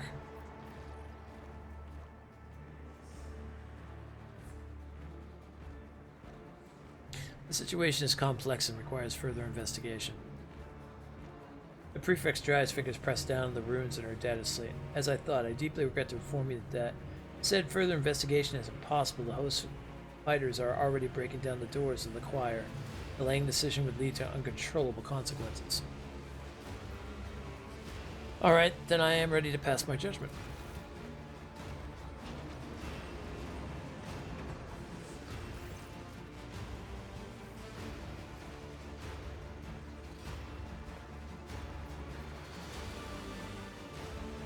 Alright, let's see here. What do we got? Let us see Sister Druid prove her faith. She may execute Prass if she acknowledges that the host is a minor armory of the Elixarchy. For indeed it is one in essence. If the sister agrees, then upon Prass execution the doleful host will be sentenced to exile and excoriation, lest they be tempted to take up arms again. I like that. No, we can't let them take it anymore. No, we can't let them take it anymore. We'll land on the free. Thank you for the follow. I appreciate that very much. Spoken like a true heir to Lady Theodora who could squeeze gold out of a rock. Sister Judith would never recant her statement. She will have no choice but to accept your conditions.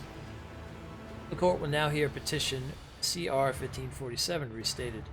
The petitioner is His Eminence Cardinal Enveless. Your arguments, please, Cardinal.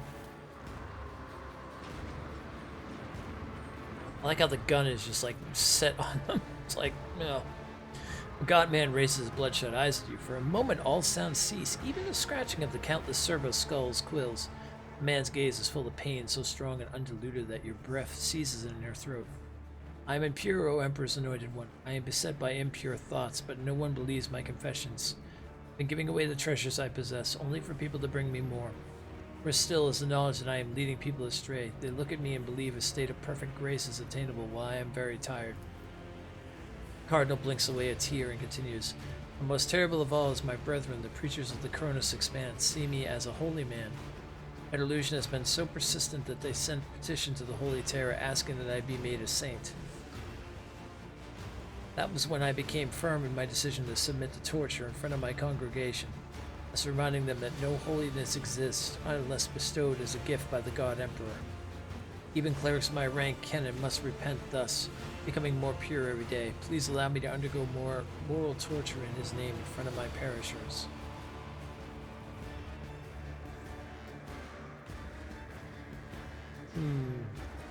Yeah, what do they have to say? Wise counsel is required here and is not to be found within these walls. Reverend Harmonius would understand the workings of an eminent soul and trust him to the good shepherd of the Drusians. Situation analysis is complete. Let the paradox cease. Let functionality triumph. Suggestion: use the unit cardinal organic remains to construct a servo skull herald and place it in an automated chapel. The status of sainthood would be extended to the liturgical mechanism. The blood-spun web is knowledgeable in ways that torments one flesh without going to undying one before due time. Allow us to help Cardinal attain enlightenment and experience the purity of near-death state. Undergoing our rite should make him realize it is not his gift to sever his own thread. According to the Lex Imperialis, a candidate's saint may personally challenge their sainting by petitioning. Wait, I thought he had a mission to go on. Sidestepping the head of the Imperial cult is a violation of the Emperor's law. As astropathic communication with the rest of the Imperium has been disrupted, I propose to put Cardinal on a ship that crosses the Maw. He can submit his request for every formally observed. Maw is closed. That does nothing to diminish the stipulations of the Lex Imperialis. Besides, following the letter of the law absolves you of the necessity of tainting your hands with the blood of the potential saint. Either the Cardinal will cross the Maw, thus proving his sainthood, or he'll perish in the Emperor's wills it. As you can see, the Lex Imperialis has all the answers. Alright, well, I'm ready to hear pass judgment. Alright, so if I go with that, I get a complacency of 1.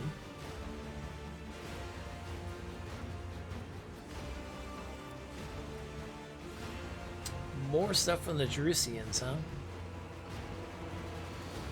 I grant the Drusians the right to decide His Eminence's fate. It is my belief that Reverend Harmonius is unsurpassed in his comprehension of humanity and holiness. We'll go with that.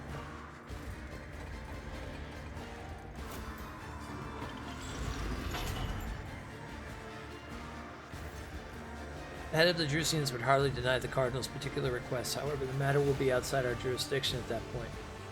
and Reverend Harmonious will appreciate your eye trust in him when it comes to questions of faith.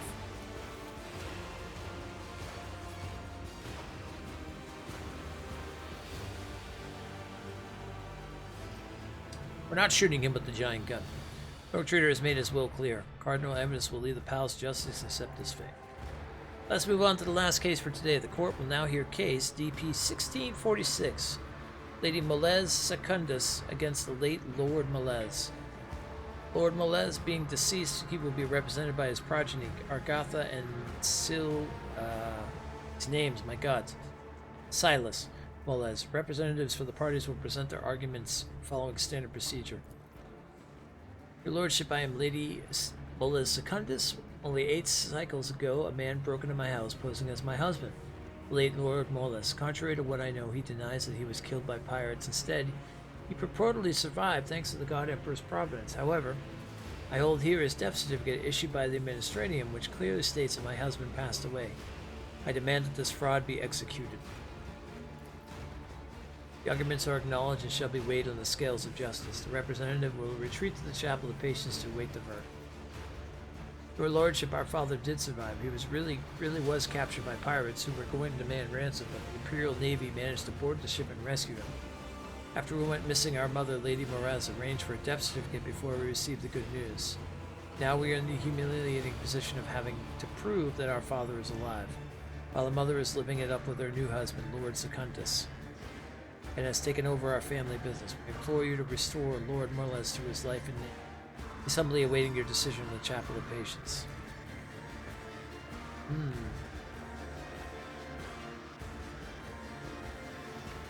What does Lord Molez have to say? The prefect plays a vox recording on one of the servo skulls. The soft voice is interpersed but static, but you are able to make out the words. I am Molez. When the pirates captured me, I thought I was done for, but fate proved to be more gracious than that. I hurried home only from my own house by my servants and learned that Lady Molez has already had me declared dead and married Lord Secundus. He had also taken control of our everything. Argatha and Silas have recognized me. I'm losing my mind. What did the Molez family do? Molez family manufactures nutritional rations. They supply the Astriumentarium as well as worlds that have no food production of their own. With the Lord at the helm, they coveted the needs of 3 regiments and 5 worlds. Now it is 5 regiments and 12 worlds. One might say Lady Secundus has done much better than her husband did.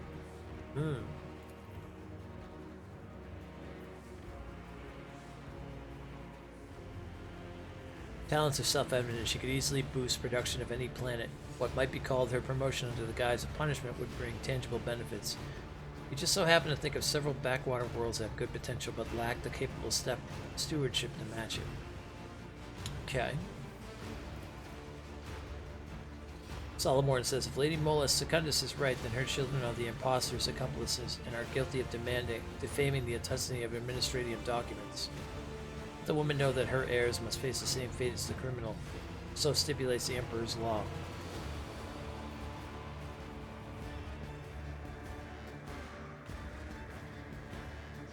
Alright? As you wish. Confess to bribing an administrative official and is pleading for her offspring to be spared. Okay.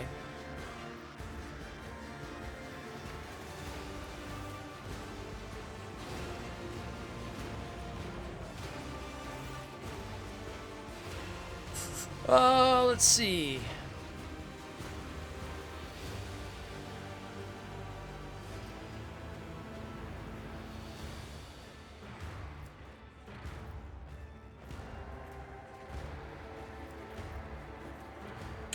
Yeah, I go with the profit factor.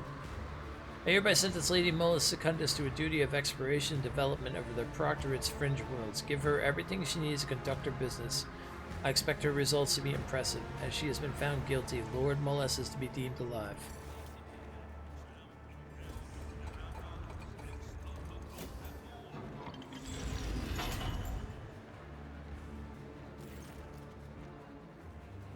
Lady Molez Secundus will depart for a place of exile before today ends. Arbiters carry out the sentence.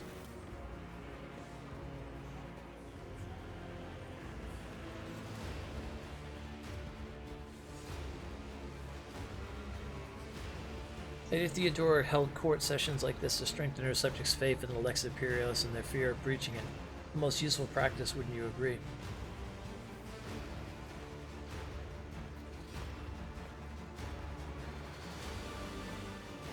Are there no more active disputes in my domain? Come now, bring me more disguided souls.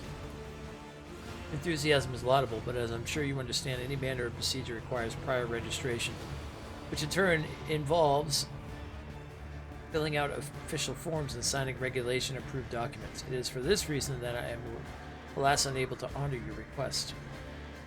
With your permission, I will now return to my duties. Thank you. Okay, we became a judge.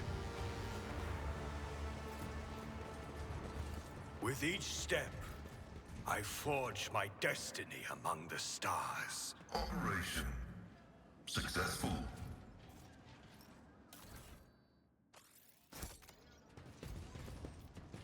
That was pretty cool. We got to be a judge.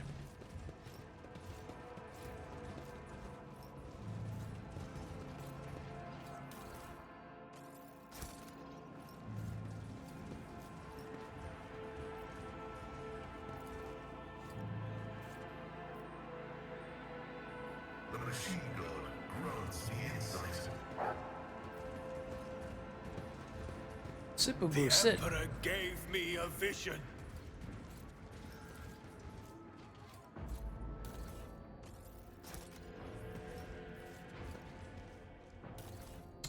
Grab up all the stuff, all this cargo.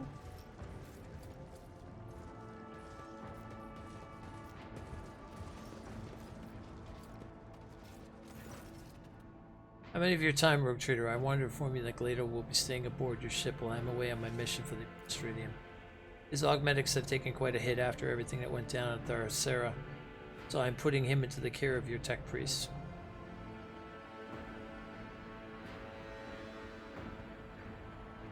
You're going on a mission without Glado? That sounds risky. It would be riskier still to go with a malfunctioning cyber mastiff. Since I am pressed for time, I will simply have to adapt to circumstances. Your dog will be well taken care of, Solomon. Thank you for hearing me out. That is all I meant to say. Righty then. Oh, okay. And with that being said, we're coming to 8 o'clock, so this is a good time to finish it. Wow, we just finished in perfect timing, too. Alright, so next Wednesday, we will plan to go on to... next Wednesday, we'll plan to, we will plan to go into the new chapter, I believe, so... Unless there's more stuff, so... See y'all on Friday or in Discord. Don't forget that PlayStation is doing a state of play for the next Ghost game at 5 p.m. your time. Oh yeah, that's right. That is, I forget. I saw that. I'm gonna have to check that out. And I will have the new counters up for next Friday, or for Friday as well too. So we'll be back to our. So Friday we will be back to our platinum running. We're doing Lords of the Fallen. Ugh. And we'll be back on this on Wednesday. This will also be going up on YouTube as well, so if you did miss any of this, or you wanted to go back and watch any of it, or see any of the previous stuff that led all the way up to this, you can feel free to go onto YouTube and go check that out. So beyond that, have a great one. Thanks for coming and hanging out. Thanks for those who stopped in and say hi. Thanks for those who are lurking and enjoying themselves. I will see you guys and gals on Friday. Until then, be safe, be just, and as always, take care!